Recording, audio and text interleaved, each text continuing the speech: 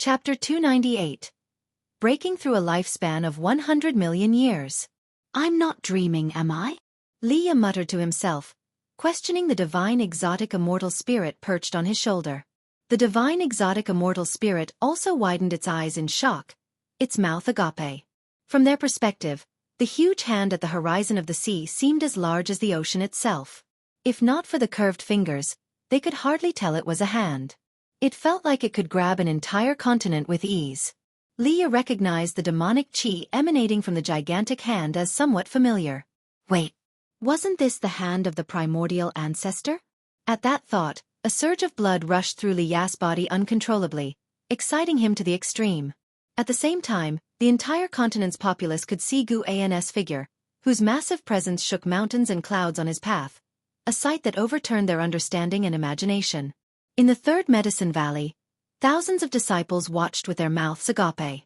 Ji Xiaoyu also stepped out of his house, completely dumbfounded when he saw Guan's towering figure. It was as if they were beholding the descent of a deity. What is that? It's Sword Venerable Fudao. It's the silhouette of Sword Venerable Fudao. Really? How can it be so large? Is it not an illusion? Many texts record that Sword Venerable Fudao perceives others using the Demon Shadow Divine skill. I knew Sword Venerable Fudao wouldn't abandon us. A roar of cheers erupted across the continent. Though the Demon Shadow Divine skill was terrifying, the thought of it representing Sword Venerable Fudao uplifted their spirits rather than causing fear. Since the fame of Sword Venerable Fudao, which righteous deed hadn't he done, and which person he killed wasn't among the evil? If it were a normal competition among sects, Sword Venerable Fudao wouldn't have intervened, otherwise, Supreme Sect would have long become the foremost under heaven. Because of this, other sects respected Sword Venerable Fudao, acknowledging Supreme Sect's luck. In confrontations with Supreme Sect, they were wary of Sword Venerable Fudao, but they weren't afraid he'd harm them, as long as they didn't commit heinous acts. Since Sword Venerable Fudao appeared, many disciples had perished during Supreme Sect's expansion, yet Sword Venerable Fudao hadn't sought vengeance. The sects and clans that decided to stay were bustling with excitement, as if the spring festival had come early. While the continent was invigorated, the cultivators of the Great Cold Demon sect fell into despair. They watched as Guan's fingers slowly rose, appearing like ancient colossal peaks ascending, creating an overwhelmingly impactful scene. Even Immortal Path Realm cultivators watched in awe. The life-seizing Immortal desperately mobilized his mana, but he couldn't move an inch, feeling as insignificant as an ant. How many years had it been? Ever since he entered the Nirvana realm, not to mention the carefree primordial immortal realm, he hadn't been so embarrassed. The other three carefree primordial immortals were in the same state, utterly immobile despite their full efforts, despair beyond common understanding. If they were so affected, not to mention cultivators of other realms, despair shrouded every heart. This hand had captured millions of the Great Cold Demon Sect's cultivators and demons. Those arriving cultivators from the Great Cold Demon Sect, upon seeing this gigantic hand, fled in panic, throwing aside all their rules and consequences. Guan looked down at the Great Cold Demon Sect cultivators and the demons they brought within his palm. He also hesitated. Killing too many would weigh on his conscience and he worried it might bring greater troubles. But remembering the countless lives Bai Hong had slaughtered, his heart hardened. Such a wicked sect, if it's to be extinguished, so be it. If even this act brought divine retribution, then Guan would question what heaven really stood for. Once Guan's thoughts cleared, he suddenly clenched his hand. His palm was so huge that a simple clench stirred up a terrifying storm, unleashing waves sweeping toward the horizon. The fierce winds assaulted Divine Exotic City, forcing it to activate its city protection array immediately. Leah watched as the protective barrier around Divine Exotic City violently distorted. He couldn't concern himself with the safety of the city as he looked into the distance, trembling. The sight of that mighty clenched fist was simply too magnificent. He even doubted whether immortal cultivation could really reach such a mighty level. He wondered whether the primordial ancestor was born an immortal, a true immortal, not merely a mortal who had cultivated into one. As Guan clenched, the heaven and earth fell silent. The terrifying oppression that had engulfed the continent and the surrounding seas was gone. Despite the rolling thunderclouds above, the masses felt as though they had emerged from the clouds into clear skies. You successfully seized 1,228 years of lifespan from Bai Lai, loose immortal realm, 7th layer. You successfully seized 493 years of lifespan from Qin Sushin, Nirvana realm, 9th layer. You successfully seized 58 years of lifespan from the Sei crossing old immortal, Nirvana realm, 8th layer. You successfully seized 2,780 years of lifespan from Yunhai Tianjun, wandering immortal realm, 5th layer. Alerts continuously popped up before Guan's eyes, and then he vanished, but his remaining image in the sky left the beings in awe. The black fog enveloping the sea swiftly dissipated, signifying the end of a massive calamity. Li recovered his senses and quickly urged the divine exotic immortal spirit to head towards the mainland. In the distance, the master of divine exotic realm stood atop the thunderclouds, infinite divine exotic resentful ghosts behind him, all displaying faces of fear, many visibly trembling. Even degraded to divine exotic resentful ghosts, they still felt terror from the formidable being they had just witnessed. How could such an existence be defeated? Their fear was palpable, dreading the realm master might order an attack. Fortunately, as the formidable presence disappeared, the realm master did not issue the command. The realm master turned and said, "Back to the divine exotic realm." Guan's strength filled him with ecstatic relief, though he restrained his emotions vigorously. Aligning with Zhang Buku was a move well played. As he turned, an unprecedented hope filled his heart. Guan returned to Mystic Valley, feeling Jiang Qiong's restless presence in the 8 scenic caves. Her steps were brisk. He immediately headed towards the 8 scenic caves. As Guan entered the cave pathway, Jiang Qiong's footsteps abruptly stopped. Meanwhile, the lifespan alerts continued to appear before Guan's eyes. Not yet reaching the cave entrance, Guan halted, his attention captured by 2 alerts. For the first time, your lifespan has breached 1 billion years, unlocking the lifespan samsara feature. Lifespan samsara. Every 100 years, execute once, undergoing reincarnation evolution. The evolution will reflect into reality, each use consuming 10 million years of lifespan. All memories acquired during the reincarnation will be transferred into your mind as if you experienced them personally. The duration of the reincarnation evolution is limitless, entirely dependent on your karmic choices during the evolution. Integration of real-world memories requires only an ancient hour. You successfully seized 487 years of lifespan from Zhu Changming, Mahayana realm, 9th layer. Lifespan samsara. Seeing the 10 million year lifespan cost made Guan feel it was a ripoff. But after reading the explanation, he suddenly thought it might not be so bad. If during the reincarnation evolution he lived long enough, the Taoist sorcery, divine skills, and understanding of the Tao achieved in one lifetime could potentially be worth more than 10 million years of lifespan. Of course, he might also not survive past 100 years, a huge loss of 10 million years of lifespan. This was a massive gamble. As Guan pondered, Jiang Qiong's voice floated over. "What are you standing there for? Come in already." On hearing this, Guan immediately strode forward. Tips indicating lifespan seizures continued. This series was a massive win. Guan had originally planned to use high-rank medical herbs from an outer-world cave to push his lifespan over 1 billion years. But inevitably, some would push their luck too far. Folks get cocky, but if the heavens don't act, then he would. As Guan reached the base of the green vine tree, he couldn't help but laugh and cry. Jiang Qiong had dug a hole and placed a coffin inside. What was this? Planning to bury himself? Jiang Qiong pointed at the coffin.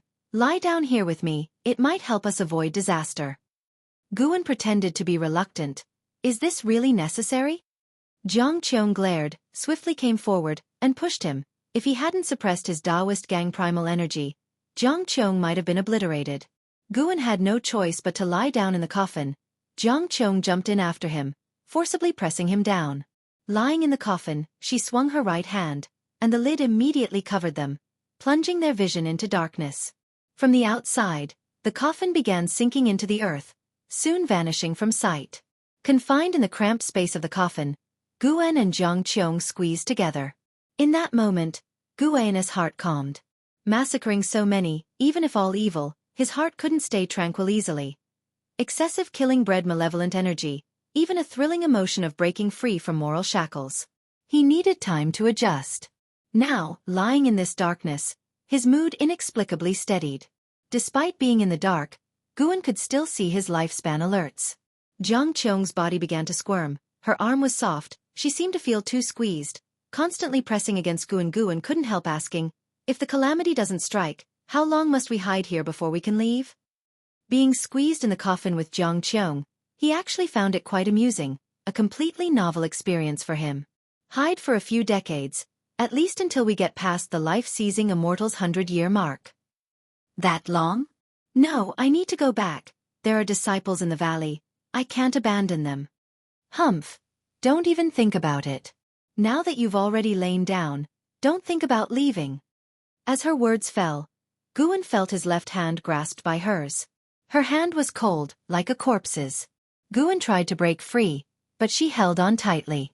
Only after all the lifespan alerts had settled did Guan come back to his senses. He hadn't checked his lifespan yet, planning to later enjoy the moment of unveiling his lifespan. He spoke up, "It's a bit uncomfortable squeezing like this, don't you think? Squeezing like this for decades. I'm afraid I might die."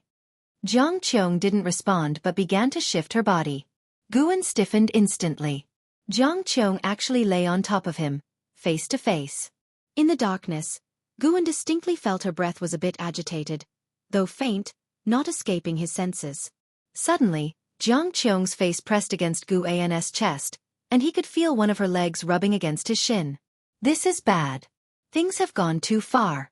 Guan fake coughed. "Why are you so heavy?" Jiang Qiong's breathing hitched, then Guan felt a hand land on his waist, fingers pinching his flesh. Chapter 299. Terrifying Lifespan. "Kid, do you truly not know how to speak, or are you purposely trying to irritate me?" In the darkness, Jiang Qiong's voice resounded, somewhat grinding her teeth in frustration, but her hand did not forcefully pinch Guan, it was merely a warning. Guan, of course, had intentionally disrupted the atmosphere. He feigned a cough and began asking Jiang Qiong what she would like to do after the disaster was over. Jiang Qiong fell into silence, her limbs ceasing to move as she started to contemplate the question seriously. In truth, she had always been unclear about what she really wanted to do. She had done many things to become stronger, but when the apocalyptic disaster arrived, she felt that her actions were meaningless. Guan did not disturb her, allowing her to think it over.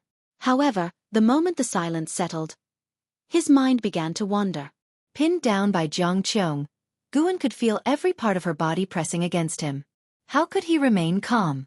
At that moment, the plots of Green Hero Travelogue, Supreme Secret Records, Black Heroes Travelogue, and many others flashed through his mind.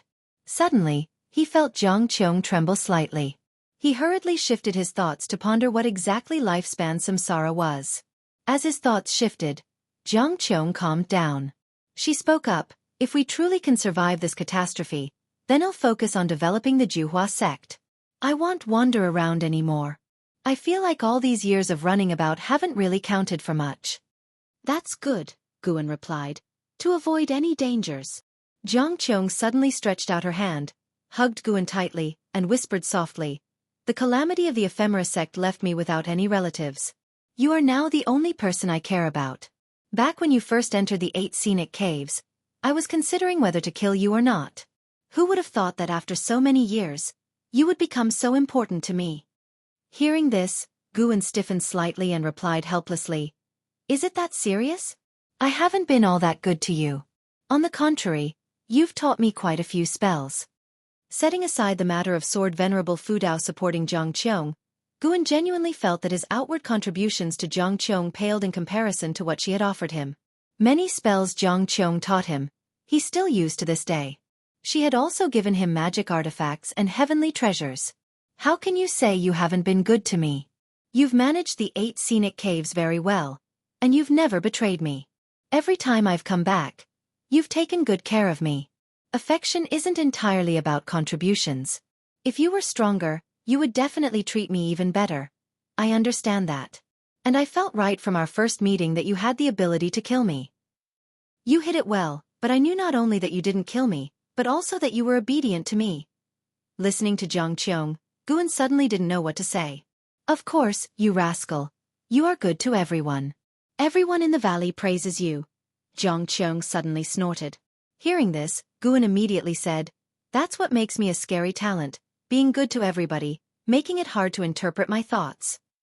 "Yes, but you never ask others for returns, which means you genuinely care for those around you and aren't aiming for anything. Stop undermining yourself." I can feel whether you are genuine or not. Pretense cannot last long, Jiang Qiong said softly. Guan, seemingly startled, said, You're not thinking of exchanging vows, are you? That won't work. My junior sister and I plan to get married in the last 100 years of our lives. Jiang Qiong laughed and said, The last 100 years? What if one of you lives longer? Whoever lives longer, it's still the same path to go down. The pursuit of immortal cultivation isn't about enduring love, but about eternal life. You certainly see it clearly. Yes, so don't harbor any improper thoughts about me. Why can't I? At the Thousand Autumn Pavilion, it's common for one person to have multiple Taoist friends, and female cultivators can have many Taoist friends too, as long as she is strong enough. Now I am stronger than you, and you can't escape my grasp unless one day your cultivation surpasses mine. Jiang Qiong said proudly, her hand catching Guan's face as she spoke. She suddenly began her offensive. You demon cultivator, faking refuge from the calamity and actually abusing me? You can scream all you want now, it's useless. Be careful, I won't be nice. Come on, seeing your cultivation, I'm too lazy to immobilize you. I just like seeing you struggle. Don't worry, I'll be gentle. Jiang Qiong laughed very proudly, grabbing Guan's wrists with her hands, pinning him down. Then, Guan felt something soft press on his face, beginning to explore around. Not good. This guy's gone wild. A thought crossed Guan's mind, and the earth suddenly trembled. Jiang Qiong immediately stopped, not daring to move. Guan breathed a sigh of relief, but just then, Jiang Qiong suddenly launched a sneak attack, catching him off guard. Wait, it seems the disaster is over. Guan suddenly said. How can you be sure? Jiang Qiong questioned. Before finding you, I saw Sword Venerable Fudao make a move. Oh. Then you still came, it seems you also expected something to happen between us. I just saw you were prepared and didn't want to waste our time, let's go out and see. Is that so? Really, let's go up. I'll think about it. Boom. Beneath the green vine tree, the earth stirred, and a coffin rose, its lid popping open, and Guan immediately leaped out, then straightened his clothes. Nearly lost my virginity. I can't let the over 200 years' worth of my preserved virginity be breached. Guan secretly breathed a sigh of relief. Mouth is okay, but can't leak vital energy. Jiang Qiong slowly climbed out of the coffin, her hair slightly disheveled, her clothes not neat. She raised her eyes to look at Guan, giving him a seductive smile that caused him to quickly turn his head. We should stop calling me martial master. After all, I forcefully took Cheng Xiandan as a disciple, and Cheng Xiandan took you with ulterior motives, so it's not a real lineage. No, you brat never even called me martial master really, all men are the same, it's just that you, kid, are reluctant yet compliant, guarding against something, Jiang Qiong said, glaring at Guan. Guan dropped a sentence and left. I'm going to check the situation. He immediately slipped away. Jiang Qiong went to the edge of the pit, watching his retreating back. She licked her lips as if savoring something. When Guan returned to the third medicine valley, the valley was still bustling with activity. Stealing the 5 elements and 9-finger divine lord had also come back, standing together with Shen Xinzi, separated by a restriction, discussing the formidable power of Sword Venerable Fudao, unable to contain their emotions. To suppress the entire Great Cold Demon sect with one hand was too exaggerated. It subverted everyone's understanding. For decades, the power of the Great Cold Demon sect had been deeply rooted in people's hearts. Only because of understanding the terror of the Great Cold Demon sect did everyone realize how incredibly powerful Sword Venerable Fudao was. Guan looked up and saw a figure hovering above the great heavenly spirit land, watching the continent where Guan was. The 9th layer of the carefree immortal realm.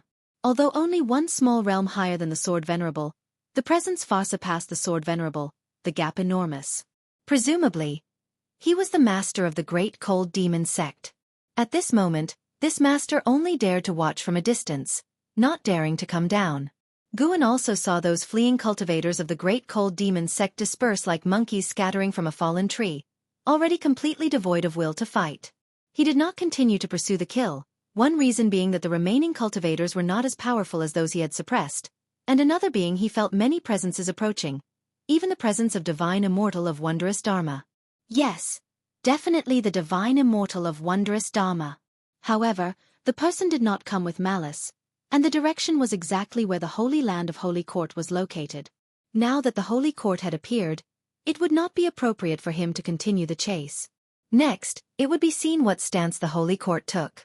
Guan brought up his attribute panel. Name: Guan. Lifespan: 210/790, 407, 832. Physique: primordial karmic body. Cultivation level: divine immortal of wondrous Dharma realm, 9th layer. 790 million years of lifespan. Guan suddenly felt like cursing. That was too awesome. The guilt from the killing faded instantly. Besides, he had not killed indiscriminately. He was executing justice on heaven's behalf, ultimately for the people. Finally he could fully upgrade. Guan grinned. Very close to 1 billion now.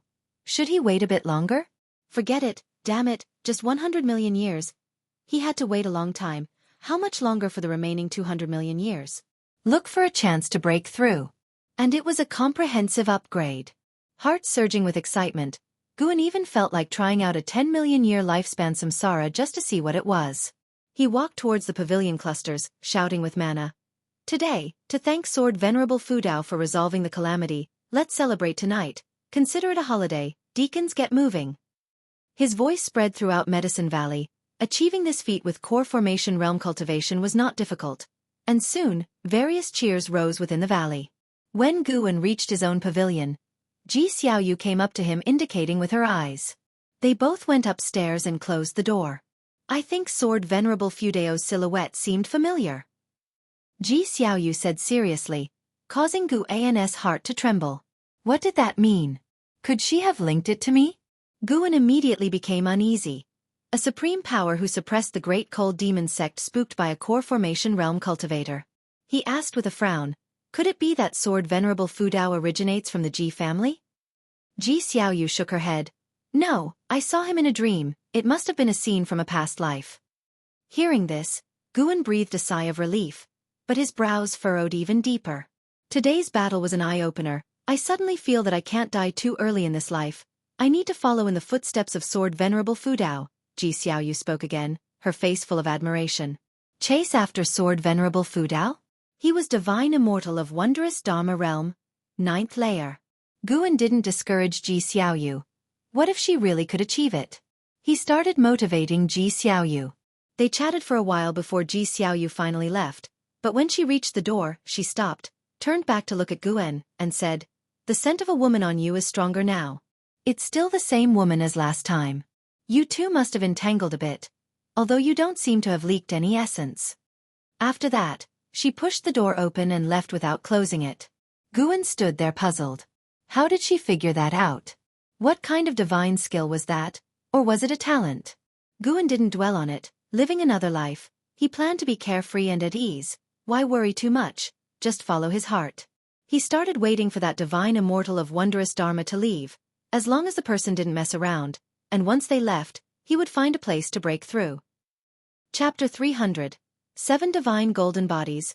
Primordial Ultimate Body. The mysterious divine immortal of wondrous Dharma wandered in this mortal world region, never stepping onto the continent where Guan was located. A day and a night later he left. Starting from the second day, rumors about the great cold demon sect being annihilated single-handedly by Sword Venerable Fudao spread like a hurricane across the seas, shocking the countless beings that were fleeing. Their first reaction was disbelief, as the news sounded too preposterous.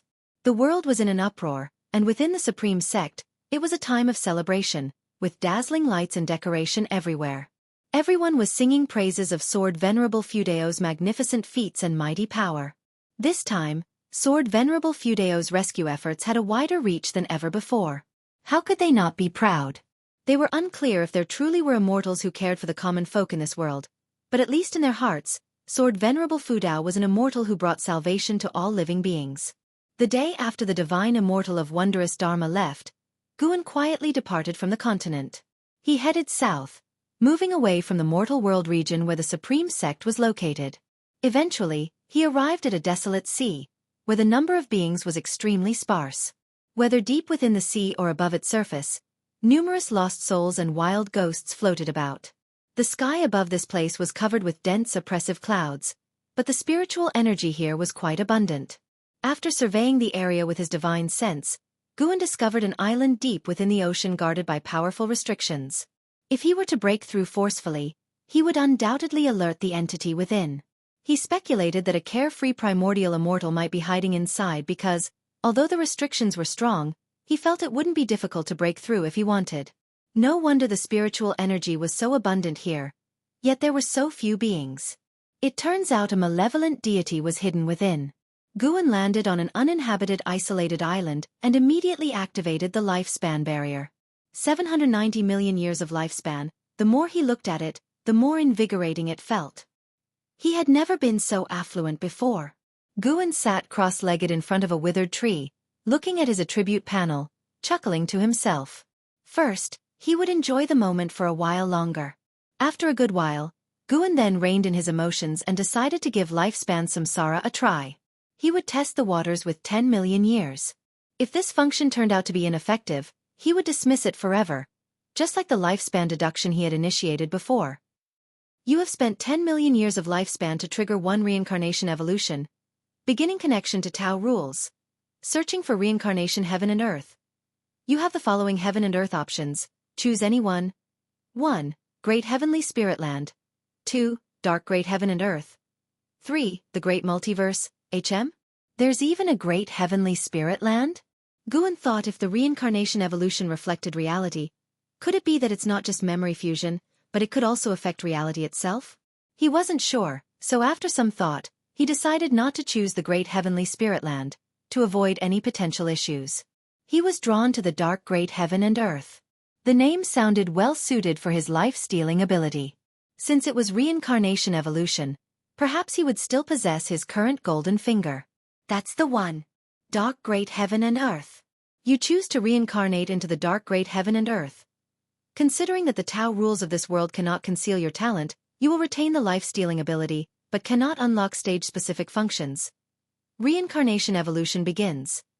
In the first year, you were born in a village in the East Profound Domain, and your parents named you Chu Lu.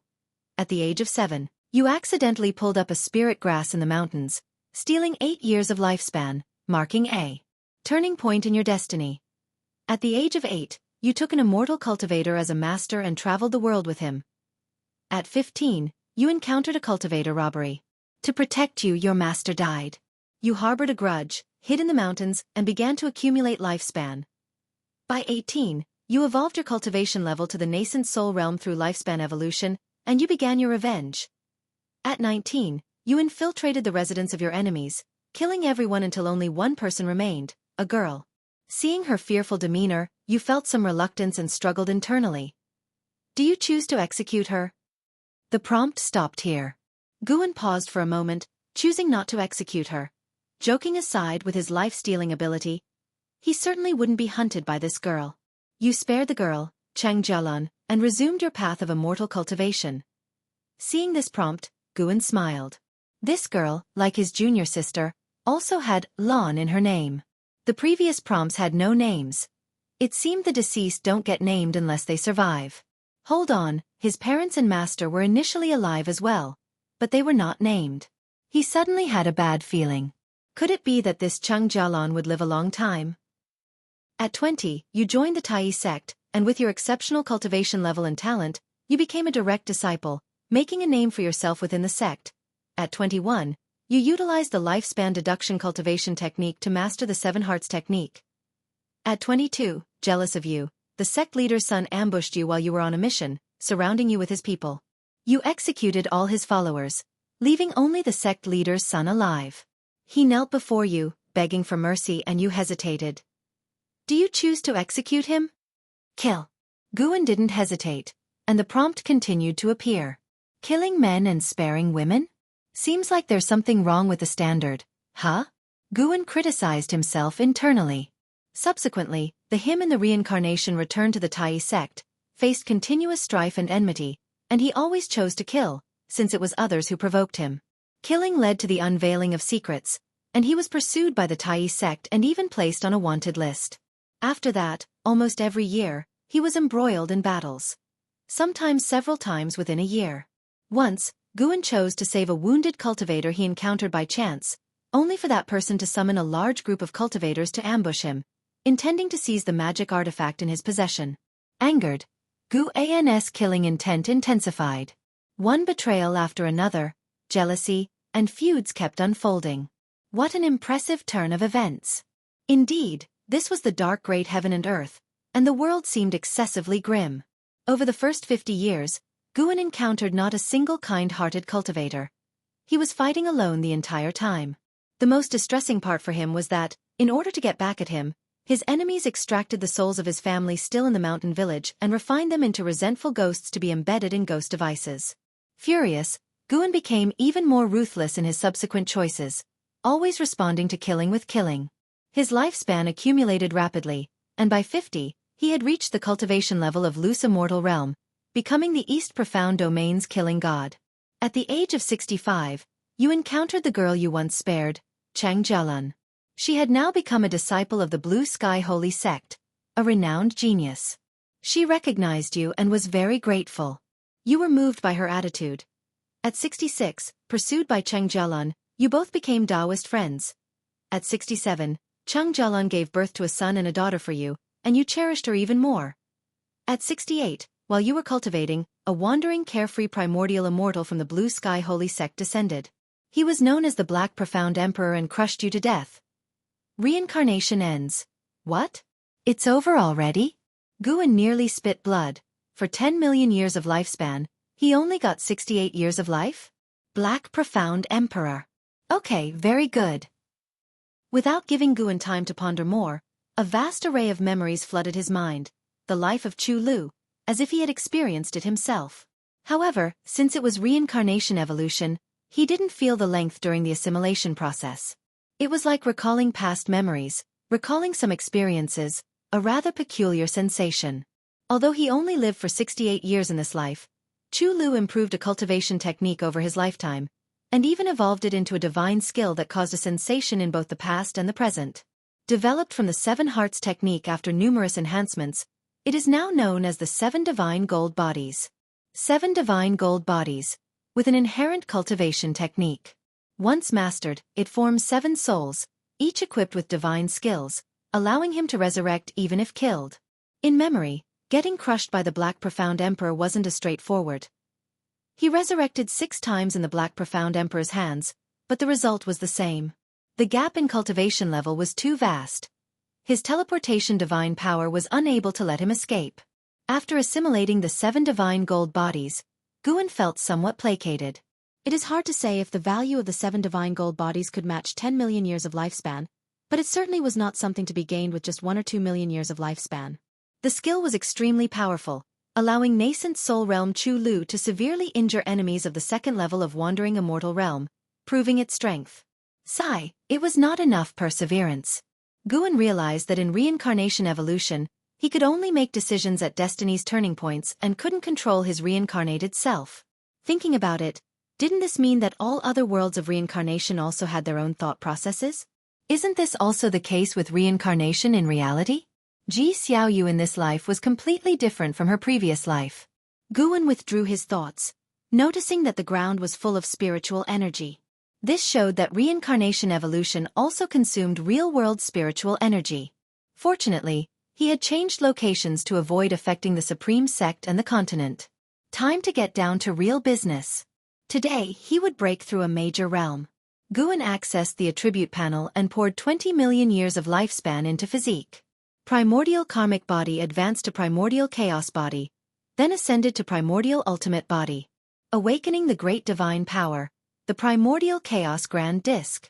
This divine skill was an amalgamation of attack, defense, and sealing abilities, larger and more formidable than regular heaven and earth rules, possessing the might to crush heaven and earth rules. Guan immediately trained this divine skill to mastery realm. Vast spiritual energy surged into Guan's mind, and his consciousness entered a state of sudden enlightenment.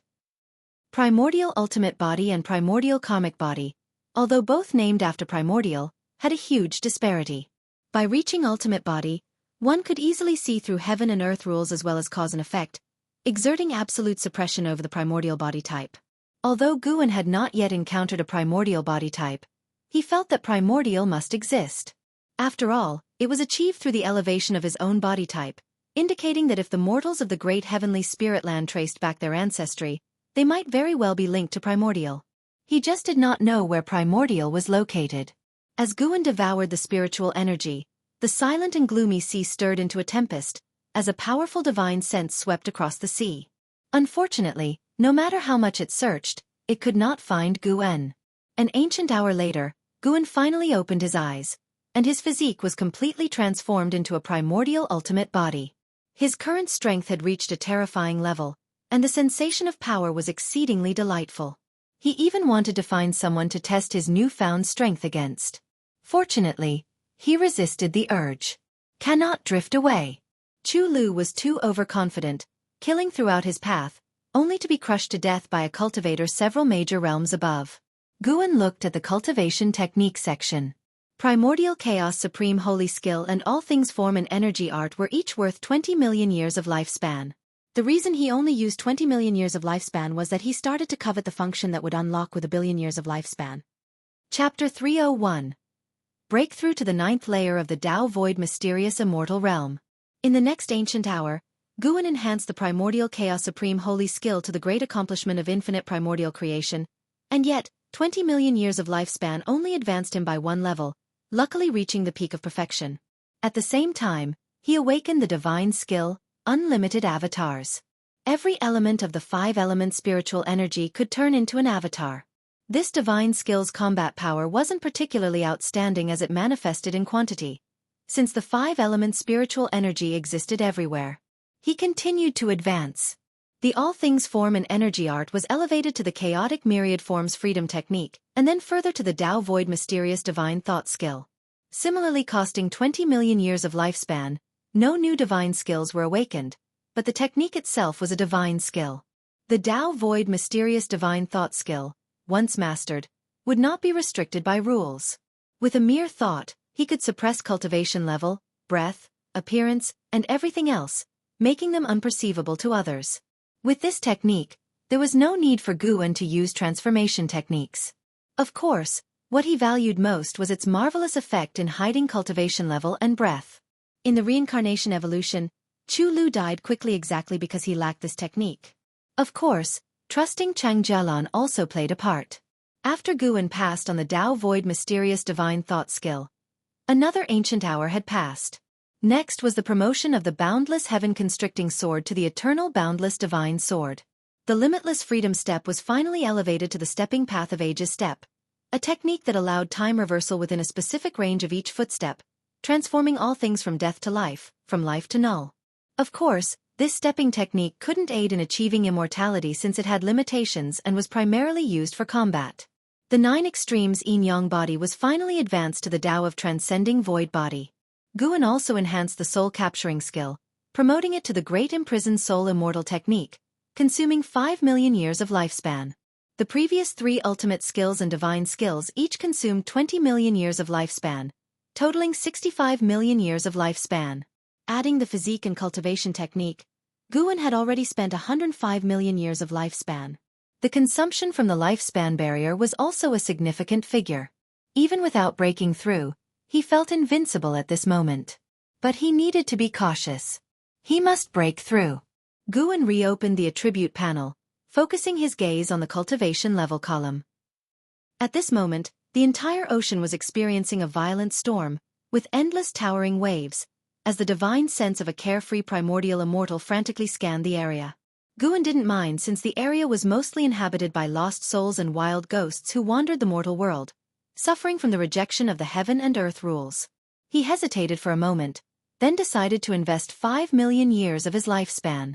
It was uncertain whether the early investment of 100 million years of lifespan could erase the gap in the difficulty of cultivation between the divine immortal of wondrous dharma and higher realms.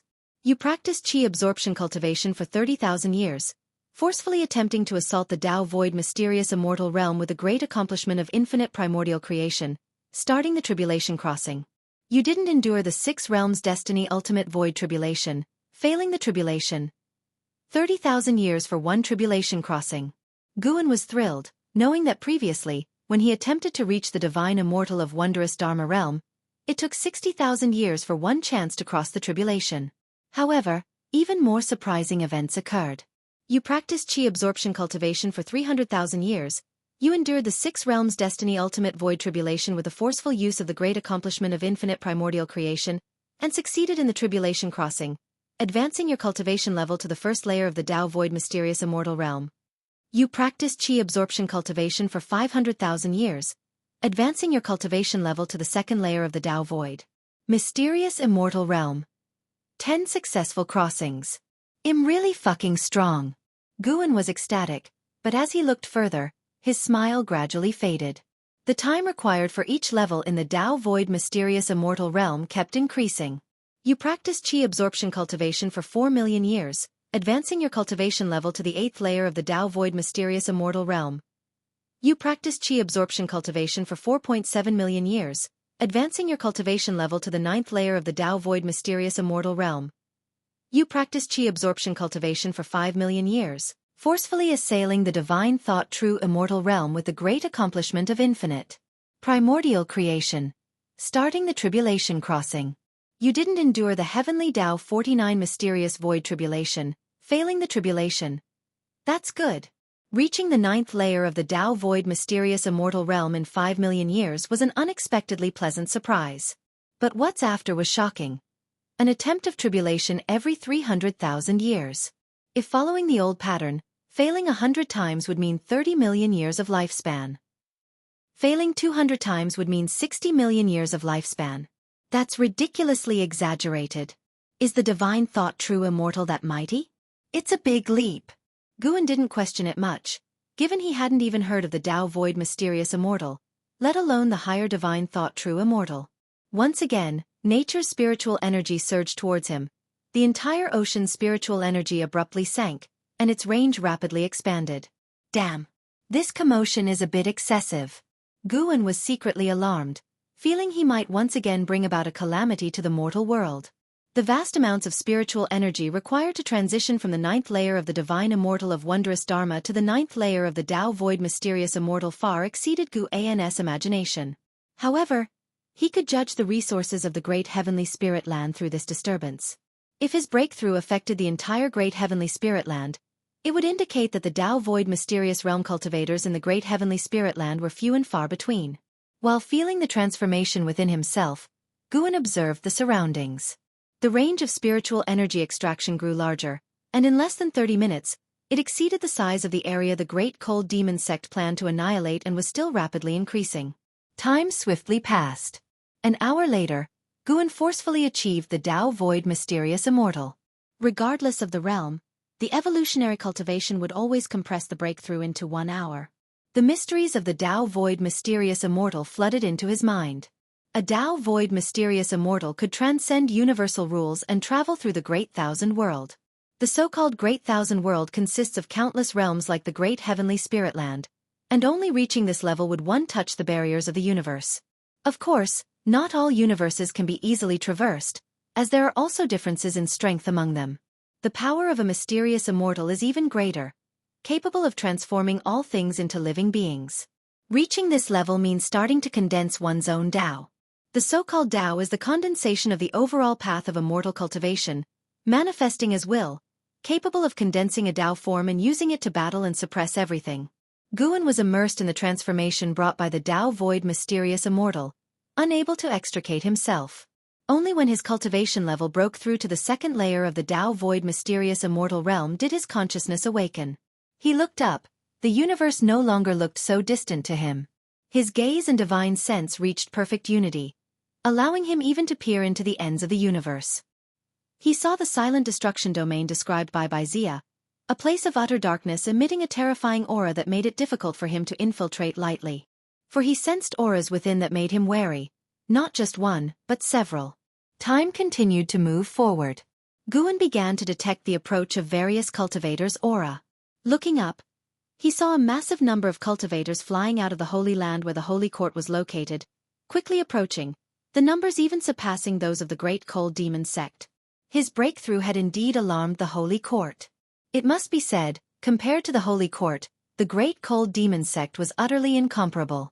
The cultivators who flew out were of loose immortal realm at the lowest, numbering over 5 million and still increasing. More than 5 million loose immortals. What an exaggeration.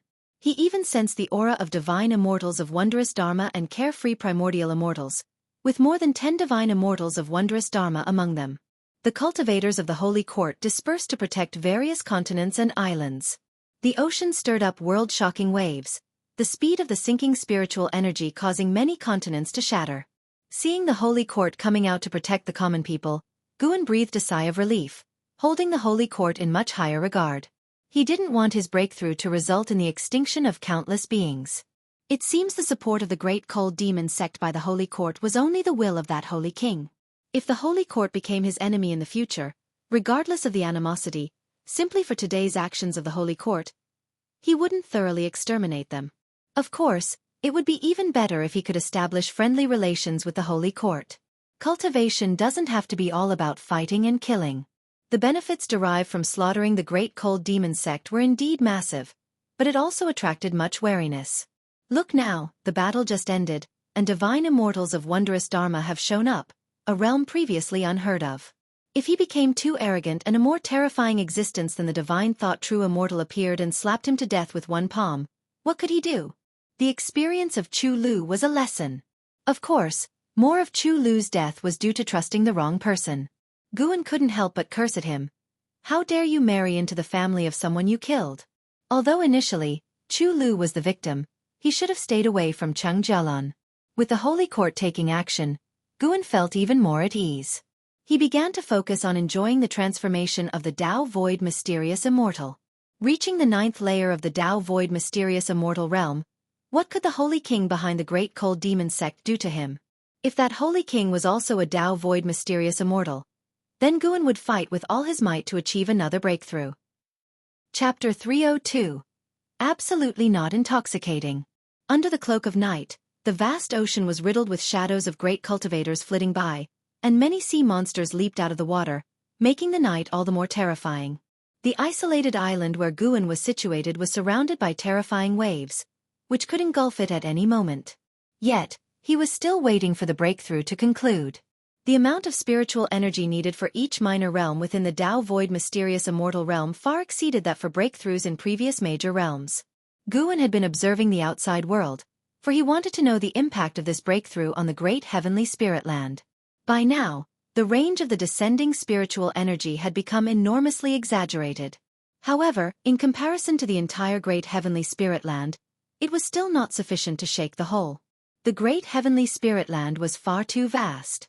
Even though Guan could now see beyond the heavens, he could not overlook the vastness within the great heavenly spirit land. As time elapsed, more and more great cultivators arrived to protect the oceans from all corners, and even sects that Guan previously dared not spy upon sent out great cultivators. Even the dynasty populated entirely by heavenly spirit life forms had sent people out. Guan suddenly discovered an interesting point. The immortal spirit dynasty and the Holy Court were situated on opposite sides of the great heavenly spirit land, as distant from each other as possible, giving a clear demarcation.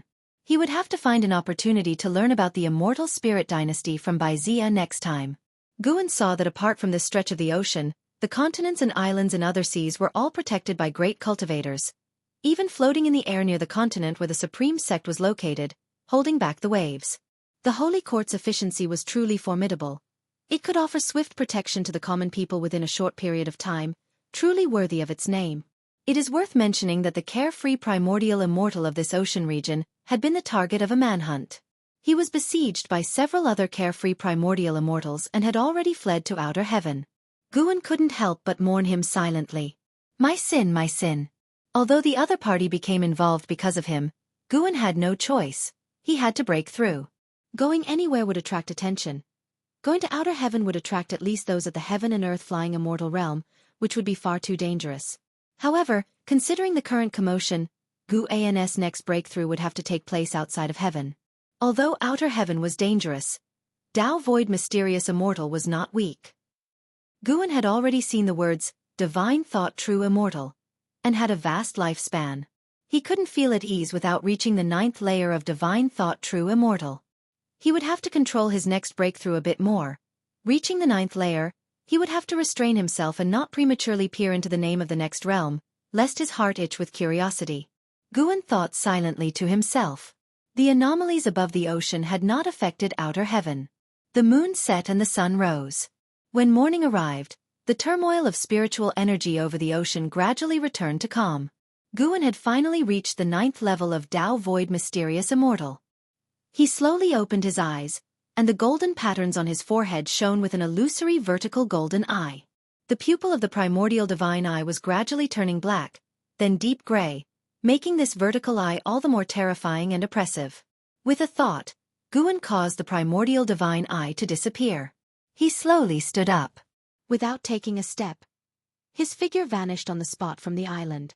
Almost instantaneously, he arrived within the Nianchu cave of Heavenly Phoenix Mountain. Tian Yaoer, Tian Qing, and Tian Bai were all immersed in cultivation. The cave was quiet, save for the sound of dripping water, exuding a profound serenity.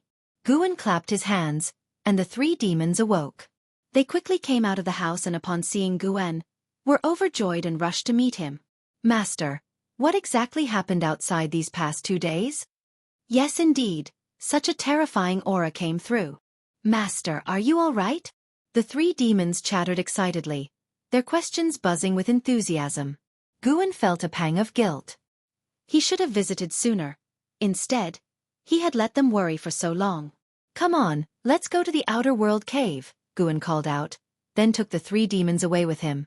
Along the way, the 3 demons talked incessantly, and Guan did not hide anything from them, recounting the calamities they encountered outside. Divine exotic resentful ghosts, divine exotic ghost kings, the great cold demon sect, the heavenly fire catastrophe, and more. All of these stories made them tremble with fear. But hearing from Guan that the calamity had passed, they finally breathed a sigh of relief. They began to wonder who had resolved the calamity. Guan said even he wasn't sure. When they arrived at the outer world cave, Guan raised his hand. Countless storage bags, storage rings, and storage Dharma artifacts flew out of his sleeves and piled up on the open ground. The 3 demons were stunned. Tian Yaoer couldn't help but ask, "Why are there so many?" Guan didn't answer. After piling the collected storage Dharma artifacts into a mountain, he swept over them with his divine sense, dispelling all restrictions. In an instant, he obliterated anything that might be harmful. I entrust these to you. On ordinary days, refrain from touching them to avoid attracting powerful beings, Guan warned them. In truth, no matter how much they handled them, they wouldn't attract other cultivators. He was only worried they might accidentally harm themselves. The 3 demons nodded blankly, still not fully grasping the situation. Guan didn't explain further and disappeared on the spot. Tian Bai came to her senses and tentatively asked, "Could the mysterious great power who saved us from the calamity be our master?" Tian Yaoer had a strange expression. Long suspecting that Guan downplayed his own strength when he said he was no match for the Heaven Phoenix Demon Mother, she became even more certain now. She just didn't understand why Guan would hide his true cultivation level. Elsewhere, Guan returned to the Supreme Sect. The continent where the Supreme Sect resided had not been affected by the disturbances of the previous night, though the winds between the heavens and the earth were a bit stronger. He first returned to the 8 scenic caves to inform Jiang Qiong that the great cold demon sect had been eradicated. Jiang Qiong was shocked and immediately left. Guan didn't follow her. Instead, he used the teleportation array in the valley to return to the 3rd Medicine Valley. Even after 2 days had passed, the atmosphere in the valley was still lively. Most people were discussing the great cold demon sect. Stealing the 5 elements and 9-finger divine lord resumed their chess game, occasionally shouting, drawing laughter from the surrounding disciples. The servant disciples who were laboring were also spirited, and even the white spirit rat under the mystic pure tree was unusually awake, lying at Nzin's feet, enjoying her petting. Everything seemed so harmonious, bringing a smile to Guan's face. He had taken the risk to intervene so that he could see such a scene every day. Guan walked towards his own loft. His divine sense turned towards outer heaven. His next breakthrough had to take place in outer heaven. He wondered if it was because of last night's anomaly, but there were many great cultivators patrolling above the great heavenly spirit land. Although their cultivation levels were not as high as his, he still didn't want to appear at this critical juncture. He would wait for those great cultivators to disperse before he went to outer heaven for the breakthrough. With his remaining lifespan, breaking through to divine thought true immortal should not be difficult. Thinking of this, Guan's mood became even more pleasant. He hummed a tune as he ascended to his loft, where the blood prison great saint, lying in wait, watched his master, deep in thought.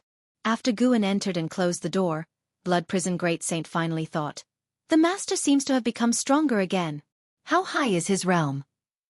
On the day the great cold demon sect attacked, the colossal figure that stood taller than heaven and earth fell into the eyes of blood prison great saint, and he immediately knew that it was his master. He felt more than ever that ending up in Guan's hands was an incredible stroke of fate. Others couldn't get such a chance even if they wanted it.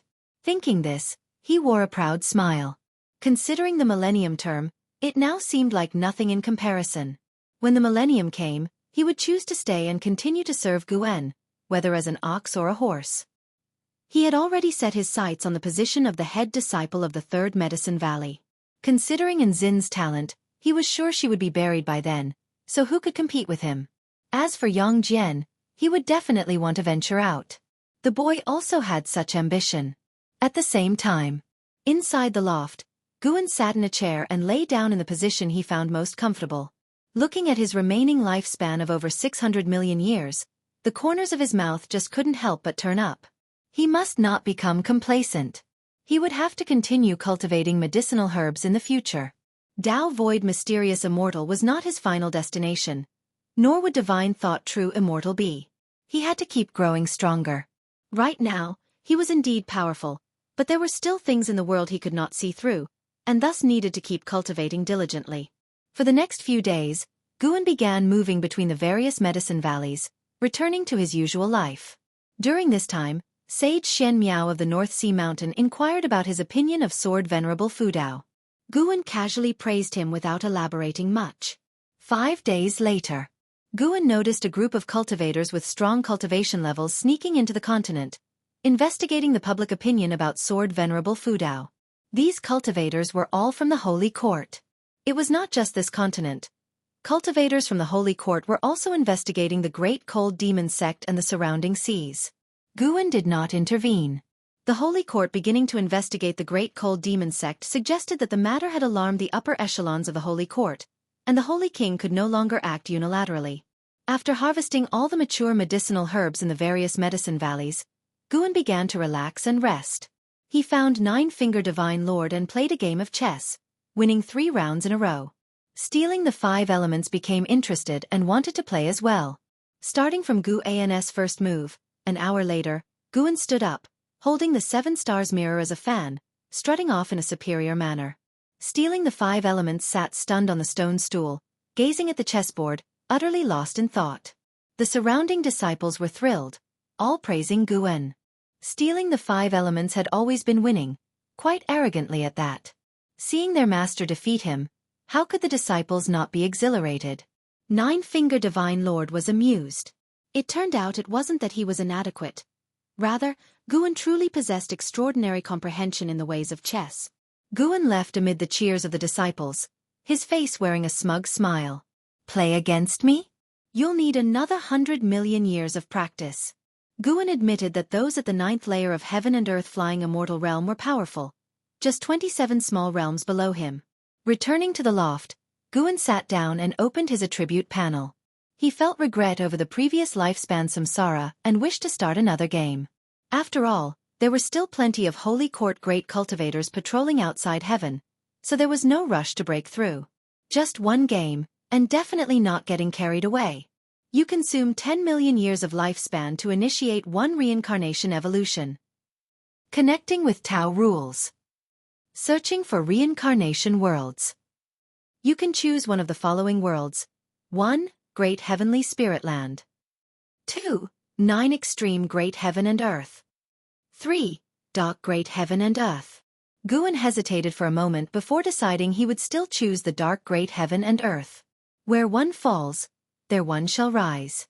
This time, he would not repeat the same mistakes.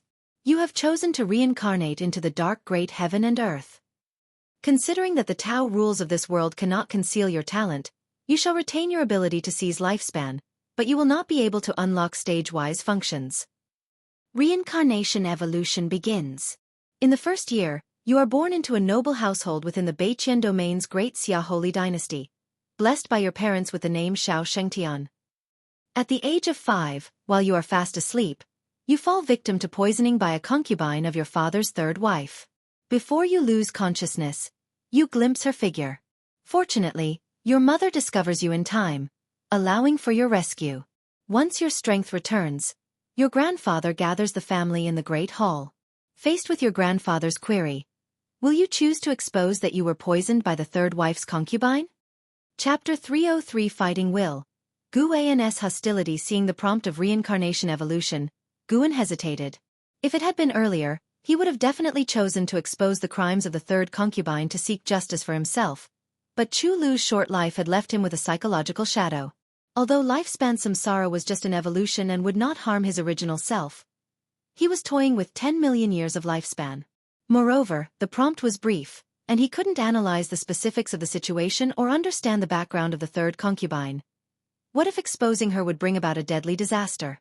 Forget it, he should endure it for now. Although it was a grieving, it wasn't something he personally experienced. You choose to reveal you were poisoned by the third concubine. A turmoil in the Shao Kingdom's mansion thus resolved. At the age of 8, you began to practice swordsmanship, and accidentally cut a spirit grass during the process, claiming 8 years of lifespan and marking a turning point in your life of immortal cultivation. At 12, thanks to lifespan evolution, your cultivation level broke through to the nascent soul realm.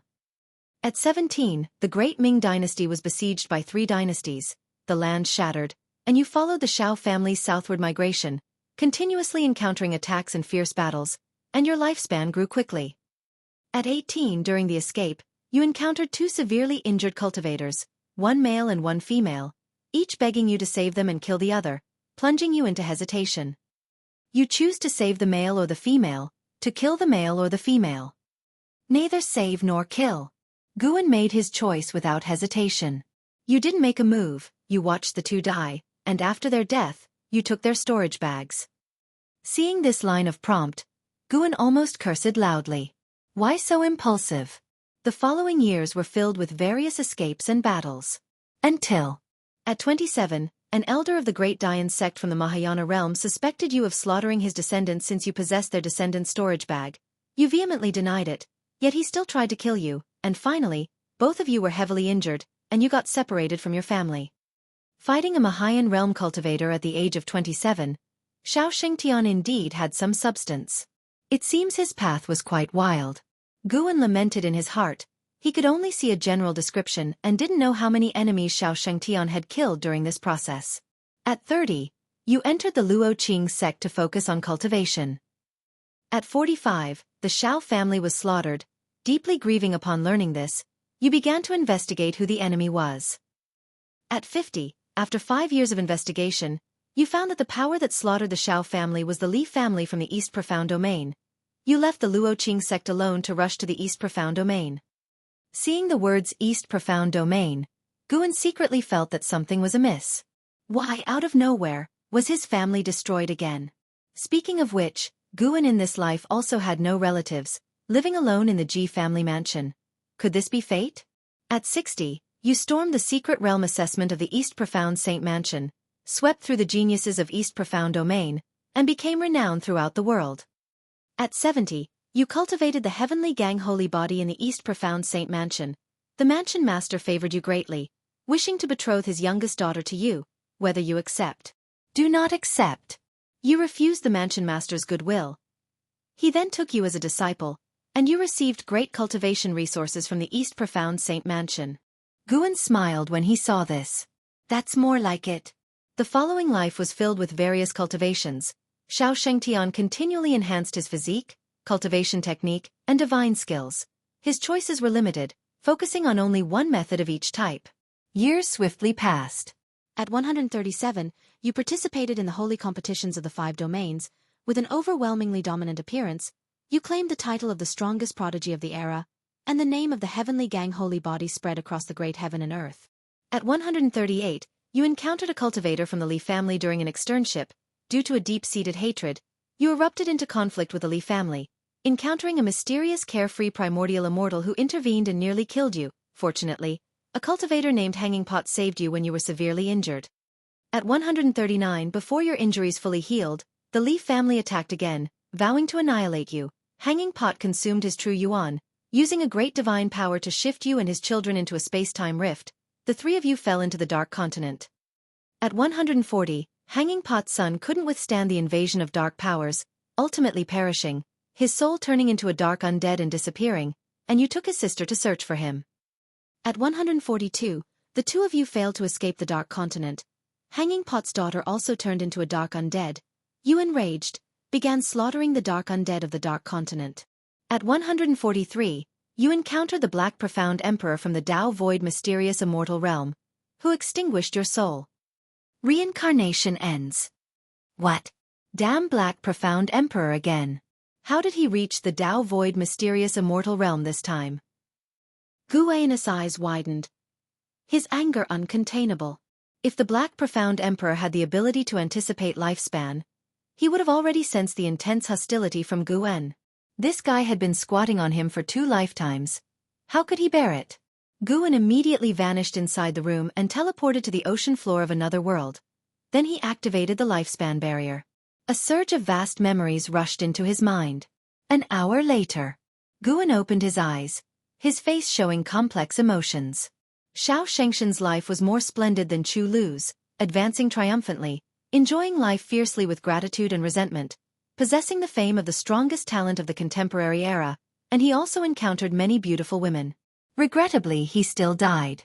In his memories, Guan learned about the horrors of the Dark Continent, which was even larger than the entire great heavenly spirit land, impossible to fly to the outer heaven, the world dim and vast, as if never able to escape, and a mysterious power called Dark Force devouring him.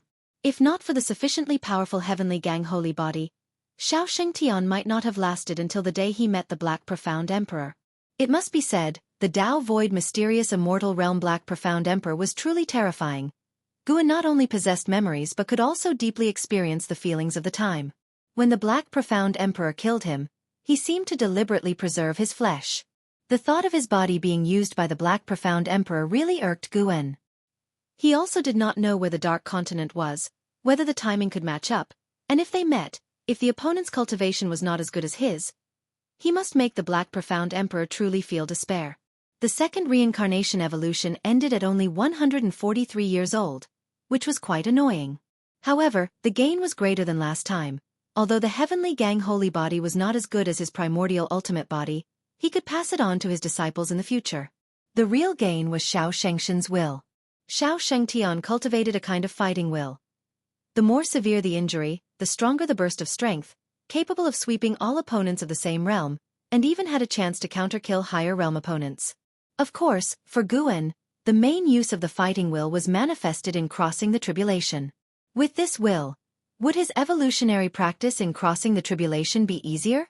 Guan felt deeply and pondered whether he in the Tao Void mysterious immortal realm was stronger than the Black Profound Emperor. With his whole Bodhi's ultimate skills, he really wanted to try challenging the Black Profound Emperor.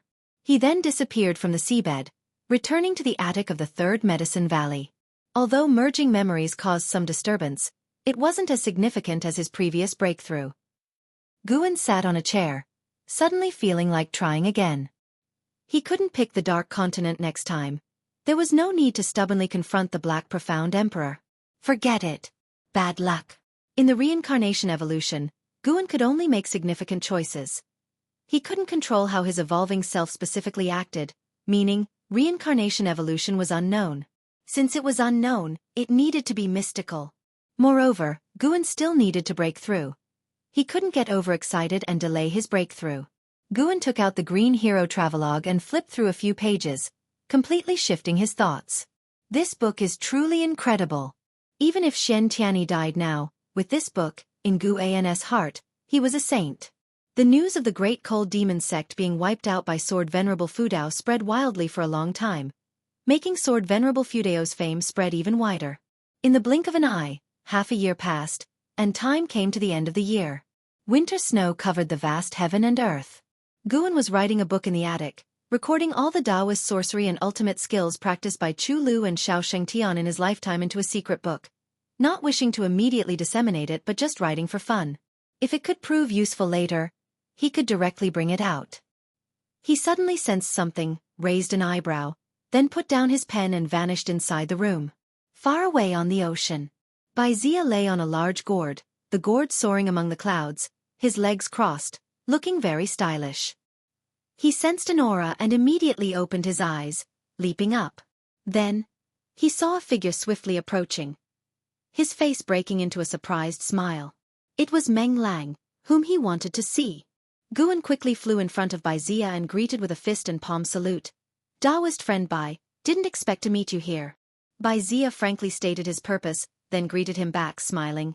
Daoist friend Meng, long time no see, are you well? Have you been affected by the Great Cold Demon Sect? He had already flown into the area endangered by the Great Cold Demon Sect, of course. This was just the peripheral region, so Guan dared to meet him. No, I wasn't here at the time. I only came back after hearing that the Great Cold Demon Sect was extinguished. Guan shook his head. Doing well. Quite good. Just broke through to the 9th layer of the Dao Void mysterious immortal realm. Wuxia invited Guan onto the gourd, and he unceremoniously joined. The two began discussing the Great Cold Demon Sect and Sword Venerable Fudao. Wuxia was shocked by this matter. He didn't expect such a big event to occur within the Great Heavenly Spirit Land. Although the Great Cold Demon Sect wasn't comparable to Mortal World Peak, it wouldn't be far off. To wipe out the Great Cold Demon Sect with one's own power, its Daoist level was unimaginable. There were still survivors from the Great Cold Demon Sect, but they were like scattered monkeys after a tree falls, many enemies kicking them while down. Wuxia was very curious about Sword Venerable Fudao, asking Guan when this person had emerged. Guan then said he was in seclusion before, also unsure when Sword Venerable Fudao appeared. The two talked for a long time, and the conversation was mostly Guan asking questions and Wuxia patiently answering. An hour later, Guan suddenly asked, Daoist friend Bai, have you ever heard of the Dark Continent? Wuxia frowned, surprised he asked, the Dark Continent? Never heard of it. Is it powerful? Where is it? Hearing this, Guan could only say, I'm not clear either, just heard a senior mention this name, so I was curious. Afterward, he bid farewell to Wuxia. Wuxia hurriedly said, Mortal World Peak will soon hold a 10,000-year summit. You must come, officially taking over as Peak Master. Guan nodded, then flew toward the direction away from the Supreme Sect. As he flew far away, Wuxia muttered, Dark Continent, why does it feel like I've heard it somewhere? Chapter 304. Breakthrough to the Divine Thought True Immortal Realm 9 Layers. After bidding farewell to Wuxia, Guan took a detour, only then returning to the Third Medicine Valley. He finished writing the current secret book, then went downstairs to join the disciples in shoveling snow. During the process of shoveling snow, his thoughts were constantly in outer heaven. When would those wandering cultivators of the Holy Court disperse? They couldn't stop Guan. He was just worried that the noise from his breakthrough would be too loud and attract them near the lifespan barrier. What if someone intruded? Guan didn't want to make unnecessary enemies with the Holy Court, nor did he want anyone to discover his true cultivation level. He could only wait. As winter passed and spring arrived, the years went by. The news of Sword Venerable Fudao's world-saving feats spread widely across this region of the mortal world, earning more and more praises, and his fame spread throughout the great heaven and earth. Relative to the tumultuous seas, the continent quickly calmed down since they had heard of Sword Venerable Fudao's feats not for the first time. However, a change in the dynamics occurred in the human race's world. The forces that had fled returned but could no longer maintain their former dominance, while those who stayed behind gained more support and developed rapidly. The other continent on the Nine Nether Road was even more dangerous. The sects and families of the Taitsong dynasty couldn't secure a footing there, and the fleeing forces returned in disgrace within a few years. Jiang Qiong also returned to the Juhua sect, beginning to develop the sect peacefully. Gu An's days returned to being leisurely. Before he knew it, 10 years had passed. The wandering cultivators of the Holy Court outside heaven finally dispersed, and Guan was waiting for this day. He immediately set off, leaving quietly. In just one step, he reached the depths of the universe, flying towards a location he had chosen long ago. It was a gigantic meteorite, even larger than the continent where the Supreme Sect was located. Guan landed on the meteorite. Looking around, the great heavenly spirit land seemed very distant. Reckoned for a heaven and earth flying immortal, it would also be impossible to spy with the naked eye. Turning around, the universe's depths behind him were extremely dark. From here to the silent destruction domain was closer than to the great heavenly spirit land. This was also intentional on his part, to make the Holy Court think that the anomalies were caused by a heavenly demon. He sat down on the spot, activating the lifespan barrier. He then pulled up his attribute panel. Name: Guan. Lifespan: 220/639, 660, 342. Physique: Primordial Ultimate Body. Cultivation level: Divine Immortal of Wondrous Dharma Realm 9th Layer. This lifespan was truly a delight to behold. He had to be more careful about this breakthrough. The last time he crossed the lifespan barrier he had consumed tens of millions of years of lifespan, a figure that could not be ignored. Guan took a deep breath, deciding to directly aim for a breakthrough in cultivation level. Tribulation every 300,000 years. Still quite frightening. 1 billion get on board. You practiced chi absorption cultivation for 300,000 years. With the great accomplishment of the infinitive creation dharma, you forcefully struck at the divine thought true immortal realm, began facing the tribulation. You failed to endure 49 heavenly Tao mysterious void tribulations, and the tribulation failed. You practiced chi absorption cultivation for 600,000 years. With the great accomplishment of the infinitive creation dharma, you forcefully struck at the divine thought true immortal realm, began facing the tribulation. You failed to endure 49 heavenly Tao mysterious void tribulations, and the tribulation failed. Guan remained expressionless, already used to failure. No matter, he still had 5 billion years. He didn't believe they could drain him completely. However, something terrible happened. When his tribulation failures exceeded 100 times, his expression became grave. When his tribulation failures exceeded 200 times, his expression became ugly. When 1 billion years were all used up, he was on the verge of a breakdown. What was this heavenly Tao 49 mysterious void tribulation? Was it this absurd? Once Guan successfully broke through, he must investigate the origin of this heavenly tribulation. Even within the same realm, heavenly tribulations are not fixed.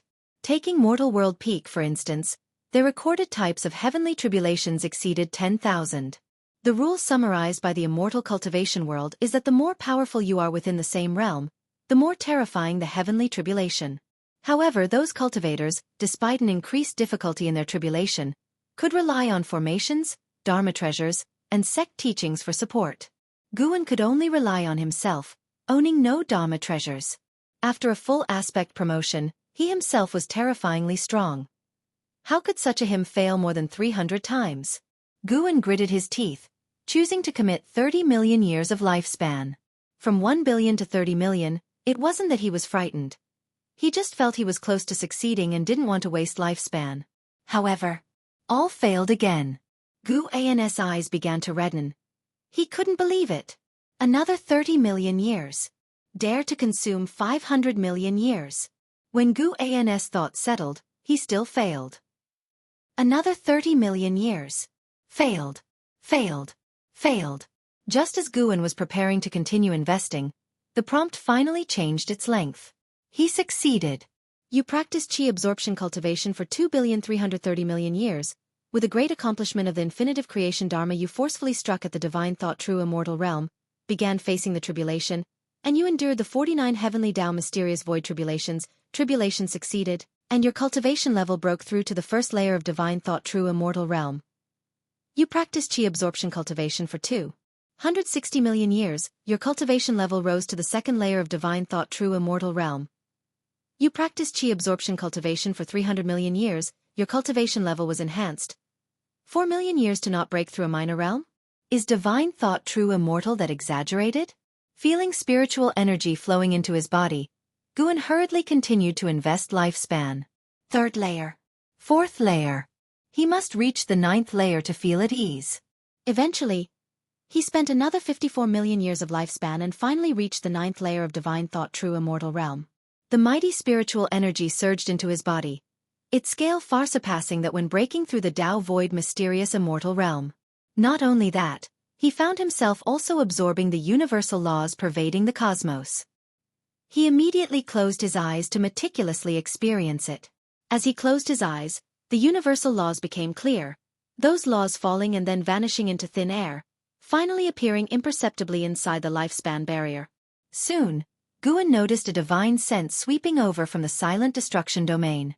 It was the carefree primordial immortal.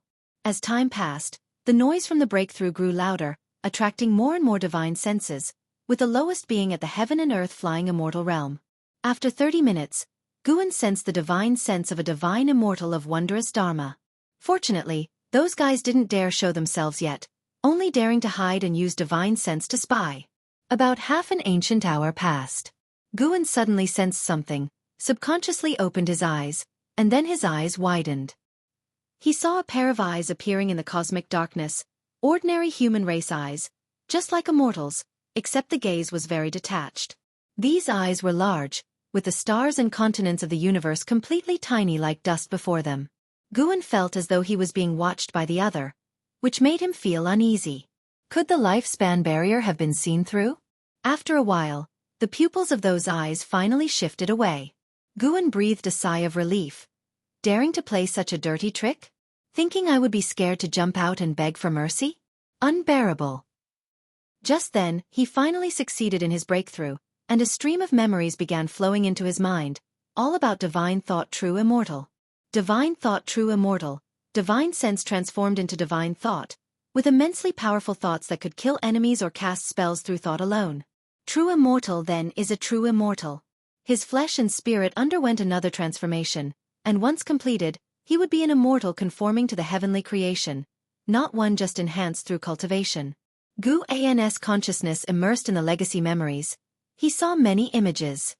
He could peer into the past lives of any beings that had a karmic connection with him, a very peculiar feeling. However, he couldn't see Ji Xiaoyu's past life. He could only start from where Ji Xiaoyu was born in this life. The most surprising thing for him was that he could even peek into the lives of beings with karmic ties established with Chu Lu and Xiao Tian. If so, doesn't this prove that reincarnation evolution could really turn into reality? This led Guan into endless conjecture. He was immersed in the karmic images, unable to extricate himself, not feeling the slightest discomfort but rather a kind of indescribable ease. Peering into karma, his mind was filled with countless images, yet it felt as exhilarating as chi absorption cultivation, making him even more invigorated. By the time Guan successfully broke through to the divine thought true immortal realm, he was still in those images. Cultivation continued to break through. From the first layer to the second layer. From the second layer to the third layer. Gradually, powerful beings began passing by this area, sweeping over the meteorite where he was located. Chapter 305. Absolute Order. After Guan reached the 9th layer of the divine thought true immortal realm, the spiritual energy and rules within the universe that had been violently disturbed returned to tranquility. Looking around, powerful figures were darting in all directions, while the pair of eyes that had been spying on the universe had already disappeared. Guan slowly opened his eyes, his gaze indifferent. Having seen so many lives, his Taoist heart had been elevated, and in the unknown reaches, he had even touched upon a Tao that belonged to himself. The Tao is long and profound, necessitating accumulation over lengthy eons. Currently, Guan possessed only cultivation level. Wishing to strengthen his Tao, he needed to traverse real time in reality. Of course, this did not mean Guan was weaker compared to others at the same realm. The Tao was merely the direction for his future cultivation. 9 heavens of immortal path. Divine thought true immortal was already the 8th heaven. Chi cultivation, foundation establishment, core formation, nascent soul, divinity transformation, void crossing, unification, mystic heart, Mahayana, nirvana, loose immortal, wandering immortal, heaven and earth flying immortal, carefree primordial immortal, divine immortal of wondrous dharma, Tao void mysterious immortal, divine thought true immortal. Unknowingly, Guan had transcended so many major realms. He was only 220 years old now. His future achievements were limitless. What realm lies above the 9 heavens? Guan fell into endless reverie, uncaring about the figures moving in various directions. Let alone other divine thought true immortals. Currently no Tao void mysterious immortal had appeared, likely hidden in the shadows. Considering the mysterious giant eye he had encountered before, he now recalled and still could not see through the opponent's cultivation level. Guan looked at the consumption of the lifespan barrier and frowned. This breakthrough alone had consumed over 50 million years of lifespan. Now he had only 340 million years left. This breakthrough exhausting nearly 300 million years made it hard to imagine how many years the next breakthrough would require. Nevertheless, the cultivation of the 9th layer of divine thought true immortal realm was enough for him to protect himself. Guan stood up, thinking of the scene inside the Third Medicine Valley Pavilion. Just as the thought arose, he returned indoors. This was the prowess of a divine thought true immortal. Thinking of a place, moving at will. He had already achieved the ability to be omnipresent to an initial extent. The whole heaven and earth appeared different to Guen. He saw more rules, and the universe became clearer. He once again spied on the great heavenly spirit land, his divine sense far surpassing his previous divine perception, allowing him to penetrate the formations and restrictions of those great powers without being noticed. This great heaven and earth indeed harbored divine immortals of wondrous dharma, though few in number, all were in seclusion, detached from worldly affairs. Guan's gaze turned to the immortal spirit dynasty, which was located on a continent much larger than the one beneath his feet, with newborns starting at the Nirvana realm. There too were divine immortals of wondrous dharma, even Tao void mysterious immortals as well as places too profound to probe. In his eyes, the standard for being unprovable was silence. His divine thought could forcefully intrude, but it would surely disturb the beings inside. This immortal spirit dynasty is strong. If it weren't for the Holy Court, it would not be difficult for this dynasty to unify the great heavenly spirit land. However, they seemed not to desire hegemony but were isolated from the world. Guen saw no immortals coming in and out. He then turned his divine thoughts towards the Holy Court at the other end of heaven and earth. The baseline of the Holy Court was not as high as that of the immortal spirit dynasty, but the number of beings in the Holy Court was extremely large, incomparable to the immortal spirit dynasty, and the number of beings at the same realm was also greater than that of the immortal spirit dynasty. If the immortal spirit dynasty was taking an elite route, the Holy Court was developing in all aspects, and it held absolute control over the great heavenly spirit land. There were also places in the Holy Court that Guen would not offend lightly, but after roughly spying around, Guen felt that the Holy Court was still stronger than the immortal spirit dynasty. During his observation, Guen saw the carefree primordial immortals moving in and out of the great heavenly spirit land in ways that beings could not perceive. He secretly rejoiced.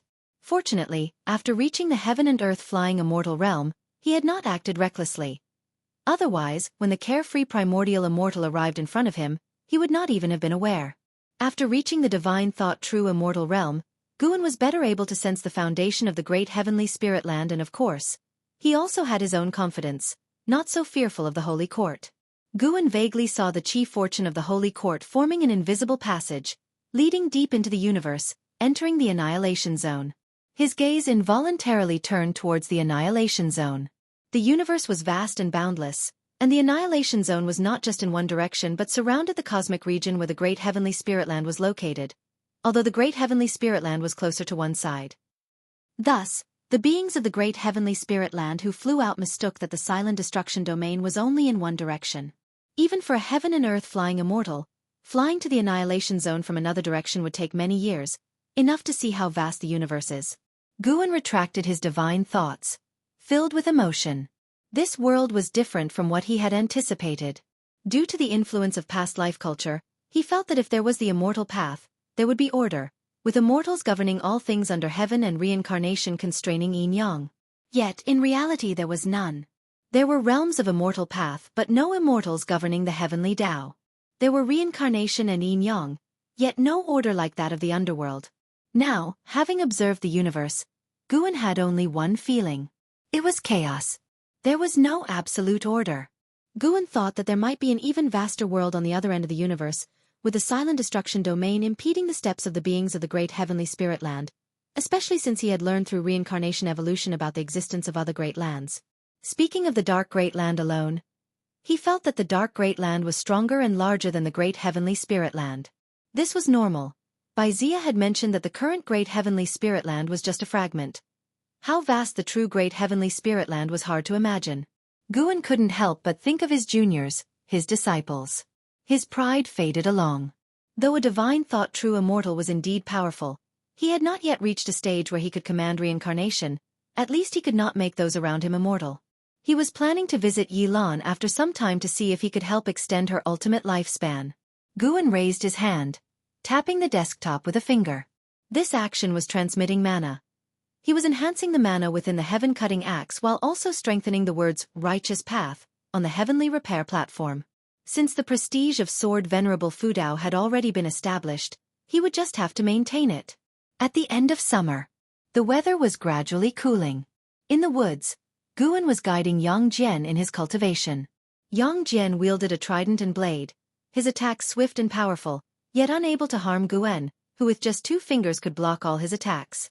This trident and blade were forged by order of Li Xiandao and had already been given to Yang Jian, but typically, inside Medicine Valley, Yang Jian would not bring out this divine weapon. The making of this divine weapon was similar to that of the heaven-cutting axe, weighing 1,000,000 jin, and it contained special restrictions inside that enhanced its strike force. Yang Jian grew more and more astonished in battle. He had gone all out, not to threaten his master, but under his master's suppression, even the force he swung could not damage the woods. At first glance, he seemed like a martial artist who was just faster and more forceful in his movements. Blood Prison Great Saint lay on the side watching. He was not surprised, feeling that it should be so. What he cared about was Yang Jian's state. This young man's aura was getting stronger, and he could not imagine what posture Yang Jian would have once he reached the Mahayana realm. Yang Jian leaped up, slashing down furiously. Guan raised his right hand, pinning the blade between his fingers, preventing it from pressing downward, which made Yang Jian tremble. "All right, let's stop for today." Guan spoke, his tone calm, thereafter setting Yang Jian down. Yang Jian sheathed his blade and hurriedly bowed, his heart uneasy, unsure if he had satisfied his master. His actual cultivation had reached the 7th layer of divinity transformation realm. Other than his own efforts, he received many elixirs from Guan. As for cultivation speed, it quite satisfied Guan. "Let's go back, a major figure is visiting today." Guan revealed a smile, softly speaking. Yang Jian couldn't help but be curious. What major figure? They walked towards the outside of the woods. Along the way, Blood Prison Great Saint started to evaluate Yang Jian's battle, imparting practical fighting experience, and Yang Jian, knowing his true cultivation, listened very attentively. An ancient hour later, Guan was playing chess with stealing the 5 elements, watched by 9-Finger Divine Lord, Shen Xinzi, and a crowd of cultivators. Stealing the 5 elements was frowning deeply, hesitating to make a move. Just then, a sonorous voice echoed through Supreme Sect, reverberating across the continent. "Holy Minister decrees, Sword Venerable Fudeo's merit in saving beings is notable, and he may enter the Holy Court to receive the Chief Fortune Fruit position." Upon these words, everyone in Medicine Valley looked up, and Guan also pretended to look. After a brief silence, uproars broke out in Medicine Valley. The Holy Court? A reward for Sword Venerable Fudao? What's the matter? What power is this Holy Court? What is Chief Fortune Fruit position? It sounds quite powerful. Who is this holy minister, daring to recruit Sword Venerable Fudao? Too arrogant. Most disciples felt dissatisfied with the Holy Court after hearing this, feeling that the Holy Court did not respect Sword Venerable Fudao. At least from these words, it seemed the Holy Court considered itself stronger than Sword Venerable Fudao. Guan could not help but shake his head in amusement. Recruit me? But this plot point somewhat resembles Journey to the West. Luckily, it's not recruiting me to be Horse's Fortune. A disciple couldn't help but inquire about the background of the Holy Court from 9-Finger Divine Lord, who did not conceal anything and began to introduce the Holy Court. Hearing that the Holy Court was the overlord of the entire world, the disciples' dissatisfaction quickly dissipated. Immediately after, they started to worry about Sword Venerable Fudao leaving. Without Sword Venerable Fudao, what would they do in case of another crisis in the future? Meanwhile, Guan sensed that the heaven and earth flying immortal who had transmitted the message had already stepped onto the heavenly repair platform. He immediately stood up to go watch the excitement. Inside the outer gate city, the crowd was buzzing. People on the heavenly repair platform were discussing the Holy Court, many also believing that the Holy Court was undervaluing Sword Venerable Fudao. A man in white walked among the crowd, his pace not quick, his long sleeves fluttering, his appearance handsome, holding a folding fan in his hand. He wore a smile on his face, his heart scornful. A group of mortals dares to question the Holy Court? The man in white was not angry, he would not bother with mortals over this, and since this was Sword Venerable Fudeo's territory, it would not be good to offend Sword Venerable Fudao. A great power capable of eradicating the great cold demon sect was not someone he could provoke. After delivering the holy minister's message, he did not care whether Sword Venerable Fudao agreed or not. He now wanted to try out that heaven-cutting axe. Before coming to Supreme Sect, he had heard about the legend of the heaven-cutting axe while traveling in the Taizong dynasty. Chapter 306. I am Sword Venerable Fudao. The man in white walked for a while, slowly arriving in front of the heaven-cutting axe. Zhua Yijian saw his extraordinary bearing and couldn't help but scrutinize him with curiosity.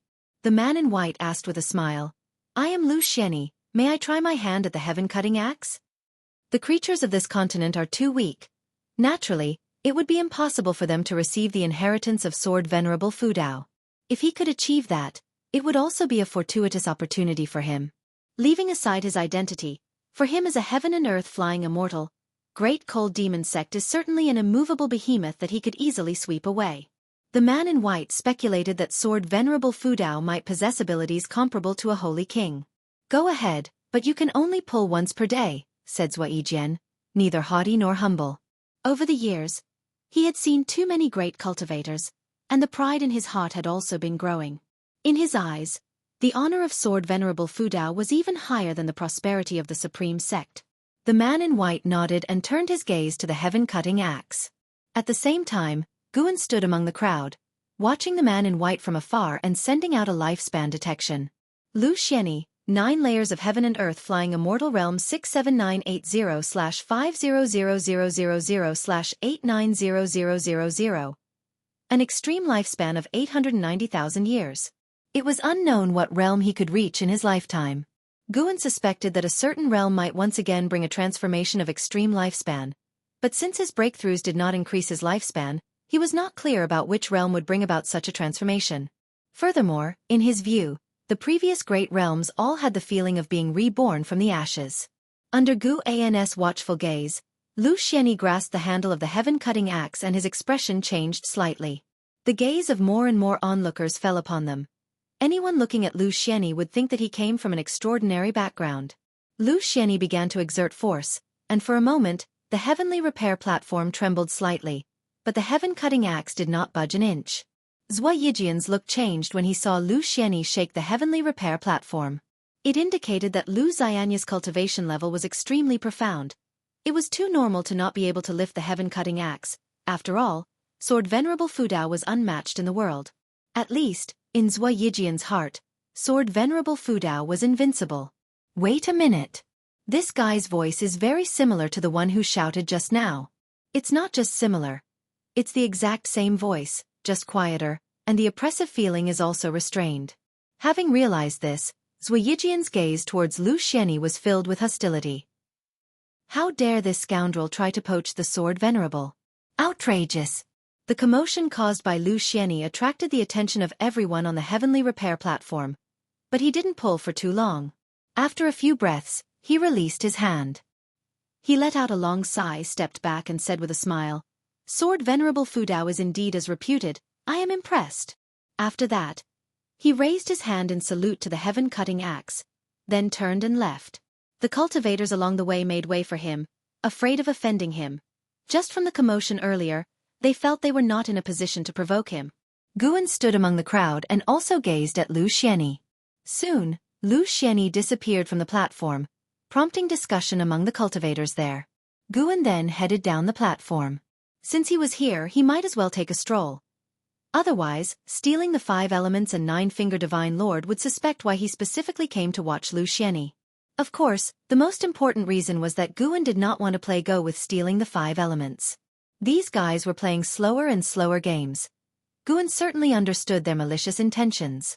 Indeed, at this moment, stealing the 5 elements was still claiming the last game was a draw. Although the others didn't believe it, stealing the 5 elements was dead set on it, and no one else wanted to pursue the matter further, as the cultivation levels were quite deterring. Guan paid a visit to the Elixir Hall, where almost everyone recognized him, except for the disciples who had just started this year. His income from Medicine Valley was one of the highest in the entire Supreme Sect, not to mention he was also a core formation realm cultivator. Even having reached the divine thought true immortal realm, Guan still liked to chat with others. As for the invitation from the Holy Court, he didn't want to pay it any mind. Going to the Holy Court was likely to cause trouble, and he certainly didn't want any of that. What if, in the process, he ended up making enemies with the Holy Court? Although Guan had wiped out the Ephemera sect, the 7-star spirit realm, and the Great Cold Demon sect, he was inherently kind-hearted and peace-loving.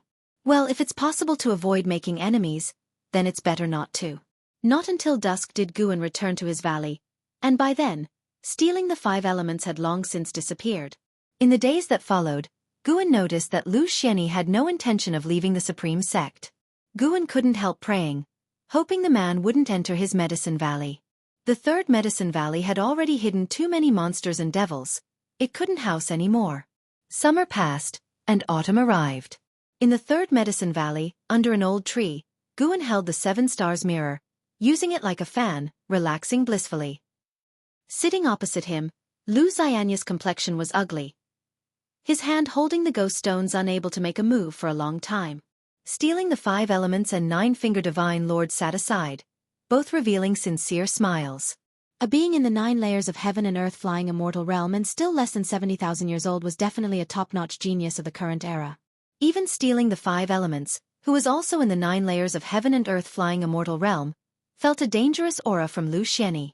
After learning to play Go, Lu Xianyi was able to beat stealing the 5 elements on the same day. After losing the position of the 2nd best Go player in the world, stealing the 5 elements had always been displeased with Lu Xianyi. Today, he finally got to see Lu Xianyi get put in his place. Suddenly, Lu Xianyi raised his eyes to look at Guan and asked in a deep voice, "Impossible. Who exactly are you?" While Go is indeed exquisite, he felt that the reason the other party could win was because they anticipated his next move. This suggests what? That the opponent's deductive abilities were stronger than his own. His talent and comprehension might not be considered top-notch in the Holy Court, but he still believed he was a genius. He refused to believe that Guan's comprehension exceeded his own. There's only one possibility. This person is hiding their true cultivation level. After hearing this, Guan said with a proud smile, "I'll tell you, I am Sword Venerable Fudao, do you believe that? Kid, you can't even recognize the immortal path supreme treasures in my hand and on my head, yet you aim to see through my cultivation level?" On hearing Guan's words, Lu Xianyi suddenly stood up, and quickly bowed with clasped hands towards Guan. Stealing the 5 elements, 9-finger divine lord, and those around them, were taken aback for a moment, then burst into laughter. Lu Xianyi looked up, confused. What was so funny about that? Weren't these people afraid of offending Sword Venerable Fudao? 9-finger divine lord could not help but laugh and say, "Young brother, you can inquire around if you wish. This lad is only in his 200s. How could he possibly be Sword Venerable Fudao?" Sword Venerable Fudao became famous over 100 years ago. On hearing this, Lu Xianyi looked at Guan in disbelief. Now he naturally didn't believe that Guan was Sword Venerable Fudao. What can be accomplished in 200 years? With talent like his, he could at most cultivate to the mystic heart realm. What is a realm before nirvana worth? No different from ants. Even if they said Sword Venerable Fudao was 200 years old, he wouldn't believe it. Sword Venerable Fudao must definitely be an existence that transcends the carefree primordial immortal. "You!" Lu Xianyi stared at Guan, quite angry. Guan stood up and said, "Someone is looking for me, you guys continue playing." Having said that, he slipped away. Lu Xianyi watched his retreating figure, unable to let go for a long time. Luckily, this guy didn't harbor enmity toward Guan, otherwise, he would have been extinguished this evening. Stealing the 5 elements immediately took the seat that Guan had vacated and said, "Let's continue, I think I have figured out your game." Lu Xianyi took a deep breath and could only sit down. He knew that Guan, being the Valley Master, couldn't escape, and he refused to believe that he couldn't beat a mere mortal in a game. Guan was not using an excuse. Someone was indeed looking for him. He waited at the base of his own attic. After a while, a figure flew into the valley. It was Shen Tianyi. "Big brother, long time no see." Guan exclaimed with joy. Shen Tianyi was as spirited as ever. He patted Guan on the shoulder and observed him closely, praising, "You learned to dress up, you have a bit of my aura. But your cultivation hasn't increased. You're disgracing me." Lu Xianyi, who was playing Go downstairs, heard this and immediately dismissed his doubts. Someone who could greet a junior cultivator of the Mahayana realm as a brother. Could that be some profound master? It seems this lad's invention of Go really is based on unique insights. Guan took Shen Tianyi upstairs to catch up. Once inside, Shen Tianyi began to recount his experiences over the years. He too had dealt with divine exotic resentful ghosts and had a wealth of experiences. Guan listened intently, sometimes shocked, which pleased Shen Tianyi. He liked chatting with this younger brother. So invigorating. Xian Tianyi mentioned Li Ya and An Hao, especially An Hao, whose tone was filled with envy. He truly understood what an unmatched genius was. Compared to An Hao, his own talent seemed mediocre. And he had also learned that An Hao's master was Sword Venerable Fu Dao. What? His master is? No wonder, no wonder. Guan marveled.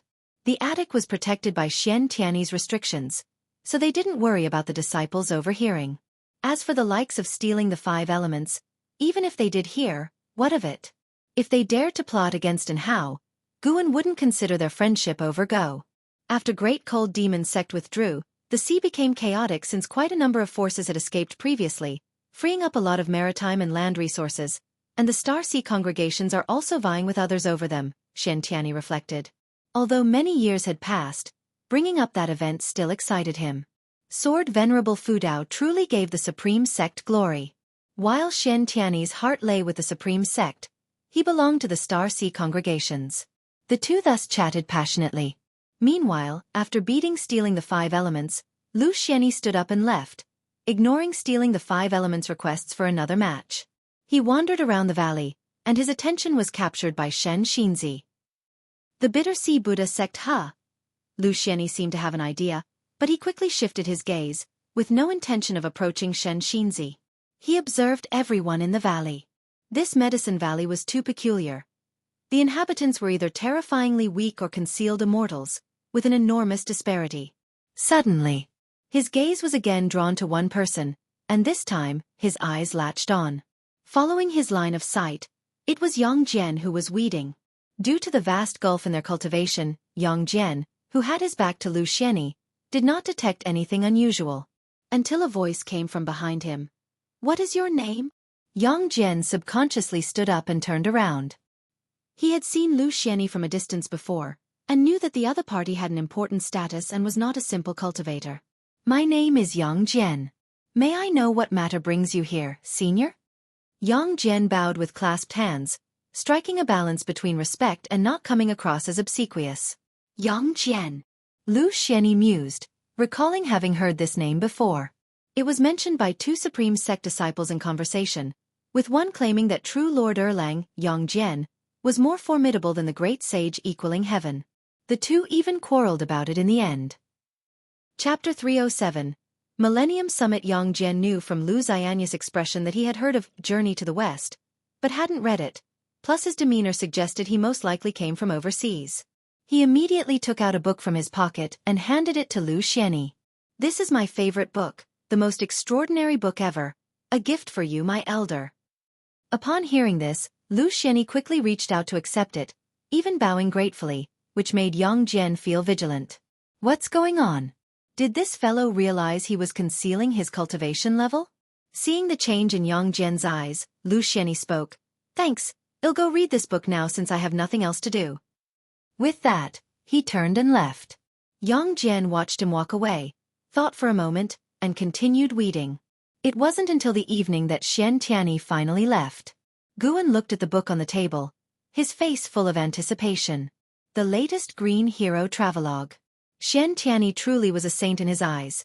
Despite the chaos in recent years, that youngster still managed to write a book. You should know the Green Hero Travelogue is adapted from real experiences and focuses on romantic plots, implying that these years Xian Tianyi had incurred more romantic debts. Guan took a deep breath and then picked up the Green Hero Travelogue with both hands. The moon outside the window was full, and the valley was filled with the continuous sound of insects, making the atmosphere more enjoyable for reading. It wasn't just him reading in the valley. Lu Xianyi was also in his guest room reading. Lu Xianyi held Journey to the West in one hand, his brow furrowed, and his other hand was calculating something. 7 days later. Guan rode the Blood Prison Great Saint to Tianya Valley to pick medicinal herbs. Only Luo Hun, LV Xian, and 3 monkey demons were there. Ilu Yun, Ji Rualai, and Li Ling Tian hadn't returned. Above the clouds, Lu Xianyi looked down at Tianya Valley, his brow tightly knit. Listening to the exchange between Gu An and Luo Hun, he finally let down his guard. This youngster providing the Supreme Sect with grass and serving the dynasty as a laborer, with hardly a grand background, was exactly why he was so humble. Lu Xianyi turned and left, planning to visit the Supreme Sect. He had heard that investiture of the gods could be linked with Journey to the West, and he wanted to see what investiture of the gods was about. As Guan continued weeding, the corner of his mouth curled upward. Beside him, Luo Hun continued asking, "What have you considered?" "Let's not. I really don't want to leave the supreme sect. Thank the emperor and the crown prince for their kindness on my behalf, but I won't be going to the imperial city," Guan replied. Luo Hun smiled and said, "The crown prince always talks about defeating Yang Jian. He's been cultivating hard these years. He even received pointers from a great cultivator from the ocean. You better prepare Yang Jian." Guan nodded. "Sure, old Luo, you've aged." "Aged? Why would you say that?" "You've become more and more long-winded. You used to talk less when you borrowed the Green Hero Travelogue. You dare mention that, without a new volume of Green Hero Travelogue, the supreme secret records you asked me to find still haven't appeared. Read more of the Journey to the West and cultivate your mind." Guan kept weeding while bantering with Luo Hun. Days continued to pass. Autumn left, and winter arrived. Snow began to fly. One day, while reading in the 8 scenic caves, Guan suddenly sensed something and immediately took out a green jade, the mortal jade of the mortal world peak, a symbol of a peak master and also a magic artifact. He sent his divine thought into it and soon learned that the Millennium Peak meeting was about to start. He thought for a moment, stood up, and disappeared from the spot. The mortal jade had a directional guide inside, but Guan didn't need it. He had already found the location of Mortal World Peak. Mortal World Peak was very distant from the Supreme Sect, situated over an ocean covered in thick fog. There were no islands or continents, only towering peaks rising straight from the ocean floor into the clouds. Guan appeared at the edge of Mortal World Peak and then proceeded forward through the clouds. It wasn't long before he saw the figures of cultivators, more and more of them all heading in the same direction. Guan didn't speed up, flying at a leisurely pace, enjoying the scenery along the way. He was considering, now as a peak master, whether to plant medicinal herbs on his own peak. Arriving at Mortal World Peak, he couldn't rely entirely on picking his own herbs, as that would be too suspicious. After all, here, he was a heaven and earth flying immortal. "Taoist friend, please wait." A voice came from behind, and Guan stopped and turned to look. He saw 2 cultivators approaching on swords, a man and a woman, both at the Nirvana realm. Guan performed a lifespan detection. The man was named Su Ruahai and the woman Su Shi. Their ultimate lifespans were not outstanding, but also not mediocre. The 2 approached Guan, and Su Ruahai took the initiative to raise his hand in greeting. "I am Su Ruahai, this is my sister, Su Shi. May I ask for your honored name, Taoist friend?" Guan returned the greeting. "I am Meng Lang. May I know what brings the 2 of you here?" Su Ruahai smiled. "Taoist friend, are you also here to pay respects at Mortal World Peak? We are siblings too. Why don't we keep each other company?" Although he couldn't see through Guan's cultivation level, Guan didn't appear dangerous to him and he observed Guan flying leisurely, looking around as if it were his first visit. Su Shi, examining Guan, quickly averted her gaze when Guan looked at her, her earlobes turning slightly red. "Interesting. Embarrassed after living over 8,000 years?"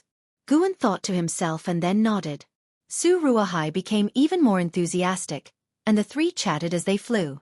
Guan asked them about their understanding of Mortal World Peak, reassuring Su Ruahai that it was indeed Guan's first visit. Su Shi didn't talk much, mostly Su Ruahai spoke, with her occasionally interjecting.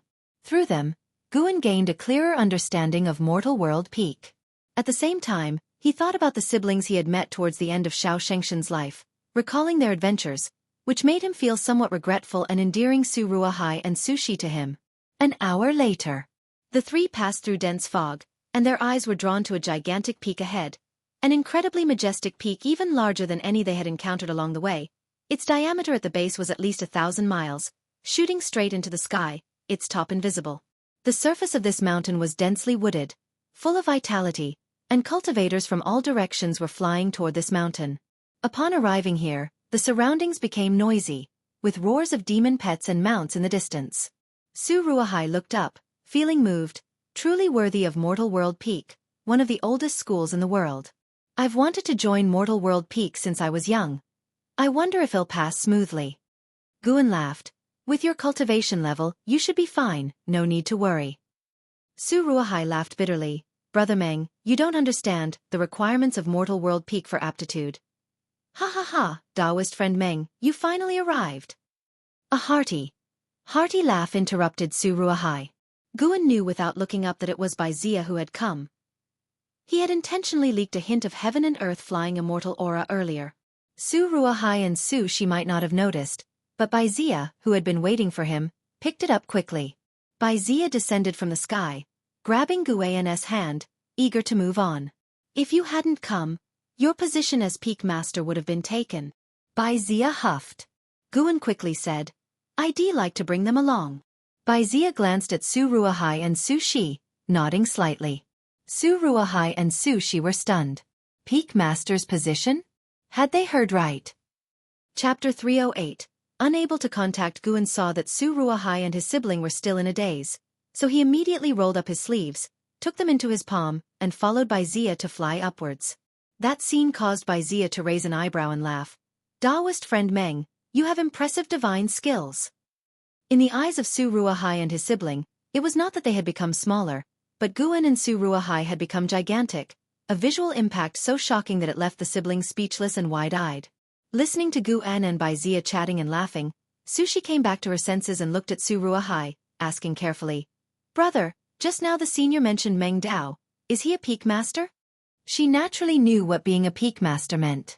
In Mortal World Peak, a Peak Master wielded immense power and symbolized the status of a strong individual, someone of legendary status. Turbulent waves rose in Su Ruahai's heart as he tried to maintain his composure, slightly nodding his head without making a sound. He carefully recalled the previous interactions and realized he hadn't offended the other party, who had even comforted him about successfully entering Mortal World Peak. A light shone in Su Ruahai's eyes, his heart beginning to race with excitement, his hands clenched into fists inside his sleeves. At the same time, Bai Zia began to explain the situation of the Millennium Summit. Although it was called the Millennium Summit, it was not actually fixed at an interval of 10,000 years. It had been 20,000 years since the last summit, and Bai Zia, having returned rarely, discussed holding it with the other Peak Masters. The opening of the Millennium Summit would not only recruit new disciples but also invite other friendly forces. Before the opening of the Millennium Summit, Bai Zia would take Guan to choose an unclaimed divine peak. Mortal World Peak had many peaks, divided by rank from low to high. Sea Peak, Immortal Peak, Divine Peak, and Main Peak, the latter being the highest level with only one. There were 25 divine peaks, and the hard standard for a master of a divine peak was the heaven and earth flying immortal realm. Guan was curious, how could there be a shortage of divine peak masters? Bai Zia replied that many heaven and earth flying immortals wanted to adventure beyond the outer heaven, so they would make room if they wanted to leave. After hearing this, Guan didn't react too strongly, making Bai Zia sigh in relief. It looked like he had successfully bluffed Guan. He had made outer heaven seem so dangerous because he wanted Guan to stay in the great heavenly spirit land. Besides, someone like Guan, who had no powerful backing and could cultivate to the heaven and earth flying immortal realm in solitude, was undoubtedly an unimaginable talent. Even without going to outer heaven, he could still advance. The two kept flying upwards until the azure sky vanished, replaced by the dazzling starry sky. Su Ruahai and Su Shi, standing in the palm of Guan's hand, looked up, immersed in the vastness of the universe. Guan followed Bai Zia into a grand hall, placing Su Ruahai and Su Shi on the ground, asking them to follow behind him.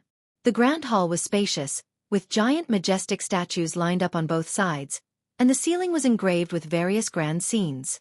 Su Ruahai and Su Shi proceeded cautiously, not daring to make a sound, staying close behind Guan. Moving forward, Guan saw 25 bluish-purple crystal columns, with the power of rules surging within, containing countless restrictions. It seemed that Mortal World Peak might be hiding a divine immortal of wondrous dharma. Even a carefree primordial immortal would find it difficult to construct such crystal columns. Bai Zia stopped walking and pointed to two adjacent crystal columns. These two divine peaks are open for choice, known as Chengtian Peak and Dingtian Peak. He began to introduce Chengtian Peak and Dingtian Peak.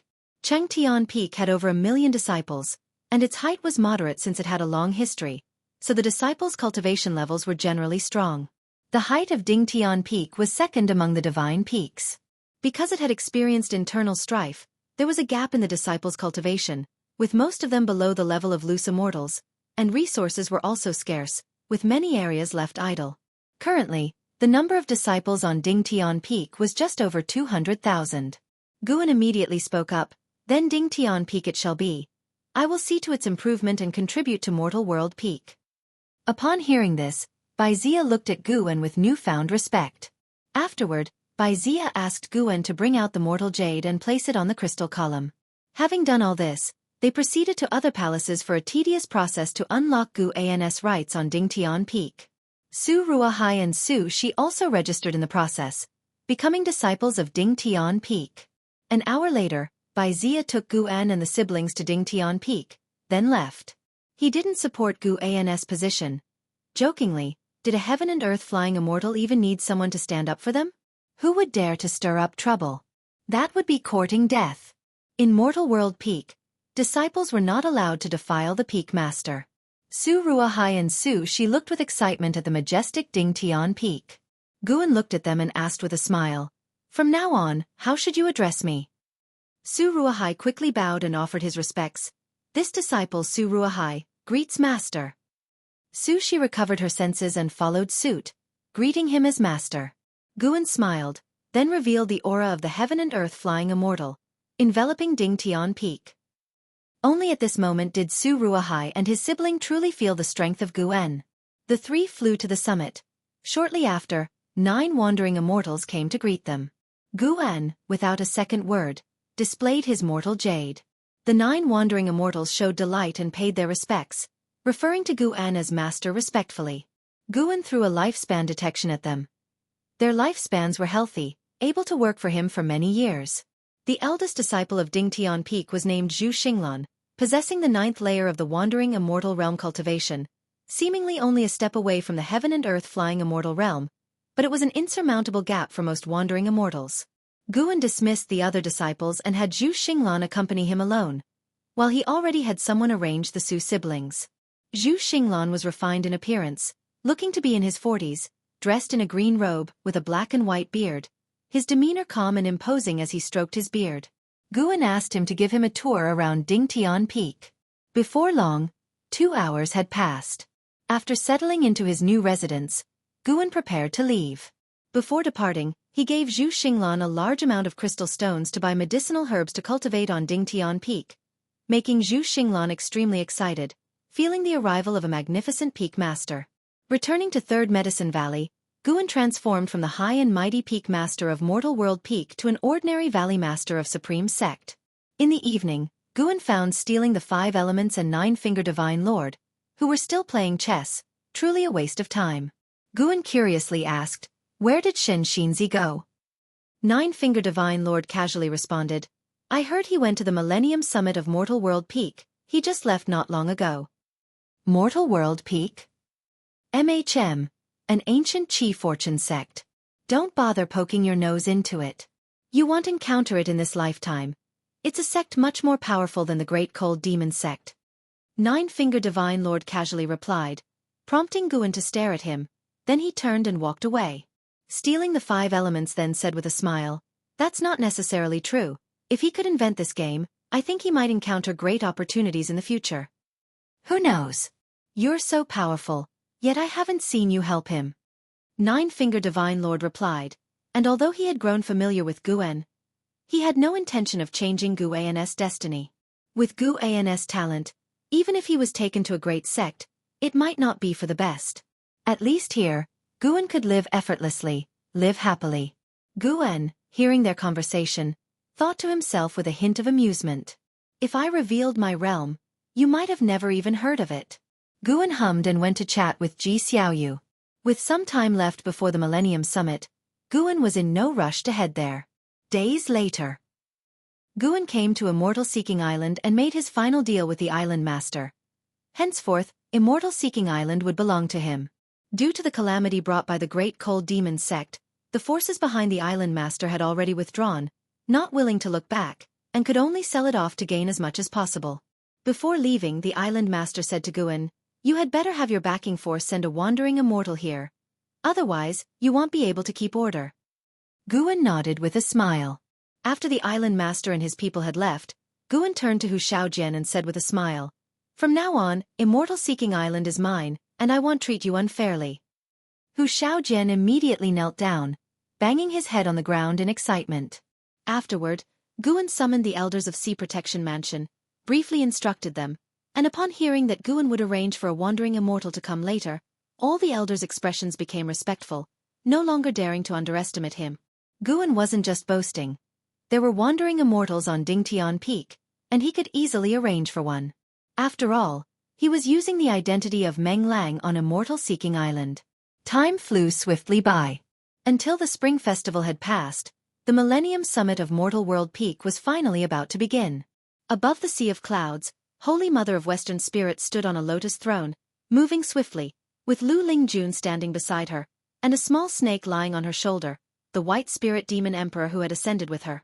Lu Lingjun's beautiful eyes widened as she saw the peaks through the clouds, feeling as though she was witnessing the immortal realm of mortals. The white spirit demon emperor flicked its tongue curiously and asked, "How does Mortal World Peak compare to the Great Cold Demon Sect in terms of strength?" Upon hearing this, Lu Lingjun couldn't help but look toward Holy Mother of Western Spirit, curiosity gleaming in her eyes. She could not forget the sight of the Great Cold Demon Sect surrounding the continent. At that time, it felt like the Great Cold Demon Sect was invincible. In terms of historical heritage, Mortal World Peak is stronger, and Mortal World Peak also has considerable power within the Holy Court. Even we, the Bitter Sea Buddha sect, cannot compare, Holy Mother of Western Spirit replied, her face calm. Lu Lingjun and the White Spirit Demon Emperor could feel the might of Mortal World Peak even more. Holy Mother of Western Spirit continued speaking of Mortal World Peak's past. While listening, Lu Lingjun gazed into the distance, her anticipation for the upcoming Millennium Summit growing. Passing through layers of clouds, they observed the peaks along the way, their eyes never resting. Gradually, more figures of cultivators appeared in their view, all invited monks or demons from great sects, each with extraordinary presence. Neither Lu Lingjun nor the White Spirit Demon Emperor had reached the Mahayana realm, yet the cultivators and demons they encountered along the way were much stronger than them, causing an instinctive feeling of nervousness and discomfort. But they were ascenders, certainly not cowards. Ambition grew within them. One day, they too would arrive invited, rather than relying on others. Lu Lingjun couldn't help but think of Guan.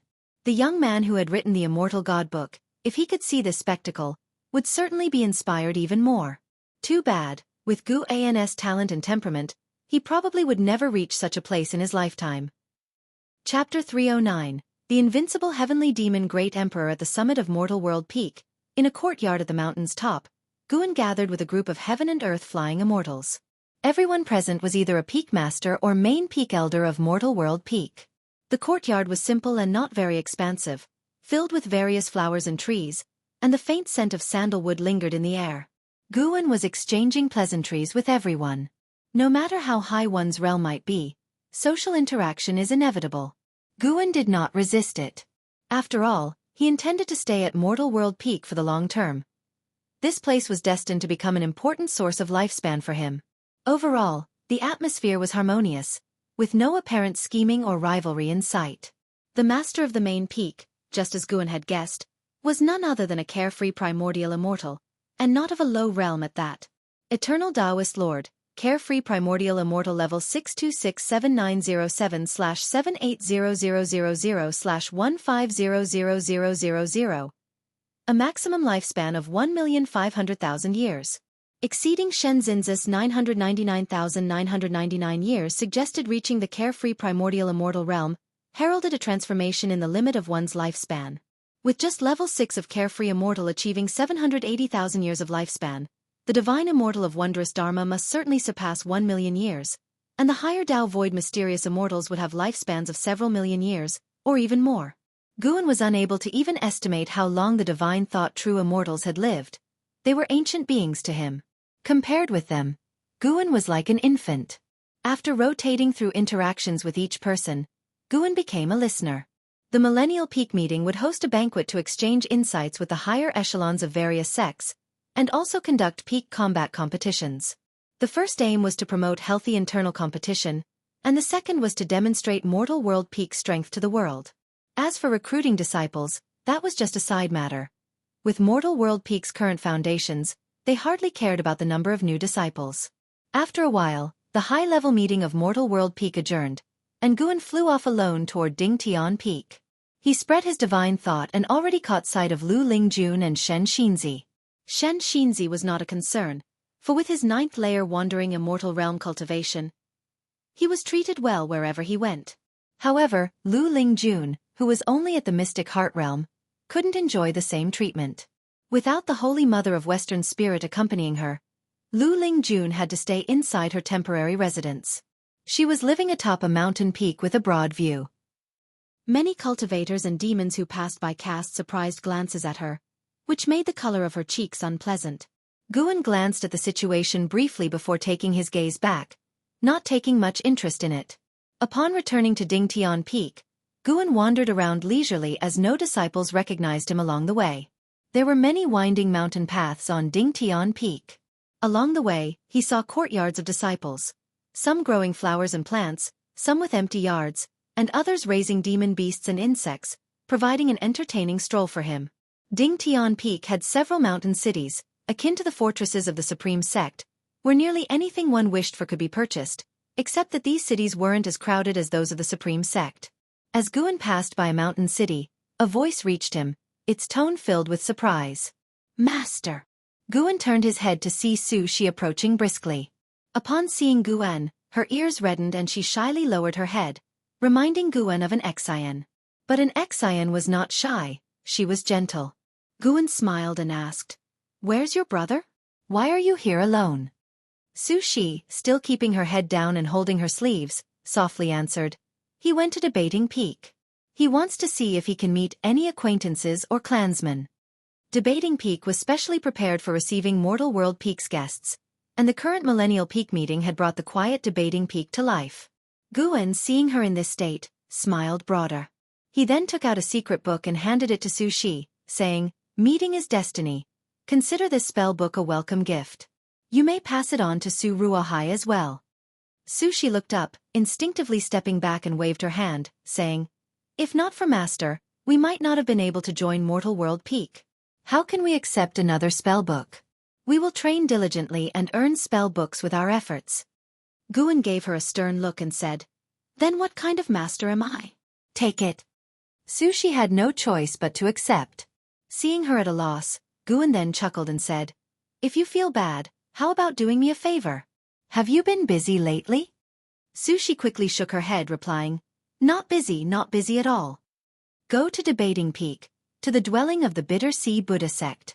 Look for a person named Lu Lingjun. Keep her company wherever she wants to go these days. If she asks, just say it's arranged by your master. Do not reveal my name. If she has any requests that you can fulfill, help her out. Your master won't let you suffer for it," Guan instructed, then raised his hand to project the image of Lu Lingjun into Su Zai's mind. Su Shi hesitated for a moment before accepting the task. With a wave from Guan, she bowed respectfully and took her leave. Watching Su Shi leave, Guan smiled to himself. Arranging this was partly to help Lu Lingjun broaden her horizons, and also to train Su Shi a bit. This had been a spur-of-the-moment decision for him. Guan continued his descent down the mountain, enjoying the scenery along the way. In the courtyard, Lu Lingjun sat in front of a stone table, idly flipping through a book. Beside her, the white spirit demon emperor lay sprawled across the table. A figure descended from the sky, and Lu Lingjun instinctively looked up, then rose to her feet. "Lu Lingjun?" Su Shi asked. Lu Lingjun subconsciously nodded, feeling somewhat uneasy. Su Shi was wearing the Taoist robe of Mortal World Peak, her face beautiful, her posture dignified, and exuding an aura of immortality. In her presence, Lu Lingjun couldn't help but feel intimidated. The difference between them was like that between immortals and mortals. Although Su Shi was shy in front of Guan, she was at ease facing Lu Lingjun. Precisely because of this serenity, the aura of Nirvana realm manifested, overwhelming Lu Lingjun of the mystic realm with pressure. Lu Lingjun's mind raced, wondering if she had offended someone. "My master sent me to you. Do you have any places you'd like to go? I can accompany you. If you have any needs, you can ask me, until the end of the Millennial Peak meeting," Su Shi continued. She was puzzled inwardly about why her master would take care of such a minor cultivator. She then thought, weren't she and her brother similar to this girl in her master's eyes? Perhaps this girl had also met her master on the road and caught his eye. May I ask who is the master of Senior? Lu Lingjun asked cautiously. Sushi responded, my master is the Peak Master of Dingtian Peak. The Peak Master of Dingtian Peak. As an ascender, Lu Lingjun couldn't keep her composure at this revelation, and the White Spirit Demon Emperor's eyes widened as well. Having been told by the Holy Mother of Western Spirit that the Peak Masters of Mortal World Peak were extraordinary beings, especially those of divine peaks, of which Dingtian Peak was one, Lu Lingjun couldn't fathom how such an exalted being would know of her. For a moment, Lu Lingjun felt nervous and unsettled. At dusk, Guan returned to Third Medicine Valley. Ji Xiaoyu came to greet him, curiously asking, where have you been these past 2 days?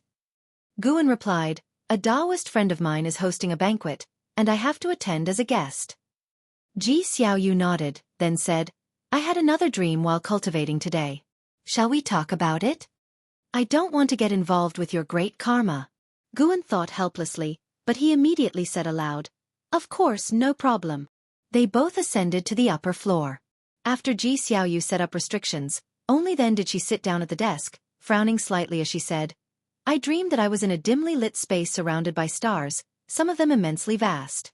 I was surrounded by many demons and fighting. Outer heaven. Having never been to outer heaven, the mortal spirits of this world couldn't imagine what it looked like, so Ji Xiaoyu could only describe it as a dimly lit space. Listening attentively, Guan quickly determined that Ji Xiaoyu's dream involved heavenly demons. Had she been to the silent destruction domain in a past life? He wasn't surprised. He had known for a long time that Ji Xiaoyu was no ordinary person. What puzzled him was not only that Ji Xiaoyu's previous lifetimes had battled with the heavenly demon army, but she also mentioned a terrifying being.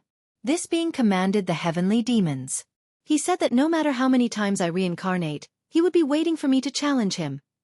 Ji Xiaoyu took a deep breath and said, the memory of the fierce battles in her dreams causing her to grip the teacup in her hands tightly. After a moment of thought, Guan comforted her, don't worry, you won't be able to challenge him for many years, maybe not even in this lifetime. Anyway, I can't imagine how to slash a star so large with a single sword stroke. Although his words were a bit harsh, they indeed comforted Ji Xiaoyu. Just then, a voice came. That is the heavenly demon emperor, who once single-handedly suppressed the great heavenly spirit land. The voice of stealing the 5 elements. As he spoke, he appeared out of nowhere inside the room. Ji Xiaoyu frowned but did not speak out. The identity of Reincarnation Path Emperor was revealed to them by stealing the 5 elements, so Guan did not stop him from entering. Suppressed the great heavenly spirit land? How strong must that be? Guan cautiously asked. With a grave expression, stealing the 5 elements replied, very strong, unimaginably so. Even the Reincarnation Path Emperor once mentioned to me that her destiny was to challenge the heavenly demon emperor, but she soon reincarnated, and her fate entered the cycle of reincarnation. Guan pressed on, you mean the heavenly demon emperor won't attack our realm actively? Correct, the establishment of the Holy Court has kept the heavenly demon's ravages at bay. As long as the Dao level of Shangtian remains intact, there's no way for the heavenly demon emperor to reach us. The being behind me has also been to the land of the heavenly demons and was cursed as a result. It's a place of utter horror, beyond my comprehension. However, seeing her growth rate in this life, it will be hard to encounter heavenly demons without 30,000 years, said stealing the 5 elements, casting a glance at Ji Xiaoyu. Guan did not speak further, but adopted a shocked expression. It was entirely normal for a mortal to be shocked upon hearing of the existence of heavenly demons, or so stealing the 5 elements thought Guan should seem. After hearing this, Ji Xiaoyu returned to calm. Stealing the 5 elements continued to describe the might of the heavenly demons. A good while later, he left. The room fell silent. Guan sighed and said, he said that not even the sword Venerable Fudao could defeat the heavenly demon emperor. This is a good thing.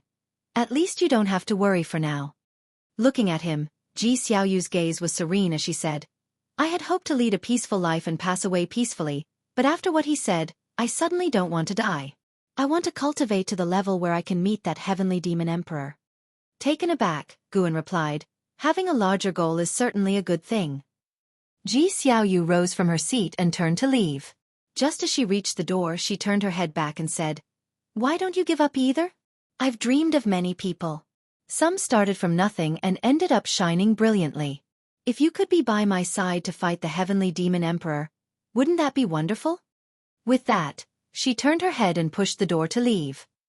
Chapter 310 Why don't you give your place to me, heavenly demon great emperor? Guan looked at the moon outside the window, his lips curving into a smile. If Ji Xiaoyu really could achieve it, according to stealing the 5 elements, she would need to cultivate for 30,000 years. 30,000 years. I wouldn't even know how terrifying I would become by then. The mere heavenly demon great emperor. Easily squashed. By then, I'll pretend to be weaker than Ji Xiaoyu, let her fight strenuously, and step in when she almost can't hold on. The thought is quite exhilarating. Guan even laughed at the thought, choosing not to get up and close the door but instead pulling out a book to read. The Millennium Peak Conference had begun with cultivators of various ranks competing near the debating peak, making it a lively place. During these days with Su Zai's company, Lu Lingjun explored Mortal World Peak, greatly broadening his horizons, and their relationship had also grown closer, though Lu Lingjun still addressed Su Shi as his senior. The competitions between peaks continued for half a month, with Gu An's Dingtian Peak ranking 3rd from last among the divine peaks, which he didn't feel too strongly about since the disciples of Dingtian Peak were used to it. That day, the grand banquet of the Millennium Peak Conference began, with tables set up all around the debating peak. Guan then attended the banquet under the starlit sky, the banquet located above a sea of clouds equipped with a powerful formation, only accessible to those at least in the heaven and earth flying immortal realm. Shen Xinzi of the wandering immortal realm couldn't participate, which actually relieved Guan. If Shen Xinzi had come, he wouldn't have attended. There were hundreds of heaven and earth flying immortals and over 10 carefree primordial immortals at the cloud banquet, with Guan standing beside Zia listening to him introduce the guests. The participating forces numbered over 20, including even cultivators from the Holy Court.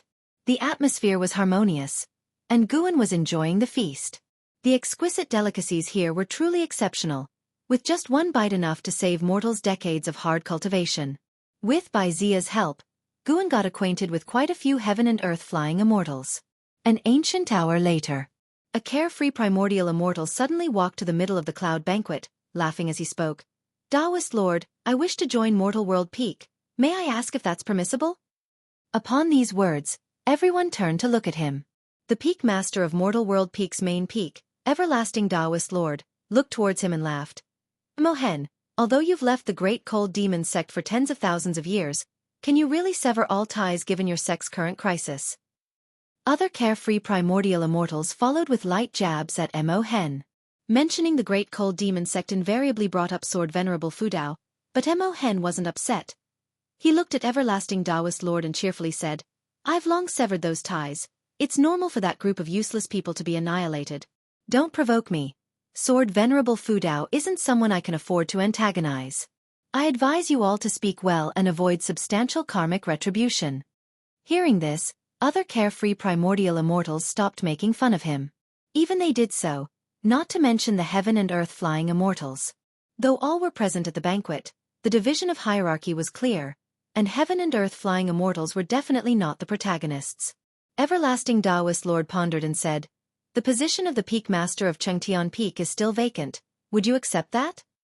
Mohen shook his head and said, I set my sights on Dingtian Peak. He then turned and looked towards Guan in the crowd, smiling. Dingtian Peak's Peak Master, how about you cede your position to me? All eyes were now on Guan.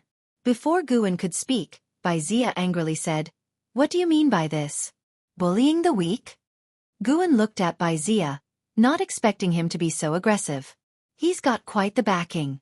Mohen wasn't upset, and chuckled. There was internal strife on Dingtian Peak back then, and a good friend of mine died there. I'm just being nostalgic. Yet his tone obviously left no room for negotiation. Suddenly, the banquet fell silent.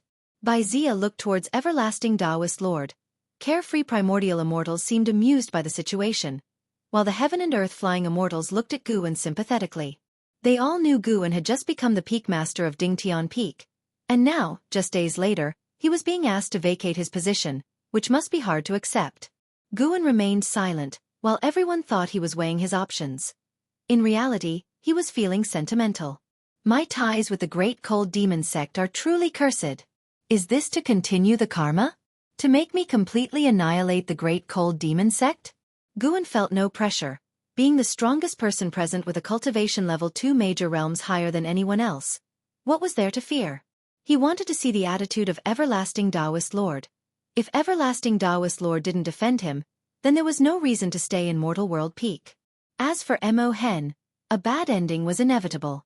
Everlasting Taoist Lord slowly said, "That won't do, choose another one." His tone was unquestionable and very firm, giving the great cultivators of Mortal World Peak a sense of backbone. Regardless, Mo Hen was an outsider, and although the combat power of a carefree primordial immortal was important, it didn't give him the right to do whatever he pleased. If Meng Lang were kicked out today, tomorrow it could be any of them. Mo Hen shook his head. "Don't be hasty, what if this young friend agrees?" The term young friend was filled with disdain. His gaze turned to Guan. "Young friend, if you cede your position to me, I won't let you suffer losses. You can ask for anything." Guan replied, "Thanks for your kind offer, senior, but no need. I'm not the type who likes to change nests." Everyone's expression changed slightly, none expecting Guan to defy Mo Hen, Everlasting Taoist Lord included. At this level of cultivation, recklessness was impossible unless facing a lower-level cultivator. Mo Hen's smile disappeared instantly, his face darkening as he said, "I can give Taoist Lord face, but have you considered the consequences of offending me?" Everlasting Taoist Lord frowned, appearing suddenly in front of Guan, looked at Mo Hen, and said coldly, "Taoist friend, you are going too far." Mo Hen stared at Guan with a cruel smile, blatantly threatening him. Mo Hen harbors hostility towards you, despising you deeply. Would you like to conduct a lifespan detection on him? This constitutes deep hatred? Typical of a demon cultivator, heartless and ruthless. Sigh. Guan sighed deeply, attracting everyone's attention. He walked past Everlasting Taoist Lord towards Mo Hen. "What are you doing?" Baizia hastily grabbed Guan. Since Baizia had brought Guan into Mortal World Peak, he felt dishonored and angry over Guan being bullied. Everlasting Taoist Lord spoke, "Meng Lang, in Mortal World Peak, no one can harm you, and should anyone cause you harm outside, Mortal World Peak will not simply let it go." Guan smiled at Baizia, then broke free from his grip, turning towards Everlasting Taoist Lord to bow respectfully, before continuing towards Mo Hen. Mo Hen laughed, not expecting this young man to actually walk towards him. "You called me Mo Hen, right? Why must you force me?" Guan shrugged and spread his hands, his expression one of helplessness. His steps didn't stop, suddenly erupting with a terrifying aura, causing everyone's complexion to change drastically, including Mo Hen's. With each step Guan took, his aura surged, quickly surpassing the heaven and earth flying immortal realm and continuing to rise. How is this possible? A carefree primordial immortal widened his eyes in disbelief. Others were similarly shocked, and Baizia was dumbfounded. When Guan reached Mo Hen, his aura had reached the 9th layer of the carefree primordial immortal realm, with the strongest present only at the 6th layer, and Mo Hen himself only at the 4th layer. Guan lifted his chin, looking down at Mo Hen, asking, "How did you address me just now?" Mo Hen's face looked extremely unpleasant as Guan's aura completely overwhelmed him. The banquet fell into silence. You could hear a pin drop. The most alarming incident then occurred. Guan actually reached out and patted Mo Hen's wrinkled face. Though the gesture was gentle to everyone watching, this was the making of a deadly feud. Chapter 311. A million years is far from enough. After Guan slapped him, Mo Hen's face showed disbelief. He had not expected Guan to be so audacious. Despite the gap in their cultivation levels, they both existed as carefree primordial immortals. Mo Hen clenched his teeth and asked, "Who exactly are you, and from which sect do you come?" Everyone else stared at Guan, waiting for his response. A heaven and earth flying immortal who had just joined Mortal World Peak was a carefree primordial immortal? Everyone felt it was absurd and even suspected Guan had ulterior motives. At this moment, Baizia could not help but entertain doubts, but upon rethinking, he recalled that it was he who had persuaded the individual to join Mortal World Peak, and it did not seem like a setup at that time. Guan fixed his gaze on Mo Hen and said, "Does that really matter? If I were merely an ordinary peak master of Mortal World Peak, how would you seek revenge on me?" As soon as Mo Hen exhibited hostility toward him, Guan had already marked him as a dead man in his heart. Gu An's statement made Taoist Lord Yongyan narrow his eyes. After hearing this, Mo Hen's expression grew uglier, and for a moment, he did not know how to respond. Could he also be aiming for Dingtian Peak? Mo Hen thought angrily in his heart, not considering it a coincidence. How could it be that a randomly chosen person turned out to be a great cultivator concealing his power? Now he found himself in a dilemma. Bowing his head in submission would not erase the karma, but refusing to do so would only worsen his situation. Suddenly, Mo Hen revealed a smile and said with a clasped fist, "If that's the case, I am even more convinced to join Mortal World Peak. As for Dingtian Peak, I no longer want it. Chengtian Peak is also fine." Upon hearing these words, most of the people present heaved a sigh of relief. Taoist Lord Yongyan spoke, "Forget it, Taoist friend, please go to another sect." Everyone was taken aback by his rapid change in attitude, and Mo Hen's face turned even uglier. Guan turned around to look at Taoist Lord Yongyan, saw him slightly nodding, and he couldn't help but smile. "Very sensible, ha." Humph. Mo Hen let out a cold snort and left with a flick of his sleeves. Everyone urged him to stop, fearing he would stay and escalate the conflict. Guan raised his right hand, causing everyone to look at him, not understanding what he intended to do. 3 breaths later, Guan suddenly clenched his hand, then quickly put whatever it was into his sleeve, the movement so swift that no one saw what he had in his hand. "You have successfully seized 8,709 years of lifespan from Mo Hen, Carefree Primordial Immortal Realm, 4th layer." Looking at the prompt before him, Guan remained indifferent, feeling no sense of accomplishment. The surrounding Carefree Primordial Immortals suddenly changed their demeanor. They looked at Guan with fear, realizing that Mo Hen's aura had suddenly vanished. The heaven and earth flying immortals were curious about what Guan had just grabbed. Guan moved next to Baizia, and Taoist Lord Yongyan looked deeply at Guan and then signaled for the cloud banquet to continue. Baizia looked at Guan, wanting to say something but hesitated. Guan smiled and said, "By Taoist friend, shall things remain as they were before?" Baizia subconsciously nodded, his demeanor becoming reserved. How could things be the same? Damn, that was frightening. Baizia felt somewhat apprehensive in his heart, wondering if he would have been killed had he acted arrogantly in the beginning. He couldn't voice this question, but the answer was quite clear. At the subsequent banquet, Guan became the focus, with everyone enthusiastically interacting with him. A stark contrast to the earlier scene, even the carefree primordial immortals addressing him as a senior. At Debating Peak, a yard filled with tables where Lu Lingjun, the Holy Mother of the Western Spirit, and Sushi sat together, Shen Xinzi was at another table, engaging in a discussion on the principles of Buddhism. The Holy Mother of the Western Spirit looked at Sushi, curiously asking, "Miss Su, I wonder if we might have the honor of visiting your master? I would like to thank him in person for taking care of Spirit Lord Lu." Lu Lingjun also looked towards Sushi. In the past few days, Sushi had shown her around, enriching her understanding of many immortal cultivation concepts. Whenever she wanted something, Sushi had purchased it before she even asked, and despite some reservations about the motives of the Dingtian Peak Master, she still held a good impression of Sushi. Sushi shook her head and said, "My master hasn't mentioned wanting to meet you, nor has he said he is keeping Ms. Lu. After the Peak Conference, you may return without any burden." This statement caused the Holy Mother of the Western Spirit and Lu Lingjun to exchange puzzled glances. Just then, a cultivator landed in the yard. The elder from the Great Cold Demon sect offended the Dingtian Peak Master and perished just after leaving Mortal World Peak. The person spoke excitedly, capturing everyone's attention. Upon hearing it concerned the Dingtian Peak Master, the trio showed curious expressions. The person began to recount the events at the Cloud Banquet, a scenario that was spreading quickly among all peaks of the Mortal World Peak.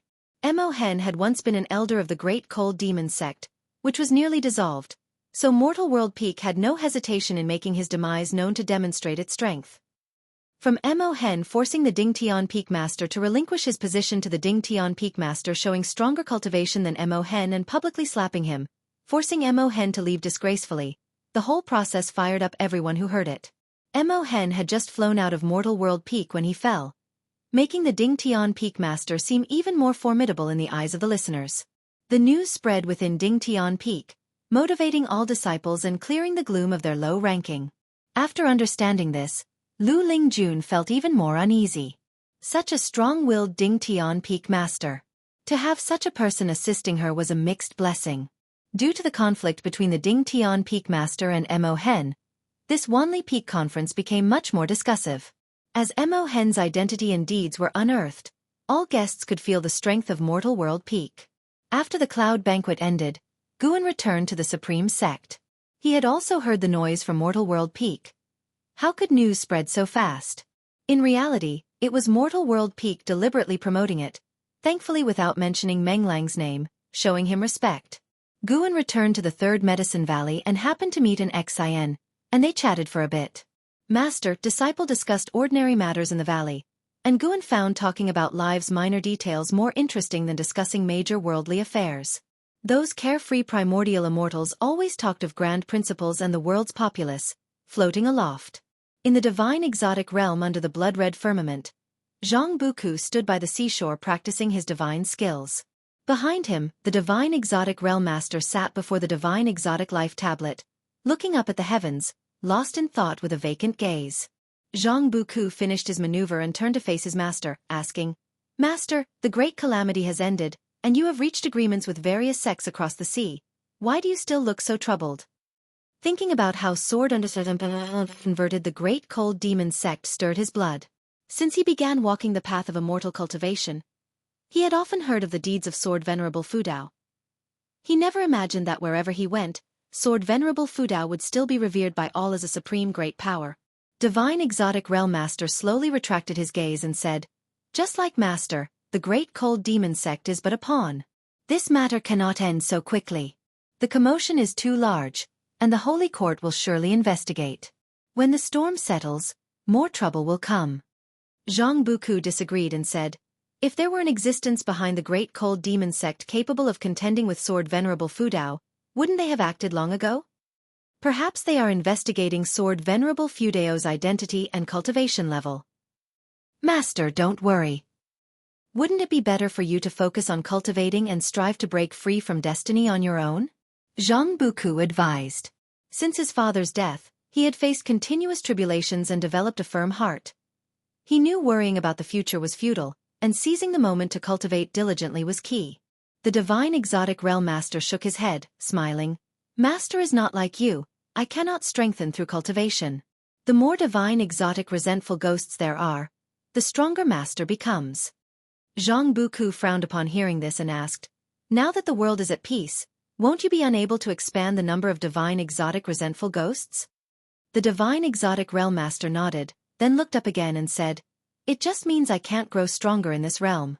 My disciple, would you like to venture to other great heaven and earths?" "Where?" "A very dark realm." The words of the divine exotic realm master puzzled Zhang Buku. What did very dark mean? Was there a place darker than the divine exotic realm? Time flew by, and 7 years passed in the blink of an eye. On this day, Lu Lingjun returned. She saw Guan playing Go with someone and couldn't help but shake her head and laugh. Was Go really that engaging? Her gaze fell on Shen Xinzi. Why had this prominent figure from the Bitter Sea Buddha sect stayed here all this time? She couldn't figure out what charm the Third Medicine Valley held to attract such a great cultivator. She communicated with Guan telepathically. Upon hearing her, he immediately asked Yang Jian, who was standing beside him, to help with the game. Seeing Yang Jian prepare to play, Lu Xianyi from the Holy Court approached. Over the years, he always tried to flatter Yang Jian, a demeanor that led Guan to speculate, but Guan had kept his thoughts to himself, pretending not to know. Guan squeezed through the crowd to greet Lu Lingjun. "Let's talk in your room," Lu Lingjun nodded. Guan had no objections, and the two made small talk as they walked toward the building. Once inside, Lu Lingjun casually sat down, scanning the surroundings. When her eyes landed on certain books on the shelf, she couldn't help but grimace. Some things never change. Guan brewed tea for her as she began recounting her experiences over the years. "I attended the Wanli Peak meeting at Mortal World Peak. It was an eye-opener. Are you aware of Mortal World Peak?" Lu Lingjun asked. Guan nodded and replied, "I've heard of it. Shen Xinzi was there too, but I don't understand much about it. Those great cultivators said I'm not qualified to know."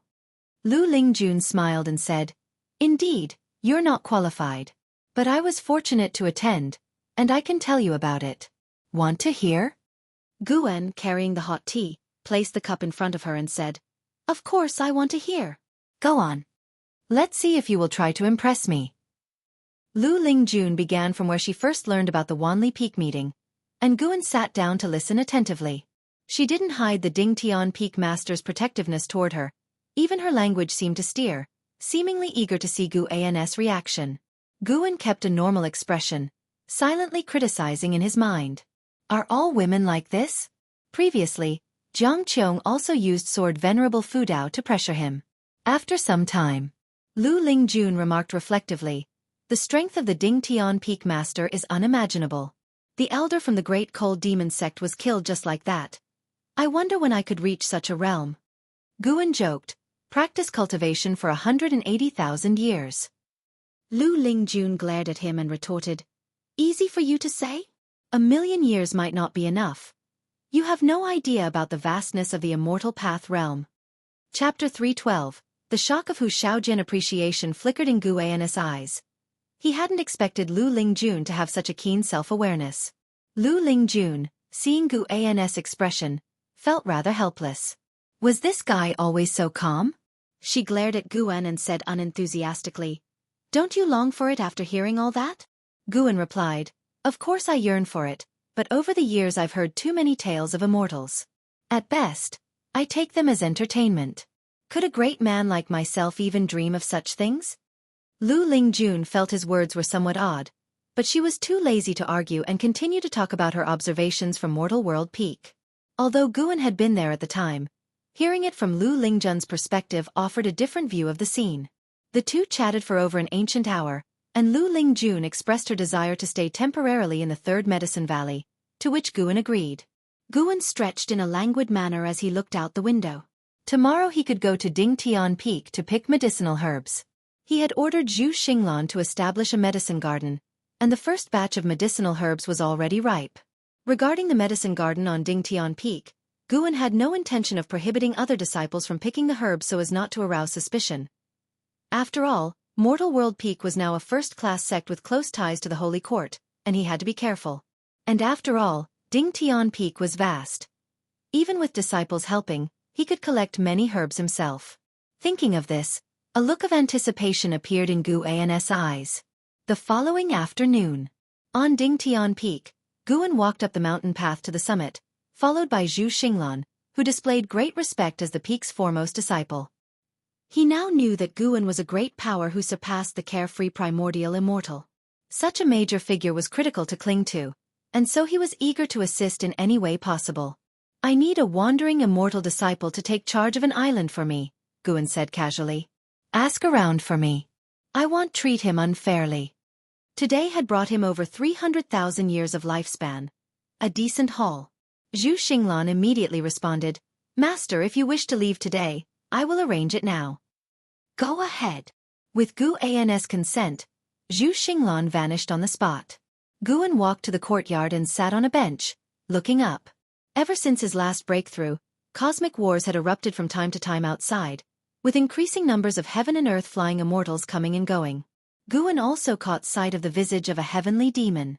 The heavenly demons appeared no different from living beings, and included many of the human race. The most distinct feature of the heavenly demons was their demonic qi, which was different from that of the demon cultivators and demons within the great heavenly spirit land. It was more sinister and instinctively repelling. At the periphery of the silent destruction domain, two heaven and earth flying immortals were engaged in combat, fighting over a treasure. Carefree primordial immortals were observing in the shadows. Half an incense stick of time later, Zhu Xinglan returned, bringing someone with him. Sun Hanfeng, Wandering Immortal Realm, 4th Layer 89034/14000/280000. Guan sized up Sun Hanfeng, who wore a black robe with a slightly sinister face, unkempt hair, and an aura that gave off an impression of great scheming. Feeling Guan's gaze, Sun Hanfeng lowered his head, not daring to make eye contact. He was nervous because he'd heard how powerful and domineering this new master was, but he didn't want to miss such an opportunity. Disciple Sun Hanfeng greets master. Sun Hanfeng said respectfully with a bow. Zhu Xinglan followed with an introduction of his background. Sun Hanfeng had been born on Mortal World Peak and had a very good relationship with Zhu Xinglan. Let's be off then. Guan stood up and with a sweep of his sleeve, whisked Sun Hanfeng away. Zhu Xinglan was momentarily stunned, admiring how impressive the master's divine skills were. Many privately discussed just how powerful the master of Dingtian Peak really was. Zhu Xinglan received an important piece of information. Sect leader Yongnian Daojun believed that the master of Dingtian Peak possessed a higher cultivation level than he did. Such an assessment left him with boundless imagination. Elsewhere, Guan arrived at Immortal Seeking Island with Sun Hanfeng in tow. As they alighted, Sun Hanfeng stumbled, nearly falling, but Guan caught his arm in time. Are you all right? Guan asked. Sun Hanfeng, his face flushed with embarrassment, quickly replied. I'm fine, master. Sorry for the laugh. Guan nodded and began walking towards the buildings ahead, with Sun Hanfeng hastily following. Guan started to brief him on Immortal Seeking Island. After understanding the strength of the island, Sun Hanfeng breathed a sigh of relief. A place where a wandering immortal alone could be a deterrent? What pressure could there possibly be? You and the island both share the Sun surname. That's quite a coincidence, Guan joked, with Sun Hanfeng offering only an embarrassed smile and not the least bit of dissatisfaction. Soon, Hu Xiaojian and several elders of the Sea Protection Mansion were introduced, and Guan had Sun Hanfeng introduce himself. From Mortal World Peak, I am Sun Hanfeng. I look forward to working with all of you and hope for your fullest support, Sun Hanfeng said and then exhibited the aura of a wandering immortal, which caused everyone in the hall to breathe rapidly. Having spent years doubting whether Gu An's claims were true, they were all shocked to finally witness a wandering immortal. Hu Xiaojian was especially excited, looking at Guan with eyes full of admiration. That's settled then. From now on, Sun Hanfeng is in charge of Immortal Seeking Island. You all talk. With those words, Guan left. Everyone turned their attention to Sun Hanfeng, all quite nervous since he didn't seem easy to approach. After Guan left, Sun Hanfeng sat down with an assertive posture, no longer as restrained as before. May I ask, Elder, does the island master also hail from Mortal World Peak? One of the loose immortals asked cautiously. The reputation of Mortal World Peak was significant, and even if they were unfamiliar with it, they had heard of it. Naturally, Sun Hanfeng said. Everyone smiled, now believing Sun Hanfeng had a favorable relationship with the island master, or at least that he was not an outsider. The island master is my master. You can rest assured. What's most important is that we all work together to run Immortal Seeking Island well. We cannot disappoint him. Moreover, I can tell you, his cultivation level is exceedingly high, stronger than anything you have heard of. Serving him is the greatest fortune of your lives. Sun Hanfeng's words widened everyone's eyes. Hu Xiaojian was bewildered. The elder was of such a grand origin?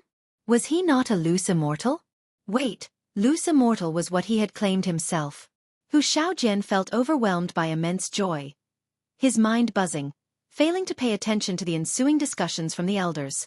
Sun Hanfeng also noticed his distraction but did not mind, as Guan had instructed to take good care of the lad. Seasons changed, and another year passed. After the new spring, Guan visited the branch of the Supreme Sect. It was his first time at the branch, which he reached through the teleportation array in the main city of Sect. The Supreme Sect grew stronger every year, and its ties with the branch became tighter. Guan observed the branch's city, feeling the spiritual energy there, which was almost on par with the main city of Sect. No wonder so many disciples wished to come here. Not only was the spiritual energy abundant here, but disciples could also go out to train at any time, hunting demons and searching for heavenly and earthly treasures. The Taizong dynasty had yet to claim the whole continent, and the same was true for the immortal cultivation sects, as they had not yet traversed every mountain and river on the continent. Guan didn't rush to find Yilan and began to wander around. As he wandered, he came across an acquaintance, a friend he had made in the outer gate city, with whom he exchanged pleasantries for quite some time. Moving on to the next street, he encountered a disciple from the Third Medicine Valley who had achieved foundation establishment. This was the sediment of a 227-year life. Guan enjoyed chatting with old friends, feeling no distance had grown between them. In the next ancient hour, he encountered two more old acquaintances, indicating that the branch had become the preferred destination for many average disciples, all in search of opportunities in the demon land. Guan was briefly contemplative but did not interfere with others' lives, unless he cared deeply for them. Like his junior sister, Yilan. By the time Guan arrived at Yilan's residence, she appeared out of nowhere with a joyful cry. "Big brother, what brings you here?" As she spoke, she rushed over to hug Guan in public. "You must behave yourself." Guan quickly raised his hand and protested. Yilan reluctantly stopped, then pulled him toward the residence, all the while giving him a rundown of the current state of the branch. Inside the residence were numerous female disciples looking after the estate, and as they saw Yilan with Guan, curious eyes followed. After they walked away, Guan could hear the maids start to gossip about them. Eventually, Yilan led Guan into her room, then closed the door. As the two sat down to chat, Yilan finished sharing her experiences and began to inquire about how Guan had spent his years. Guan recounted his life, and although it was mundane, Yilan's face remained lit with a smile. Who would have thought they thought back then that 200 years later they would be able to sit together once more? Gradually, Yilan's mind wandered as she fell into a strange state. She experienced this because Guan was guiding her toward enlightenment. Guan's divine thought covered the room, helping Yilan perceive the heaven and earth rules, a method beyond the imagination of mortal spirits. Even facing Guan herself, Yilan didn't notice anything amiss. It was as though Yilan had entered a dream state, her eyes distant and unfocused. Guan stood up, carried her to the bed, and guided her into meditation. Then he retreated to the table, sitting down to watch her practice. And so he watched Yilan meditate, his heart full of expectation. If he could help Yilan extend her maximum lifespan, he would arrange for her to train at Mortal World Peak. If not, sending Yilan with her few centuries of life to Mortal World Peak would only add to her troubles. Once one's horizons expand, it's easy to develop more expectations, leading to anxiety and pressure. Even divine skills from a true immortal cannot grant eternal life. There seems to be a force in the shadows resisting life's expansion. What that could be, Guan was also curious to know. Time flew swiftly by. Guan suddenly felt a bit bored and whimsically considered another option. Why not open another round of reincarnation evolution? This time, he would not select the dark great heaven and earth. He was curious to see how long he could survive.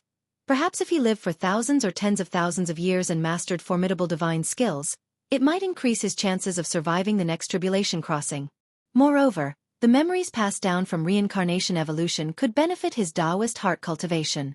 Guan felt reaching a certain level might require reincarnation cultivation. Otherwise, he wouldn't have unlocked this feature. Let's give it a shot then. Just one shot. No greediness. After all, it would cost 10 million years of lifespan, and even if he wanted to play more, it was not possible. Guan looked at Yilan thinking to himself, "Little sister, please." Chapter 313, Battle Court, Emperor of Heavenly Dragon. You spent 10 million years of lifespan to initiate a reincarnation evolution. Beginning to connect with the Tao rules. Searching for a reincarnation destination. You have the following destinations to choose from. Select 1. 1. Dahong Realm. 2. Dark Great Heaven and Earth. 3. Divine Origin Great Heaven and Earth. There's a dark great heaven and earth again? Guan looked at the prompt before his eyes, immediately feeling aggravated. Black Profound Emperor, you wait for me. Our blood feud from 2 lifetimes cannot be resolved. Guan hummed in his heart and then chose Divine Origin Great Heaven and Earth. He always felt that Great Heaven and Earth seemed more advanced, something like a realm, similar to where Lu Lingjun and Blood Prison Great Saint came from, the lower realm. As Guan was thinking, prompts began to appear in front of him. You've chosen to reincarnate into the Divine Origin Great Heaven and Earth. Due to the strength of the Tao rules in this realm, you temporarily can't initiate the life-stealing ability, nor can you activate phased features. Reincarnation evolution begins. In the first year, you were born into the dragon family of the Divine Continent, and your parents bestowed upon you the name Longzhan. At the age of 3, you awakened the true bloodline of the dragon family and with the help of your clan, you tempered the dragon blood true body. At the age of 8, your family arranged for an immortal master for you, and you officially stepped onto the path of immortal cultivation. At the age of 9, your father took you to court to meet the Emperor of Divine Dynasty, who wished to betroth the 7th princess to you. Your father thought to let you decide. Do you accept? The prompt stopped there. Guan had just been wondering how he had turned into a dragon. He preferred being a human. The appearance of divine dynasty signified that dragon was only a surname. Guan hesitated for a moment and decided to accept, wanting to tread carefully in this life. You accepted the arrangement of the Emperor of Divine Dynasty, and you shall marry the 7th princess, Han Jiaoer, when you turn 16. The Emperor of Divine Dynasty was overjoyed, generously rewarding you and making a decree to announce this to the world. At the age of 13, while accompanied by your clan for training outside, you tore apart a 4th-order demon king with your bare hands, shocking your clan. At the age of 16, you and Han Jiaoer got married in a ceremony, officially becoming the prince consort of the Divine Dynasty.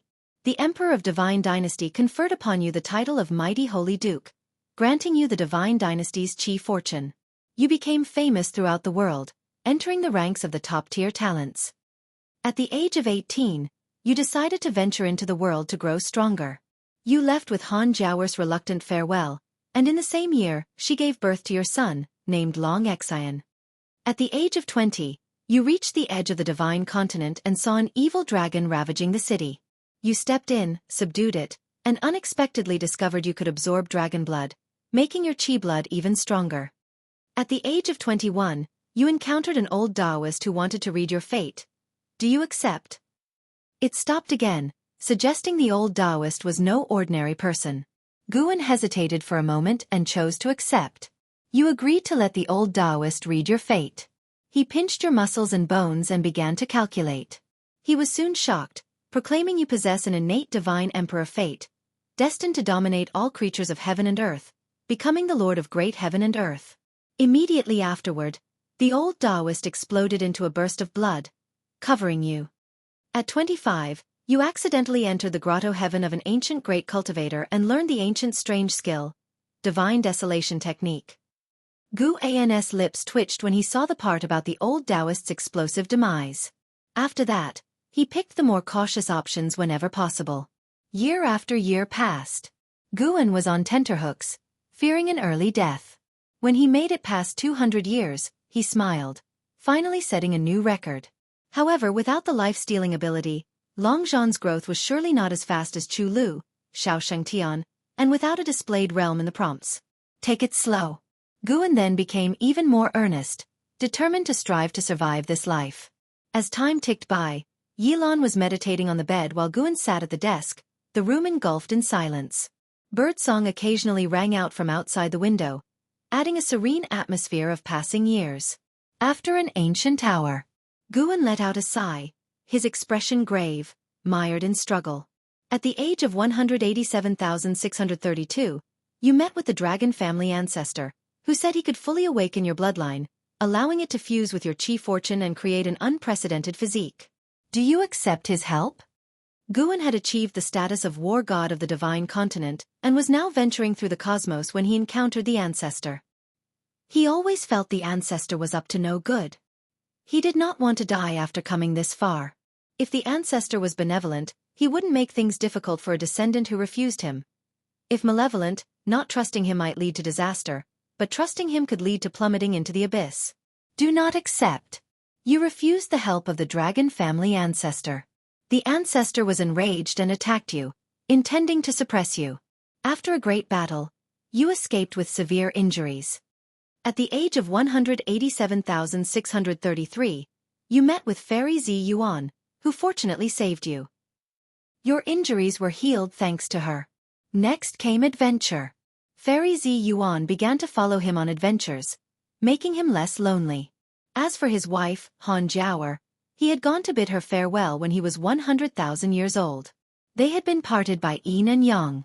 It was because of this that he left his descendants behind and ventured alone into the cosmos. Guan became more relaxed in his subsequent choices, as Long Zhan grew stronger and always managed to escape from death.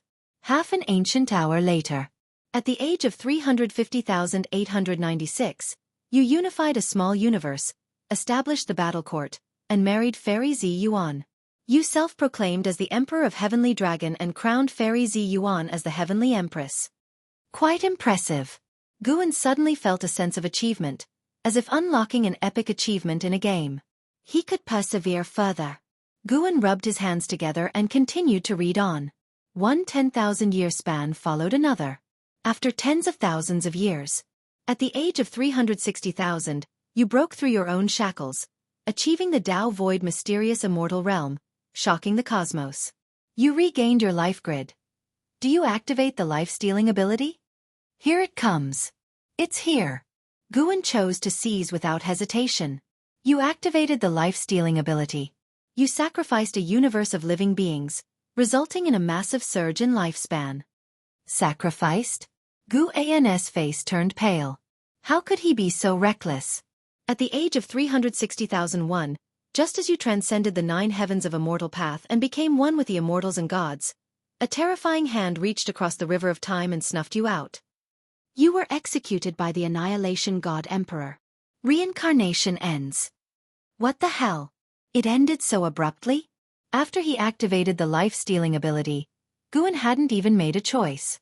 Guan immediately vanished from the room and appeared on an island overseas, initiating the lifespan barrier. He then sat down and looked at the last few prompts, grinding his teeth. Good. Very good. Annihilation God Emperor. Another name was added to Guan's list of grievances. Following that, a huge influx of memories flooded into his mind. It was the entire life of the Emperor of Heavenly Dragon, Long Zhan. It was only after truly receiving the memories that Guan realized how extraordinary Long Zhan's talent was. Being unique from birth, inspiring great expectations from his family. The love between him and Han Jiaoer also left Guan deeply moved. Once Long Zhan ventured into the cosmos, his life became even more extraordinary, his story deeply touching. Within the memories, Guan also saw Fairy Zi Yuan, incomparably beautiful and with a grace none in the world could match. Chapter 314. Heavenly Dragon and the Ji family. As Guan continued to assimilate Long Zhan's memories, his hostility towards the Annihilation God Emperor also began to weaken. This Long Zhan is too arrogant. Before his wife Han Jiaoer's death, he still exercised some restraint in his actions, but since he went to outer heaven, he completely unleashed himself and acted recklessly. The battle court he established was also tyrannical, rewarding those who followed him and annihilating those who opposed. The peace of heaven and earth sacrificed by Long Zhan was completely innocent and involved, and the creatures of that realm didn't even have time to react before they died. The whole world turned to dust in an instant. Before, Guan felt that Xiao Shengtian was already arrogant enough, but compared to Long Zhan, he was nothing. If Guan had been in the great heavenly spirit land and also possessed the ability to slay Long Zhan, he would definitely have made a move. After Guan finished integrating the memories, it was as if he had lived through Long Zhan's life himself, becoming the Emperor of Heavenly Dragon. Yet when he looked back, he was filled with regret and remorse.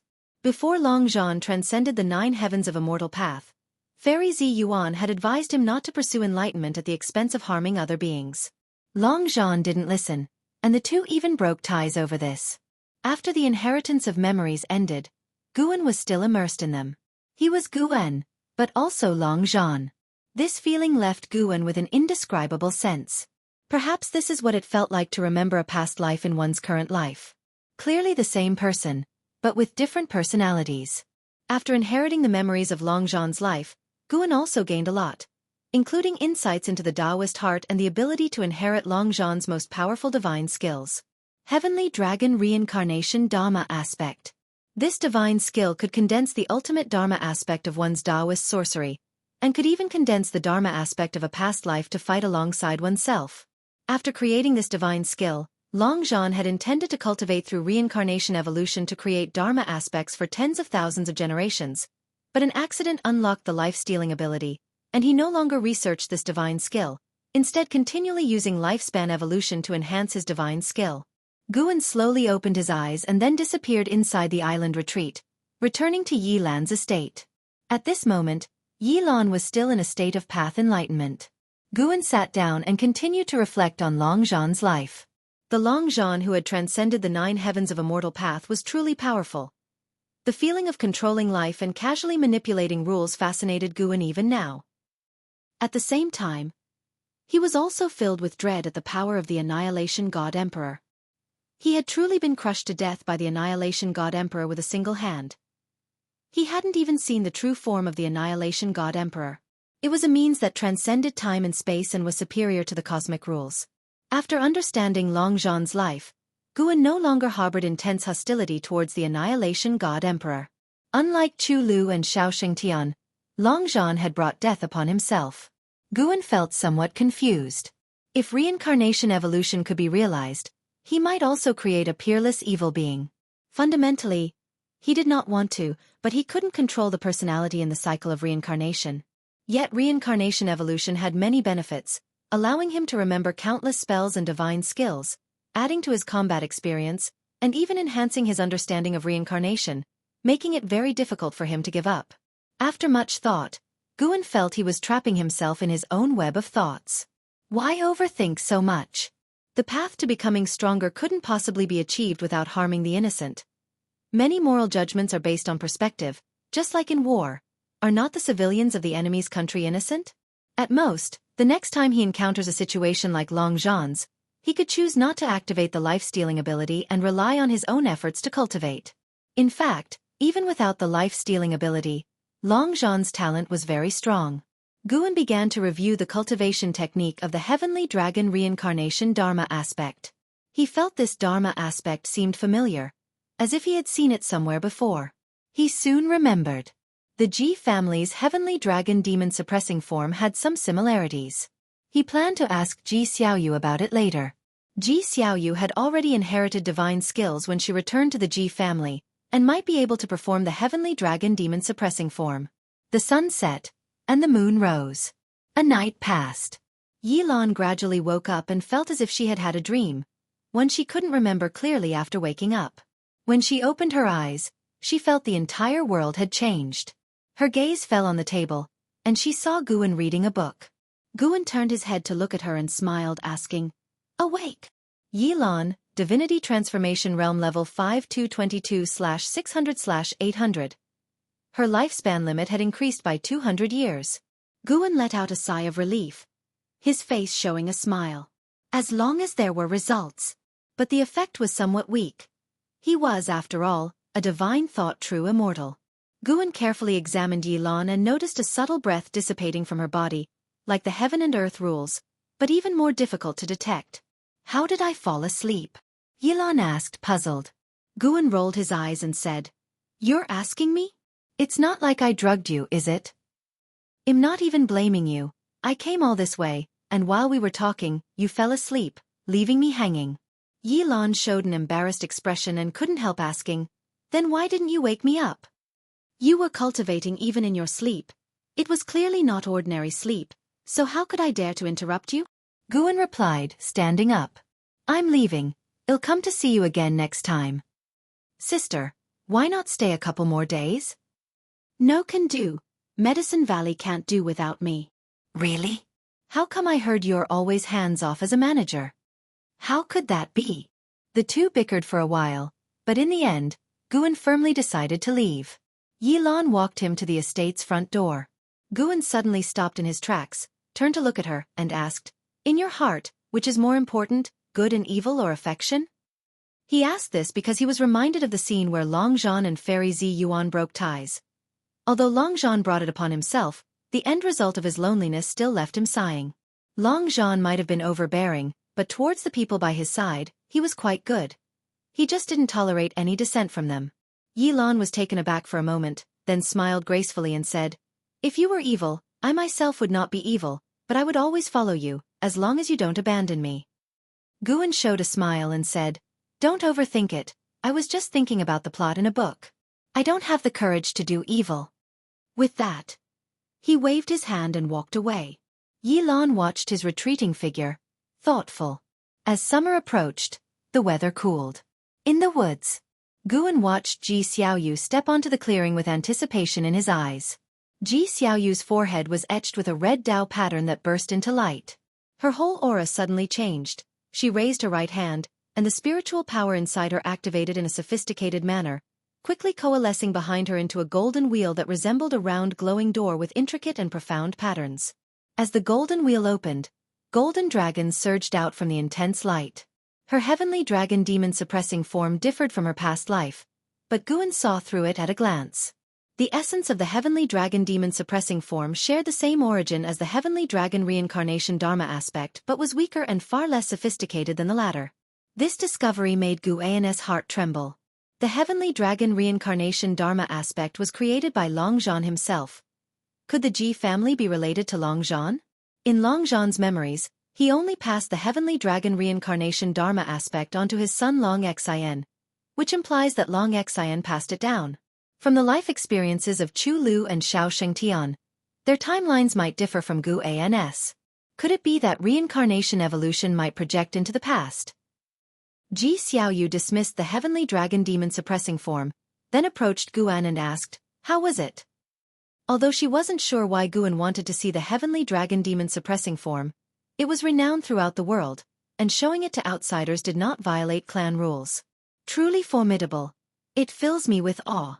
The person who created this divine skill must truly be a godly being. Does the Ji family have a record of who created it? Guan exclaimed. Ji Xiaoyu thought for a moment and said, "This divine skill has an ancient origin, created by an ancestor. Who exactly created it, I am unsure, but if you care, I can look into it when I return."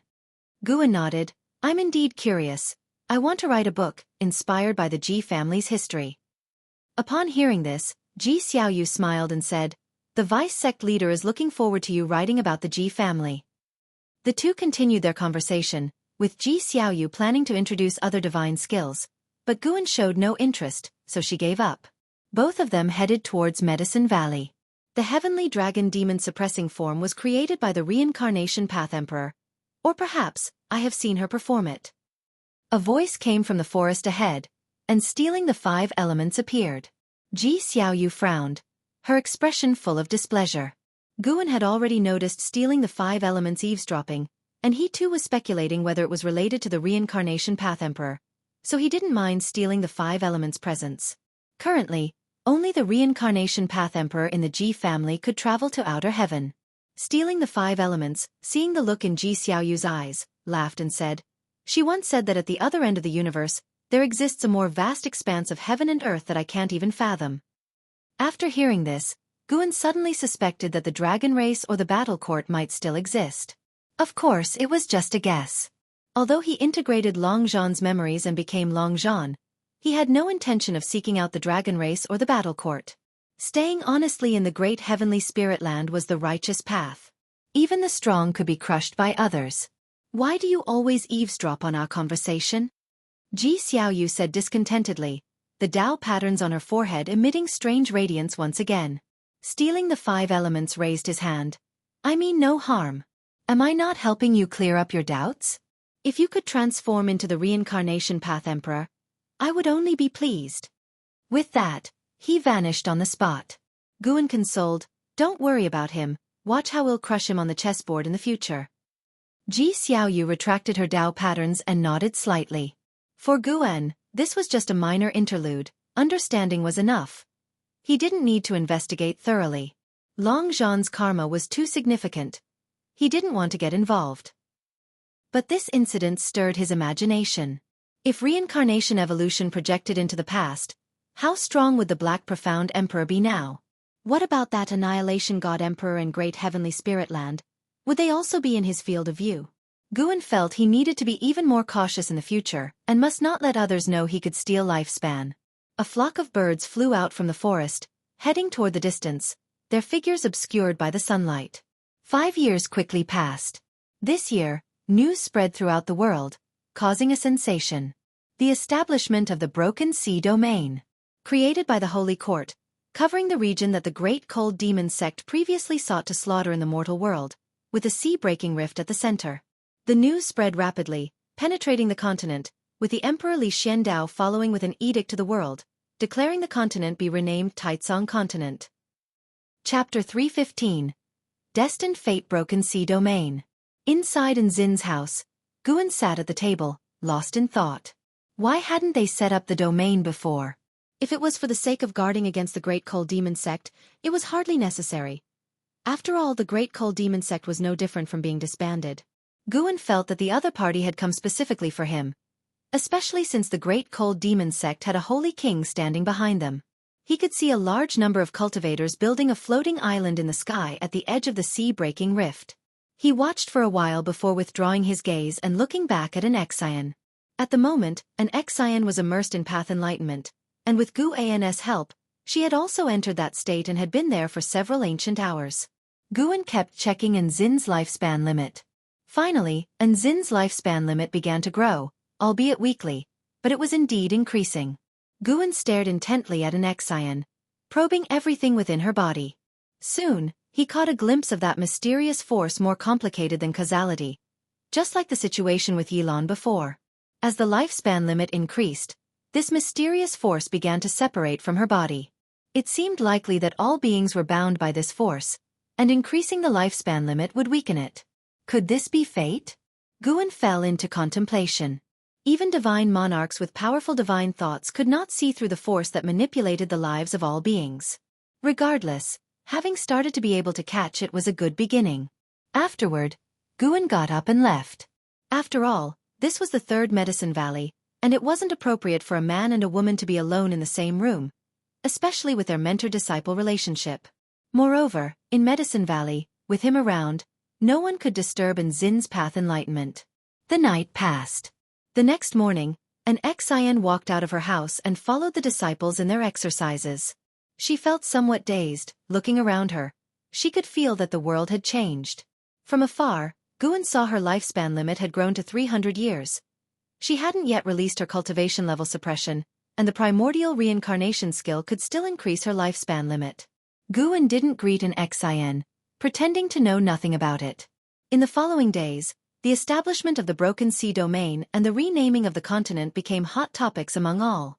As summer approached, Guan was teaching Yang Jian cultivation in the woods, aware of Lu Xianyi watching in secret, but unconcerned. As long as Lu Xianyi didn't become hostile to him. Lu Xianyi, sitting above the clouds, looked down thoughtfully.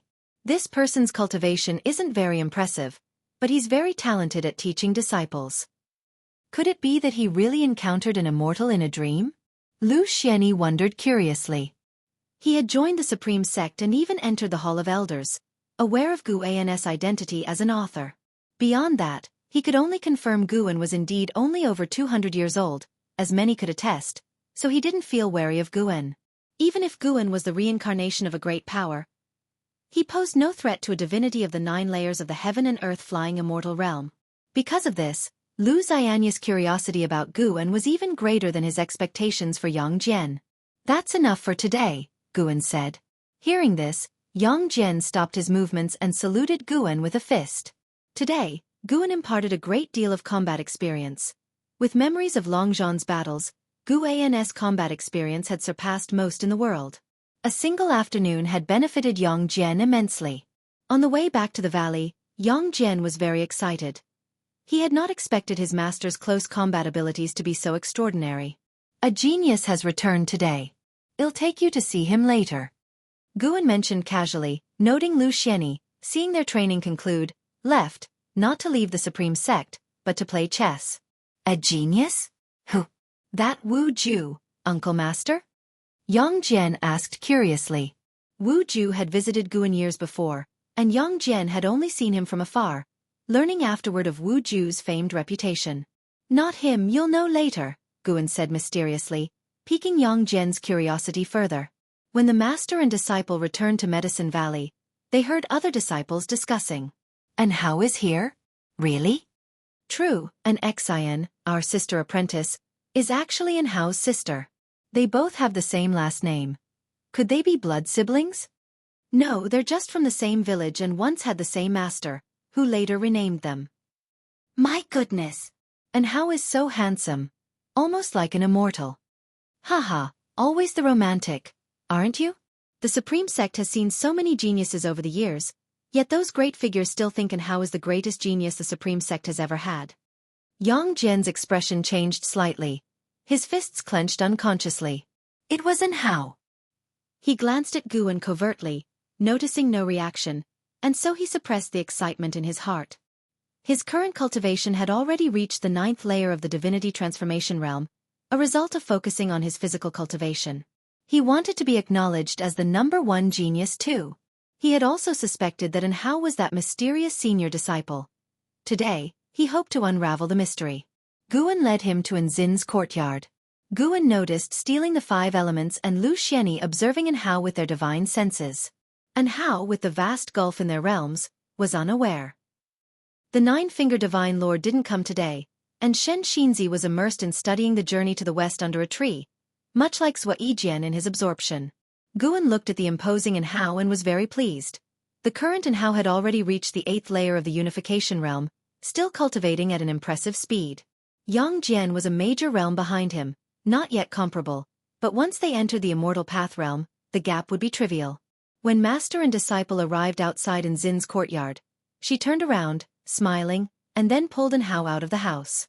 Hao stood tall, head crowned with an imposing golden dragon crown, dressed in a waist-bound white robe with sleeves long like flowing clouds. His handsome face bore sharp, proud brows, and just standing there, he possessed a lofty spirit that commanded the world, without losing the transcendent demeanor of a cultivator. Compared to him, Yang Jian seemed ordinary. Usually, Yang Jian stood out among his fellow disciples, but next to Hao, he was easily overlooked. Sister, over the years, Master has been extremely kind to me. I haven't suffered at all, an Xian said happily. Hao stood in front of Guan and suddenly didn't know how to address him. Brother Hao, have you forgotten me? Guan asked with a smile, his demeanor warm as the spring breeze, instantly easing Hao's awkwardness. How could I forget? We've been through life and death together. Thank you for taking care of my sister over the years, which has eased many of my worries. Hao smiled, then took out a brocade box to present to Guan. Guan quickly declined, but under the joint persuasion of Xian and Hao, he could only reluctantly accept it. The box contained 8th-rank medicinal herbs. The young man was thoughtful. Hao's gaze inevitably landed on Yang Jian, who had been unabashedly staring at him since earlier. How could he not have noticed? Intuition told him Yang Jian was not simple. He felt like he was facing impermanence Tian. Of course, while Yang Jian was far from as strong, Hao suspected he might also possess an ancient treasure body. Who is this? Hao asked proactively. My disciple, Yang Jian, Guan replied with a smile, finding the rivalry between the 2 disciples interesting. Yang Jian?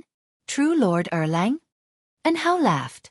Yang Jian, serious, said, I want to spar with you. He could see now that Hao was definitely not the mysterious senior disciple, which diminished his awe for Hao somewhat. In his mind, only that senior brother could surpass him, as the master said his talent was stronger at the moment. Hao's smile vanished as he began to size up Yang Jian. Xian wanted to interject but hesitated, looking at Guan to find him smiling without interruption. Hao spoke, You're not strong enough, but I acknowledge your talent and courage. How about we agree to settle it at the Heaven List tournament in the future? What do you think? Hearing this, Yang Jian felt it was reasonable. A duel like this should be witnessed by the world, so he nodded in agreement. Don't forget to thank him. He's been cultivating for many more years than you. He could easily pick on you, but instead, he's willing to give you time to grow, Guan said. At those words, Yang Jian immediately bowed to express his gratitude. Hao looked at Guan in astonishment. That such a talent was so obedient? Intuition told him that not even among the Star Sea congregations could one find such a genius. You two keep talking. I won't disturb you any longer. Guan dropped these words and left with Yang Jian. Hao didn't ponder any further and took Xian back into the house. Not far away, the blood prison great saint watched Hao and inwardly marveled. This youth shouldn't be underestimated. He seemed even stronger than Yang Jian. Guan returned alone to his loft and opened the brocade box, examining the medicinal herbs gifted by Hao. Not long after, Ji Xiaoyu came to find him. That Hao is rather remarkable. I've seen such a presence in my dreams, always dominating an entire realm, Ji Xiaoyu remarked. You're not bad yourself, Guan replied with a smile. Among those he had encountered below the state of nirvana, those with a lifespan reaching 9,999 years were few. Currently, only Hao, Yang Jian, Blood Prison Great Saint, and Ji Xiaoyu. Li Lingtian was short by 1,000 years. Ji Xiaoyu had not only great talent but also a significant background. For now, Guan felt that Hao's foundation fell short of hers. Of course, when it came to cultivation speed, Hao was unrivaled. Ji Xiaoyu sat down and asked, "Why is it that your medicine valley always attracts so many peerless geniuses and powerful cultivators?" Guan helplessly replied, "You're asking me? But who am I to ask? Besides, they're not coming for me." Ji Xiaoyu shook her head.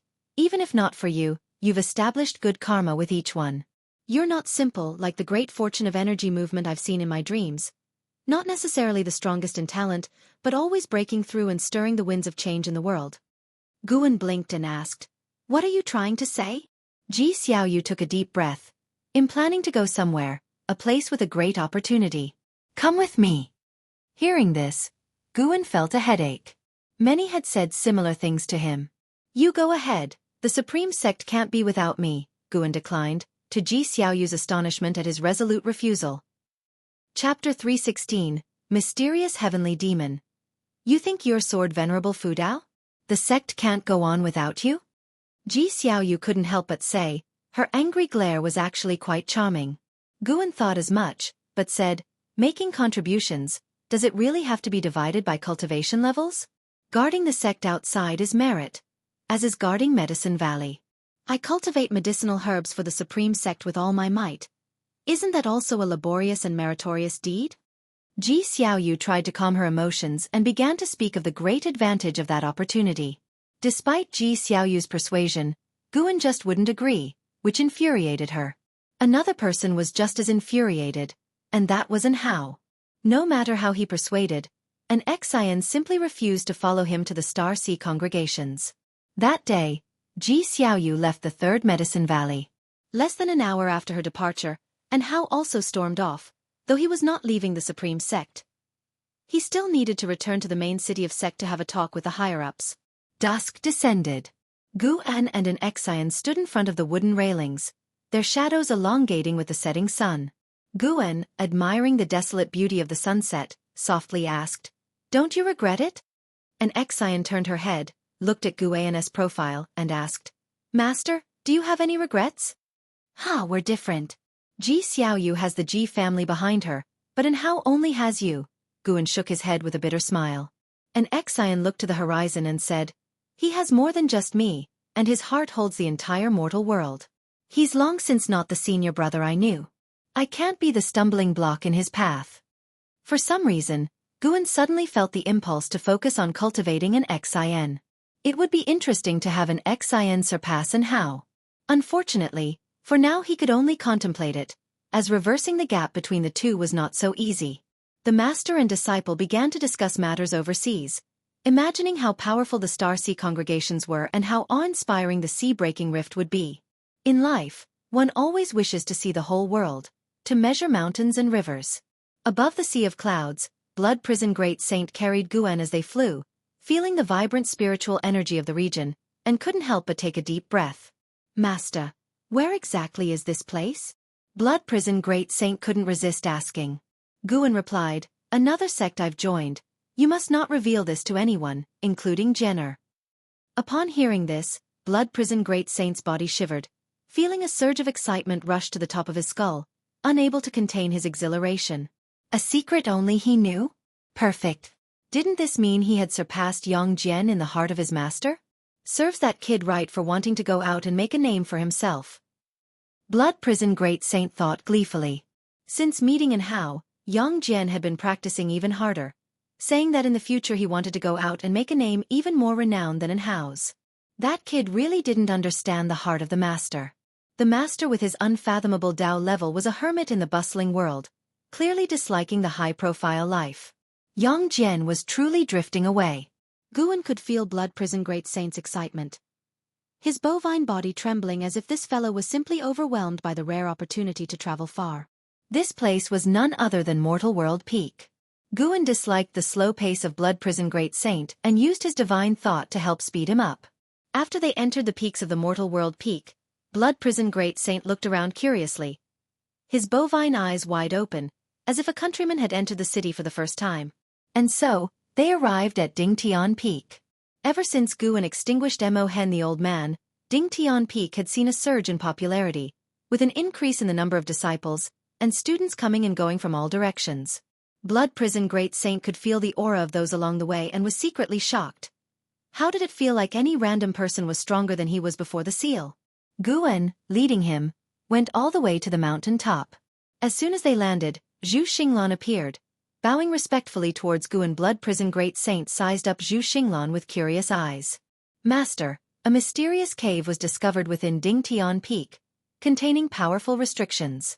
Would you like to take a look? Zhu Xinglan asked. Upon hearing this, Guan nodded and asked him to lead the way. Along the way, Zhu Xinglan briefed him on the cave at the foot of the mountain, nearly submerged under the sea surface, discovered by two disciples during a combat practice. Zhu Xinglan suspected it was related to the previous insurrection, which had been a while ago, but according to him, terrible demons had emerged at that time, nearly destroying Dingtian Peak to the ground, to the extent that the Peak Master had fallen. Guan couldn't help but think of Mo Hen the old man. Considering Chengtian Peak was a better choice, but Mo Hen the old man chose Dingtian Peak. Could it be because of that cave? Blood Prison Great Saint was even more excited, not expecting to encounter something so thrilling upon arrival. They flew downward and quickly reached the entrance of the cave, where two wandering immortals stood guard. Upon seeing Guan, they quickly stood up and saluted. Guan nodded, then asked Blood Prison Great Saint to follow Zhu Xinglan into the cave. With Zhu Xinglan leading the way, he could not help but wonder why his master was riding a mere mortal ox. Such a fortunate ox head. Guan had just entered the cave and felt a subtle aura. The aura of a heavenly demon? He asked. Has this been reported to the main peak? Zhu Xinglan shook his head. No, the main peak's master has been in seclusion, and Mortal World Peak has always managed its own affairs. He paused, then added, You are the peak master. As long as you do not abdicate, everything about Dingtian Peak is yours. These words made Guan feel comfortable in his heart, and he became increasingly satisfied with Zhu Xinglan. The guy was simply the perfect Hu Xiaojian, so easy to use. Bypassing the long cave tunnel, they arrived at a spacious chamber. Guan could sense the thick space restriction here, almost like an exotic world's dimension, making the place look extremely vast. The chamber wasn't too dark, floating with countless bright lights, like fireflies, which were actually spiritual energy condensed into form. They stood on an array platform, where a stone pillar stood erect, pitch black, with a rough surface, reflecting a cold light. Guan got off Blood Prison Great Saint's back and approached the stone pillar. With his hand on the stone pillar, a powerful force erupted, startling Zhu Xinglan into immediately deploying his mana to defend, not forgetting to protect Blood Prison Great Saint. Zhu Xinglan's eyes widened as he saw Guan's hand actually penetrate the stone pillar, the point of contact glowing eerily as if it were the mouth of an exotic world. A gale followed from that mysterious mouth, the wind black as midnight, like countless sinister Dao patterns, sending shivers down the spine of both Zhu Xinglan and Blood Prison Great Saint. Guan withdrew his hand, holding a soul in his grasp, a soul body of an old man, about as large as a baby. He was held by Guan, unable to break free, his face full of fear. Dark Soul Ancestor, Divine Immortal of Wondrous Dharma Realm Level 31209894/1300000/1900000. Guan looked at the other's age and raised an eyebrow. Zhu Xinglan couldn't help but caution. Master, be careful. Guan's right hand clenched, and the Dark Soul Ancestor disintegrated. Zhu Xinglan, seeing this, sighed in relief and asked, Master, what realm was he at? He could feel that the Dark Soul Ancestor was very sinister, but what realm he was from he couldn't tell. Chapter 317 Demon Fetus. You have successfully acquired 9,670 years of lifespan from the Dark Soul Ancestor, Divine Immortal of Wondrous Dharma Realm, 3rd level. Looking at the prompt before him, Guan remained indifferent. If it were not for the other party charging at him directly, he would not have bothered to kill him. The reason he did not perform the soul search was because the space within the stone pillar still concealed other heavenly demons. Guan casually responded, It's just a demon's soul. Its realm, high or low, doesn't matter. Doesn't matter? Zhu Xinglan opened his mouth but didn't know what to say. Guan's divine thought locked onto the space inside the stone pillar, where, within that pitch-black space, there existed yet another aura of a heavenly demon that was even more terrifying. His divine thought captured the location of that heavenly demon. It turned out to be a demon egg. The demon egg, formed from demonic qi and about a zhang tall, emitted a faint glow, like the weak starlight in the dark universe. Guan's divine thought penetrated the demon egg and saw a demon infant. He saw the demon infant entwined with heavy and complex karma, even making him feel uneasy, his intuition telling him that eradicating the demon infant would bring greater trouble. He withdrew his divine thought and also stopped his actions, restoring the restriction on the stone pillar. He turned and said to Zhu Xinglan, "From now on, no one must enter this place, and you must not disturb this stone pillar. There is a fearsome heavenly demon inside, difficult to handle, and it has yet to awaken." Hearing this, Zhu Xinglan immediately became nervous and muttered, "Heavenly demon." Sure enough, the previous problem has not been completely resolved.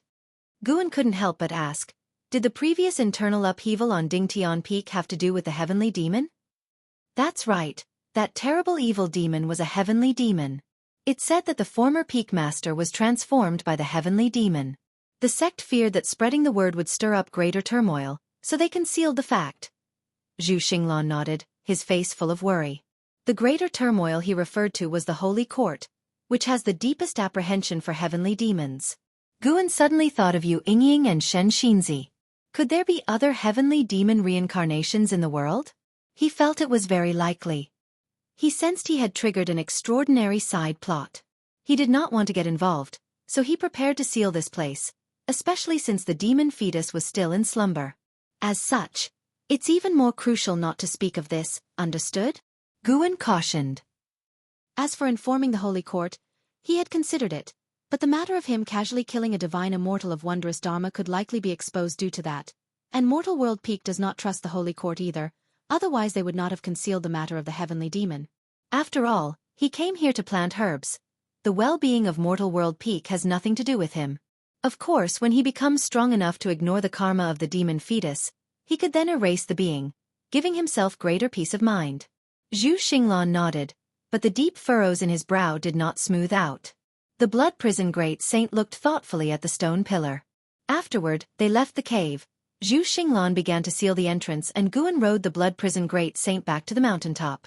The blood prison great saint had many questions he wanted to ask, but he was afraid of being overheard by the great cultivator, so he had to swallow his words. In the following time, Guan began picking medicinal herbs at Mortal World Peak. Zhu Xinglan had already set up a large medicine garden, which was guarded by disciples on regular days. When Guan personally came to pick herbs, the disciples were initially taken aback by the honor but later got used to it.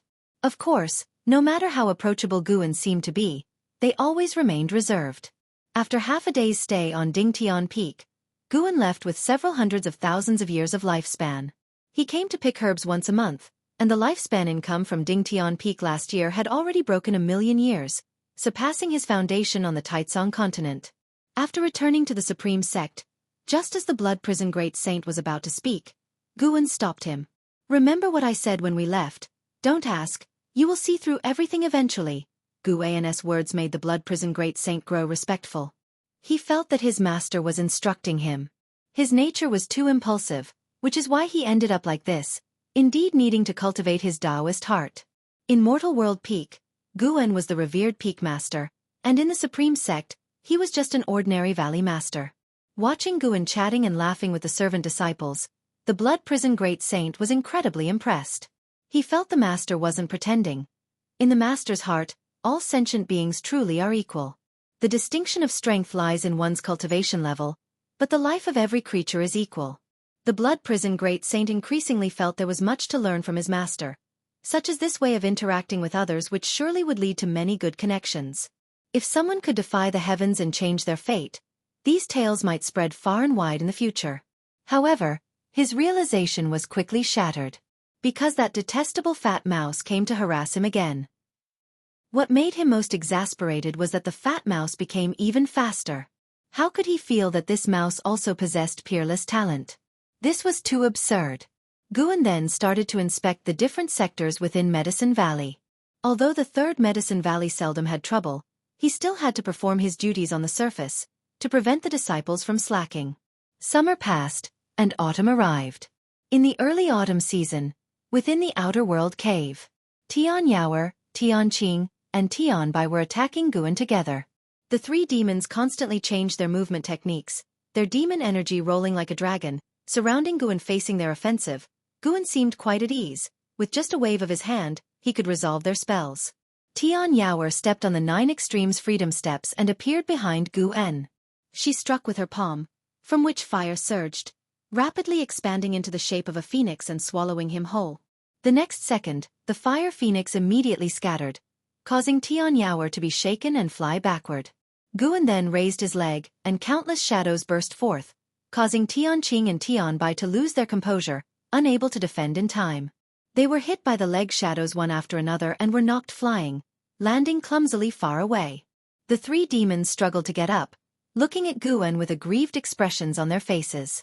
If this were a real fight to the death, you would be dead by now. There aren't many people out there who will indulge you like I do, Gu En commented nonchalantly while withdrawing his leg. Tian Yaoer widened her eyes and asked, "Is every creature out there as powerful as you?" "There are always people beyond you, heavens beyond heavens," Gu En casually answered. He had already restrained himself enough not to injure them. "Is that so?" Tian Yaoer was skeptical.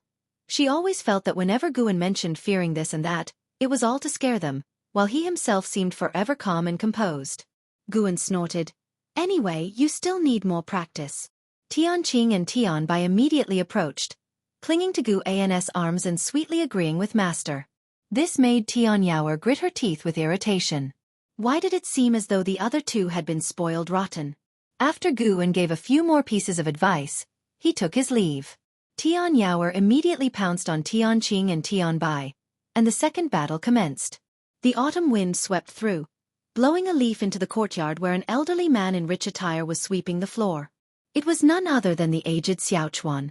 Xiaofan held the broom with both hands and swept slowly, as if his sweeping was not just cleaning the ground, but also a gesture of refinement.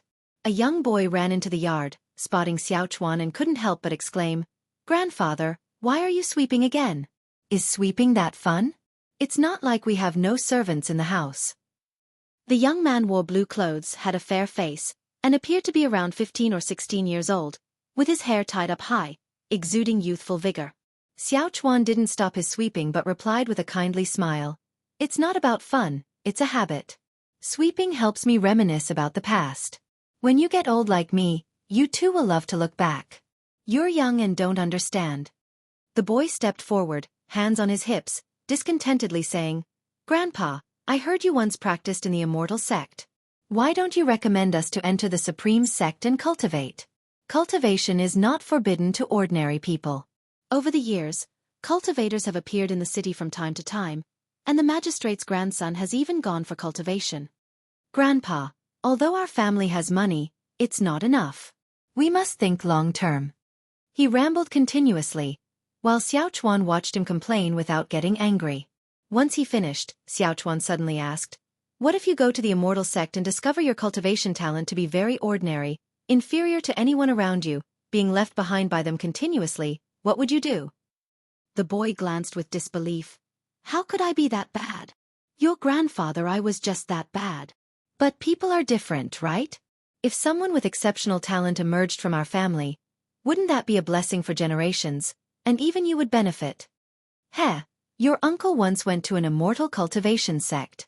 His talent was mediocre, and he nearly died in a conflict with cultivators.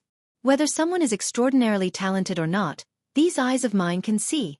Xiaofan shook his head and said, as each descendant grew up, they would come and ask him these questions. He had also sent children to practice, but the results were always unsatisfying. Of course, he didn't send them to the Supreme sect.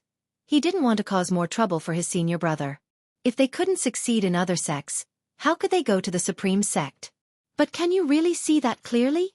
the boy asked with wide eyes, his face turning red with urgency. Just as Xiaofan was about to respond, his eyes suddenly widened. Gu En walked into the courtyard, looking around as if searching for something.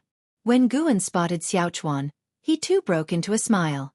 Noticing his grandfather's expression, the boy turned his head to look and then frowned, sizing up Gu En and asking, "Who are you?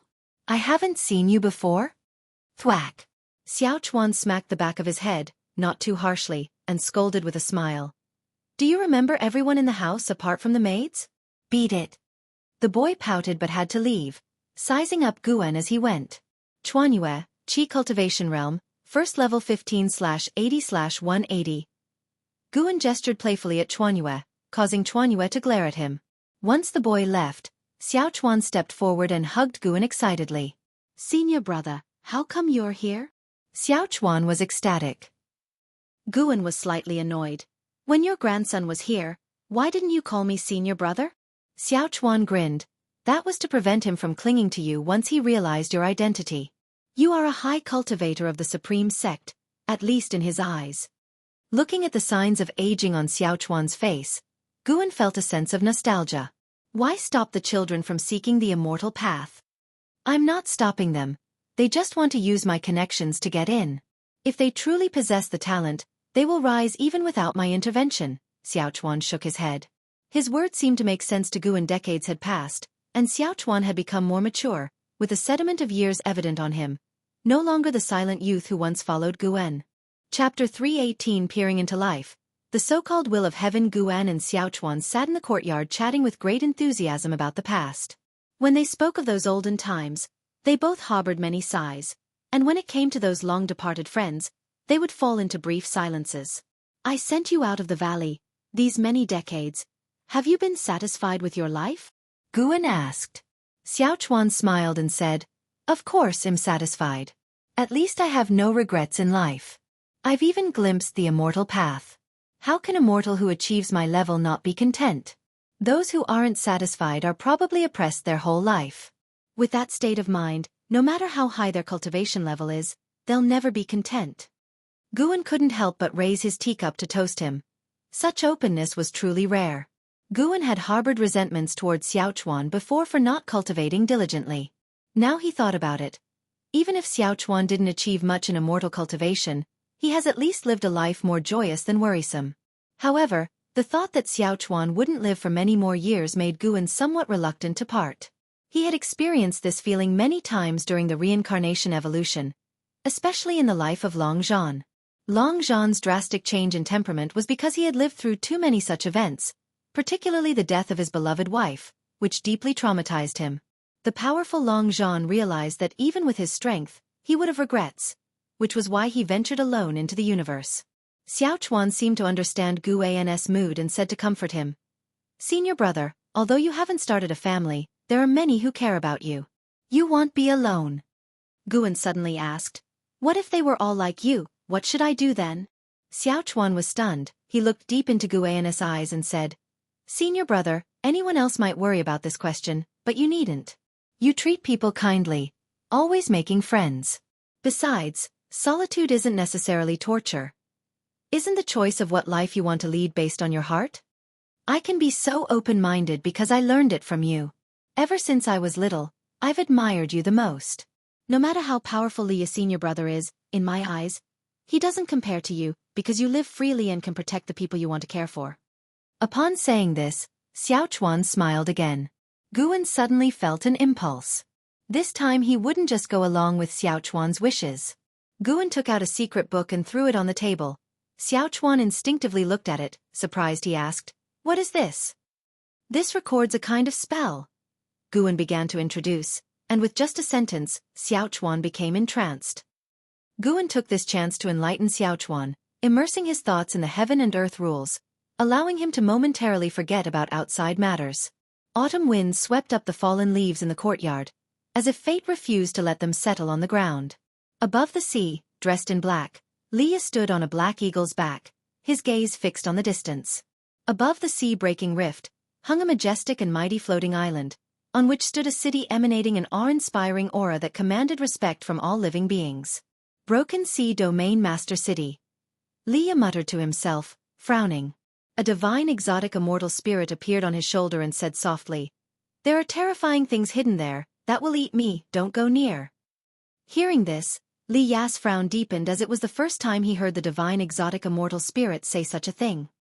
He took a deep breath, then stamped his foot, and the black eagle flapped its wings harder, speeding up like an arrow, quickly diving into the sea-breaking rift. Once inside the dark rift, Li Ya breathed a sigh of relief, his gaze looking down with determination. "Zhang Buku, wait for me, I haven't given up on you." Li Ya's hands tightened into fists within his sleeves, and he drew his heavy sword, ready for battle. Meanwhile, far away in Mystic Valley, Guan was picking medicinal herbs. He couldn't help but stand up and look into the distance. It had been 10 years since he had lectured Xiaochuan. Over those years, he hadn't seen Xiaochuan again and had immersed himself back into his life. In those 10 years, he had extended his lifespan by more than 18 million years, and so had been happy every year. It was not until today that the divine exotic immortal spirit told him it sensed a dangerous presence. The divine exotic immortal spirit claimed to feel the presence of a natural enemy within the Broken Sea Domain Master City. An extremely sinister presence. Guan probed with divine thought and discovered a heavenly demon within the Broken Sea Domain Master City. Another heavenly demon. This heavenly demon also possessed the cultivation level of a divine immortal of wondrous dharma, unlike the dark soul ancestor before. This one was a living spirit. There he was, hidden in a dark palace, separated by many restrictions. No matter how Guan saw it, he didn't look like a prisoner. Could it be that the holy king behind the great cold demon sect had a connection with a heavenly demon? Guan didn't alarm them. Exterminating demons was easy, but severing causality was difficult. It was better for both sides to wait, even though he did not know what the other side was waiting for, but he knew he was growing stronger every year. Nirvana, loose immortal, wandering immortal, heaven and earth flying immortal, carefree primordial immortal, divine immortal of wondrous dharma, Tao void mysterious immortal, and divine thought true immortal. In this world where even carefree primordial immortals were rare, Guan, in the realm of divine thought true immortal, had the confidence to face all trials. Guan watched for a while longer, then withdrew his divine thought. He wasn't panicked by the calculations of that holy king. He felt that the holy king might be a pawn of the heavenly demon. Inviting the hostility of the heavenly demon for personal grievances, though not afraid, was unnecessary. Guan continued picking medicinal herbs, humming a little tune. Once he finished picking the medicinal herbs, he left Mystic Valley. He arrived on the eaves of a building at the Chuan residence, his gaze on Xiaochuan, who was cultivating in the courtyard. After that enlightenment, Xiaochuan devoted more time to cultivation, a subject he had mentioned to no one. Guan saw that Xiaochuan's ultimate lifespan had increased to 415 years. Not too bad. He then peeked into Xiaochuan's causality. On a typical day, Guan wouldn't only be playing around. He cultivated too. What he studied the most was the causality of life. He could now probe the entire lives of mortals. Even if a 3-year-old child stood before him, he could see the end of their life in an instant. As expected, Xiaochuan's life had changed. Previously, Guan saw Xiaochuan passing away with a peaceful and regret-free departure. This time he saw Xiaochuan surviving past his original lifespan's end, with the Chuan house also producing a generation with stronger talent for cultivation. But as he watched, Guan's brows furrowed. Xiaochuan died at age 413, not living out his full ultimate lifespan because his descendants offended a powerful cultivation family. Worn out from too much exertion, he died of depression in the end. Guan suddenly felt that his enlightenment of Xiaochuan might not have been such a good thing. But on second thought, he'd simply take action when the time came. He was the biggest variable in Xiaochuan's life causality. With that in mind, Guan looked towards the other members of the Chuan family, peering into their lives. A mortal's life seems long to them but is short in his eyes. Their decades of experience would just flash by him, causing no burden and not affecting him in the slightest. That was the strength of a divine thought true immortal. Not to say divine thought true immortal. Even a Tao void mysterious immortal could reach this degree. It wasn't long before Guan's gaze landed on a boy called Chuan Qi. Chuan Qi, untrained in Qi cultivation 3/120/1050. Such talent was definitely the strongest among Xiaochuan's descendants. Guan began to probe into Chuan Qi's life. It wasn't Chuan Qi who offended the cultivation family, but another member of the Chuan house. After Xiaochuan's death, Chuan Qi left the family and ventured alone into the immortal cultivation world.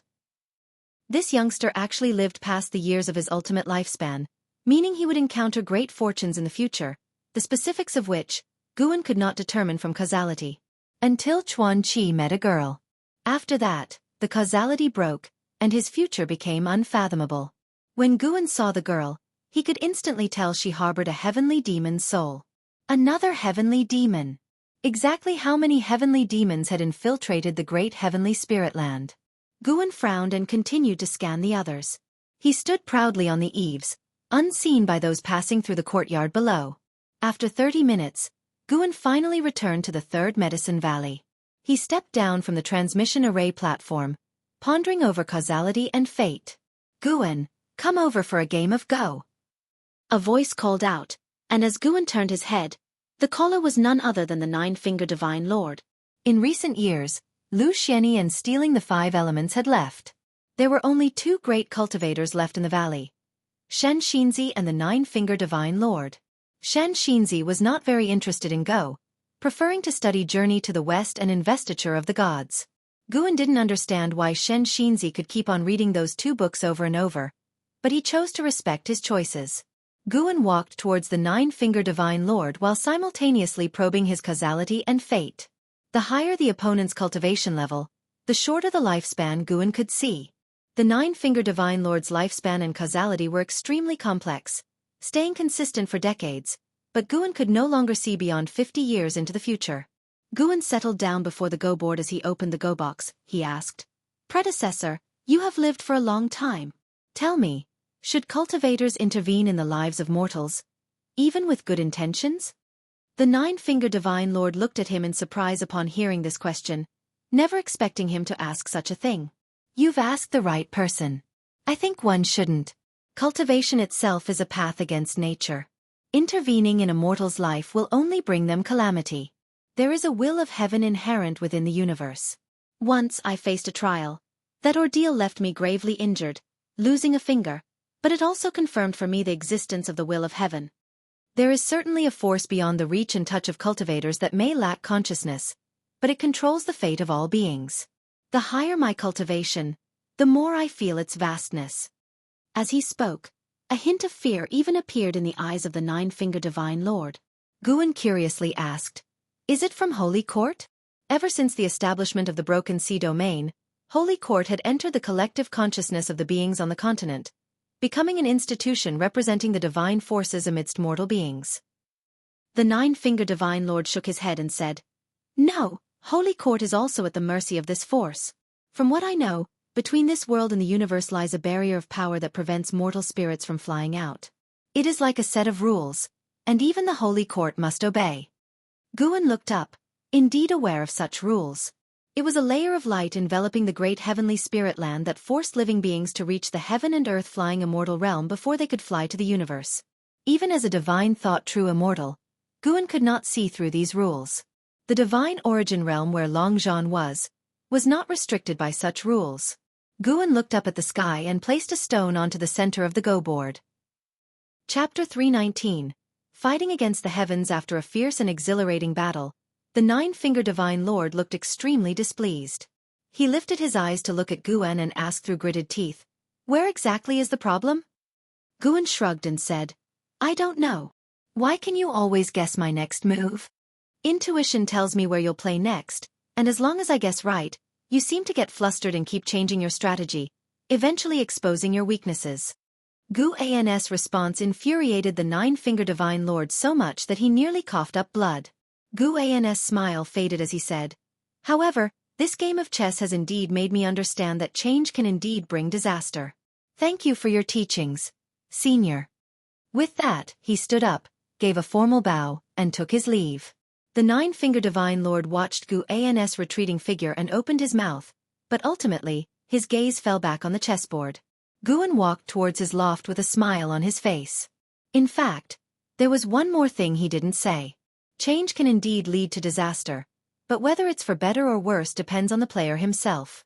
Life is like a game of chess, and Guan intends to be a player who always wins, even if his opponent is what they call fate. To struggle against destiny is a joy, isn't it?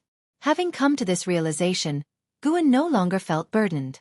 He didn't intend to casually change others' lives, only the lives of those he cared about.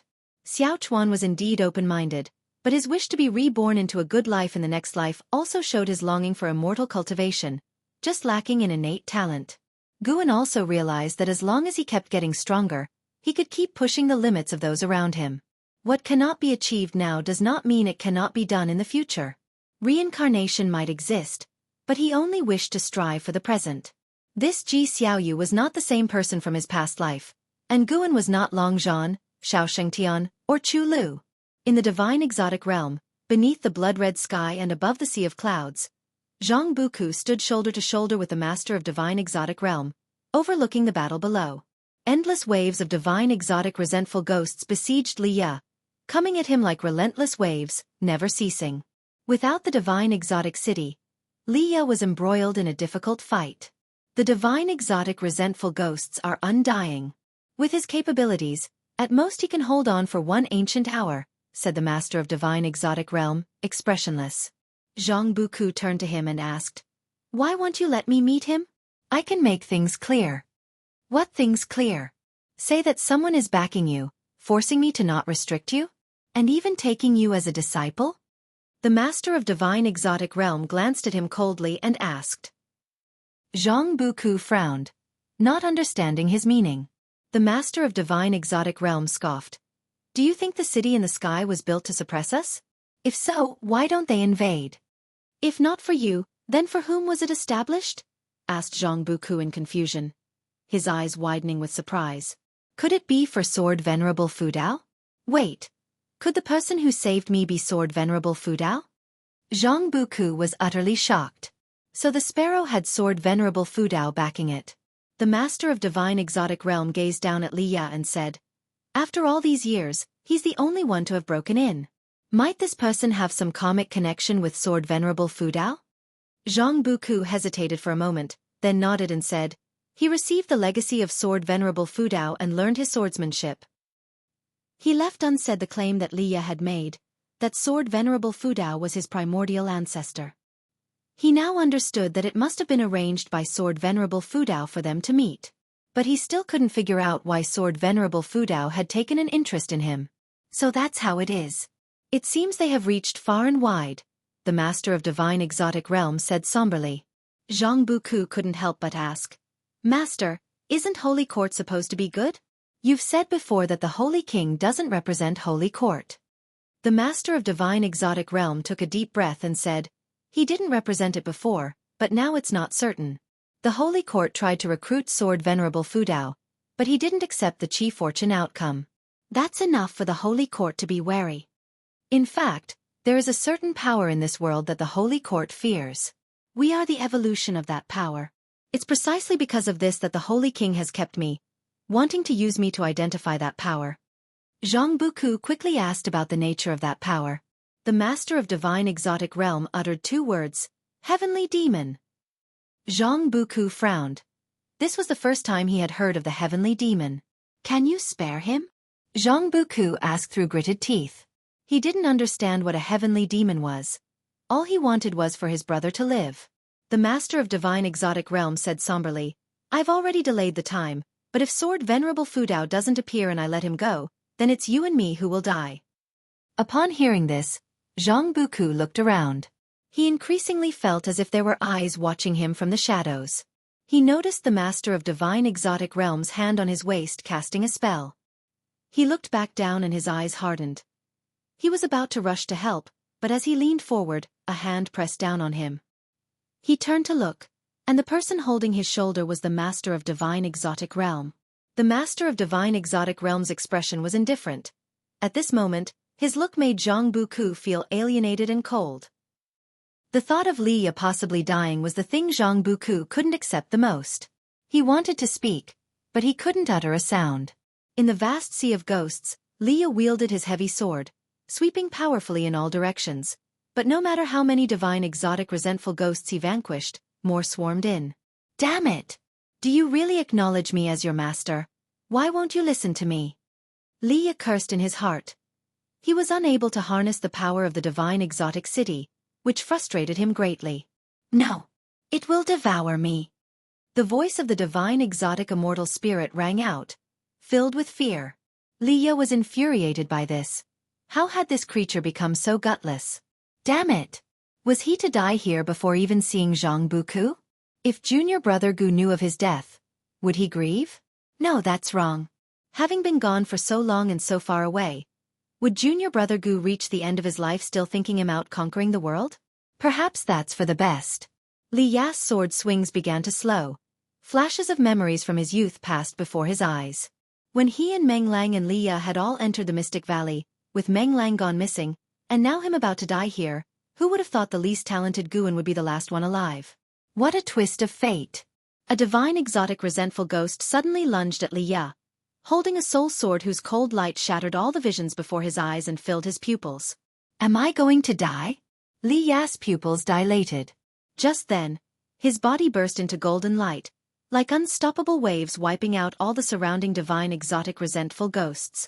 Li Ya was taken aback by the sudden change in the scenery as a golden city's phantom emerged from within him, rapidly enlarging to envelope him. The divine exotic city. Li Ya was overjoyed, ready to ask why the divine exotic immortal spirit had suddenly chosen to defy, when a terrifying and unmatched pressure descended, enveloping the whole world. Have you finally decided to come forth, Sword Venerable Fudao? To entrust such an immortal path supreme treasure to a mere mortal child for amusement, what a grand gesture. An ancient and majestic voice sounded, causing Li Ya to become stunned. The Primordial Ancestor. Chapter 320. Great Nether Saint King Divine Exotic City appeared, and the entire dim world was illuminated by dazzling golden light. Among it, Li Ya stared dumbfoundedly at his surroundings. He could feel that the power of Divine Exotic City was stronger than when he had used it, and it was incomparable. This meant that the voice from earlier was telling the truth. Thinking about it, he had never truly mastered the power of Divine Exotic City. It was always commanded by Divine Exotic Immortal Spirit. Above the clouds, the Master of Divine Exotic Realm looked at the ever-expanding Divine Exotic City, his eyes flickering, unsure of his thoughts. Zhang Buku, however, felt a surge of relief. Should Sword Venerable Fudao truly arrive, then Li Ya would be saved. In his heart, Sword Venerable Fudao was an invincible existence, a belief shared by all creatures from the Taizong continent. A figure materialized next to Li Ya. He glanced over, his pupils suddenly dilating.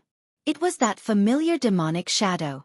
The dark purple demonic chi did not seem evil in his eyes but rather appeared endearing. Guan tilted his head, glancing towards Li Ya. Li Ya quickly raised his hand in salute and said, "Primordial Ancestor." Words jammed in his throat, unable to be spoken. Boom, rolling thunderclouds quickly covered the blood-red heavens, countless thunderbolts twirling like dragons and snakes, immensely spectacular, plunging the land into oppression. The sea of clouds formed a giant face, occupying most of the sky, making everything between heaven and earth seem insignificant. Zhang Buku looked up at this giant face, speechless with shock, feeling an extremely terrifying pressure that he had never experienced before. Even the Master of Divine Exotic Realm looked solemn. The strength of the Master of Divine Exotic Realm was comparable to that of a carefree primordial immortal, yet he did not possess the comfort of a carefree primordial immortal. This giant face was truly the divine immortal of wondrous Dharma, an existence surpassing the carefree primordial immortal. The Master of Divine Exotic Realm couldn't help but turn his gaze towards Guan inside Divine Exotic City, thinking expectantly, "Sword Venerable Fudao, how will you face this?" Even the powerful Great Cold Demon sect that besieged the continent in the past couldn't achieve such a presence. "Sword Venerable Fudao, why have you not accepted the rewards from the Holy Court?" An aged voice sounded again, stern in tone. Guan slightly lifted his head, his voice reverberating across the heaven and earth. "Why must I accept? Am I considered a demon if I do not join the Holy Court?" If the Holy Court truly thought this way, Guan couldn't help but be more wary of the Chi Fortune. Is Chi Fortune not a form of bondage? None of such, but refusing to join the Holy Court surely has some dubious reason. "Sword Venerable Fudao, why do you refuse to show yourself? What exactly are you apprehensive about?" The aged voice boomed like thunder, echoing unceasingly. Guan, hearing this, lost all interest in conversing. 3 breaths time, if you don't leave, don't blame me for lacking respect for the Holy Court. Guan's voice was chilling, putting the entire heaven and earth on edge for a killing spree. The giant face above clearly changed, but it did not respond. 3 breaths time seemed so prolonged at this moment. Zhang Buku and Li Ya dared not even breathe, and the Master of Divine Exotic Realm likewise awaited the decision of that mysterious existence. Such a formidable being, and even Sword Venerable Fudao could disregard it. The Master of Divine Exotic Realm was profoundly moved, believing his choice was right. He could easily kill Li Ya, but the reason he hadn't was purely out of respect for Sword Venerable Fudao.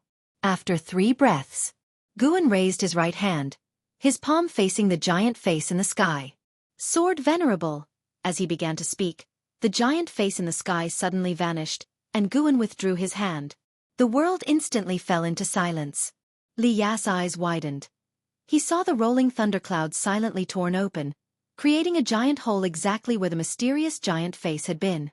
He instinctively looked towards Guan, seeing an old man enveloped in mist in Guan's palm, the elder full of panic, unable to struggle or escape. Even though the old man was speaking, Li Ya couldn't hear a word. Guan then disappeared from the spot.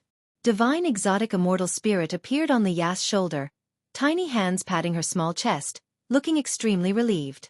Zhang Buku and the master of divine exotic realm were also stunned.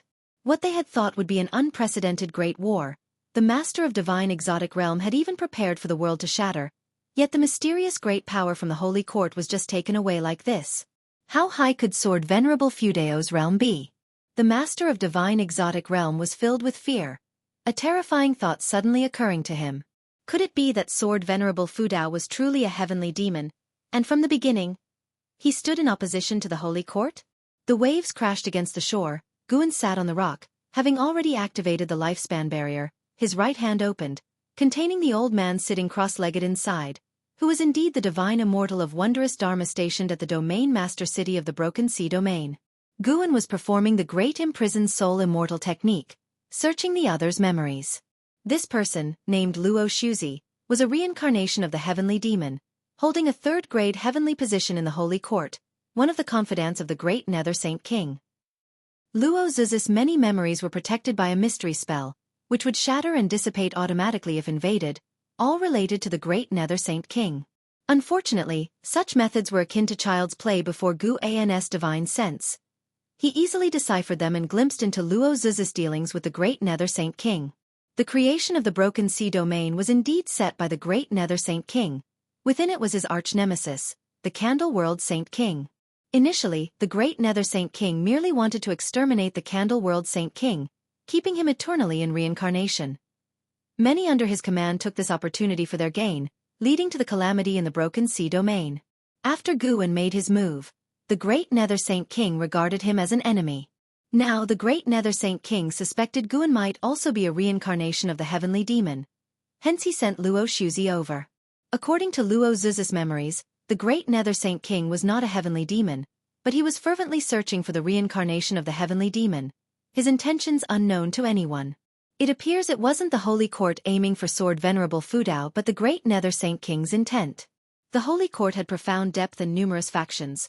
Viewing the Broken Sea domain, it seemed vast, but in the eyes of the greater heavenly spirit land, it was but trivial, not even reaching the eyes of the standard first-rank heavenly position. The third-grade heavenly position, also known as the Holy King, was not short of position holders in the Holy Court. Ascending further were the second-grade heavenly position's Holy Minister and the first-grade heavenly position's Holy God. After searching Luo Zuz's soul, Guan extinguished his soul. He wasn't concerned about further tricks from the great Nether Saint King. In fact, he was looking forward to seeing what the great Nether Saint King would do next. Facing an unknown adversary, regardless of how powerful his minions were, they would fall discreetly. Wouldn't the great Nether Saint King feel pressured? Although the Holy Court didn't care about the Broken Sea domain, the epic battle between Guan and the great Cold Demon sect from years ago did reach the Holy Court. The Holy Court's ability to recruit Sword Venerable Fudao also showed that most of the upper echelons in the Holy Court were favorable towards Sword Venerable Fudao's actions, which is why the great Nether Saint King only dared to operate from the shadows. A prompt appeared before Guan. He had seized over 20,000 years of Luo Zuz's lifespan. These great powers really are brash, acting so recklessly. Of course, facing an existence like Guan, even if they hide their true forms, Guan would find a way to locate them. Back in the Seven Stars Spirit Realm, the thousand-faced Divine Lord who escaped from Guan's clutches could also be located by him now. But seeing him behave, Guan didn't pursue him. Immortal cultivation was never easy. If one could recognize the situation and act accordingly, Guan would still admire that. To date, regarding the thousand-faced Divine Lord escaping from his hands, frankly, he was somewhat looking forward to seeing how far the thousand-faced Divine Lord could go. Guan stood up and vanished from the rock. In the main city of the Broken Sea domain, inside a dim grand hall, Domain Master Qing Songzi stood on the steps, hands clasped behind his back, his eyebrows deeply furrowed. How come it suddenly went quiet? Could it be that even Elder Luo Shuzi is not a match for Sword Venerable Fudao? Even if he is not, there shouldn't be silence, Qing Songzi thought, frowning. Dressed in a green robe, he exuded a calm demeanor, appearing in his 40s, with the oppressive aura of someone in power. He possessed the cultivation level of the 7th layer of the carefree primordial immortal realm, and was recognized by the Holy Court as the domain master of Broken Sea Domain. He had never felt as anxious as he did today. The sea-breaking rift was just below. If there were any battles, he would definitely detect them immediately. He now dared not extend his divine sense into the rift for fear of provoking trouble. Even if Luo Shuzi failed, Sword Venerable Fudao likely wouldn't dare confront the Holy Court directly. He just needed to pretend ignorance. Just then, a series of footsteps approached. Lu Xianyi came walking briskly, leaving a trail of after-images. He stopped before the steps, raising his hand in salute to Qing Songzi and smiling. I wonder why the elder has summoned me. What is the matter? Qing Songzi turned to look at him, revealing a smile as he said, I and your father are fellow disciples. What elder are you speaking to? That's too formal. Call me your teacher uncle from now on. Teacher uncle. Lu Xianyi responded, his mind already calculating. The other clearly needed him, which was why he showed such an attitude. As for the great Nether Saint King behind Qing Songzi, he was also aware. Could it be that the main city of the Broken Sea Domain was thwarted by Sword Venerable Fudao? Lu Xianyi inwardly chuckled, knowing that over the years, many of the Holy Court's pieces infiltrated the Taicang continent and even the Supreme Sect to investigate Sword Venerable Fudao. He could guess that the great Nether Saint King was somewhat unrelenting. The Great Cold Demon Sect was a powerful weapon in the hands of the great Nether Saint King, gaining considerable power and authority by performing numerous dirty tasks for the Holy Court. Hence, his power continued to grow, and the errors he made weren't likely to shake his position. Indeed, the calamity in the Broken Sea Domain was seen as a mistake by the great Nether Saint King by the Holy Court, but such a mistake wasn't considered significant. Even several could deduce the great Nether Saint King's plans against the Candle World Saint King, many choosing to turn a blind eye. Weighing the ruling Holy King against the reincarnated Holy King was an easy choice. Qing Songzi looked at Lu Xianyi and asked with a smile, Sword Venerable Fudao refuses to accept the Qi fortune from the Holy Court. Having stayed in the Supreme Sect for so many years, what do you think should be done? Should he be left to his own devices, or should his background be investigated? Lu Xianyi thought to himself as expected, and after pondering, he said, Teacher uncle, do you think Sword Venerable Fudao is formidable? Of course, he's formidable, beyond my comparison, Qing Songzi answered without hesitation. Lu Xianyi continued, since that is the case, why bother to offend him? Wouldn't it be sufficient to just manage the Broken Sea Domain well? Qing Songzi frowned. Lu Xianyi meaningfully said, Sword Venerable Fudao appeared in the land of the reincarnation of the Candle World Saint King.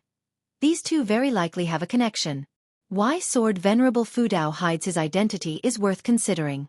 Teacher uncle, my father once said, surviving in the Holy Court is like walking on thin ice. No matter how high one's cultivation level is, staying alive is the most important.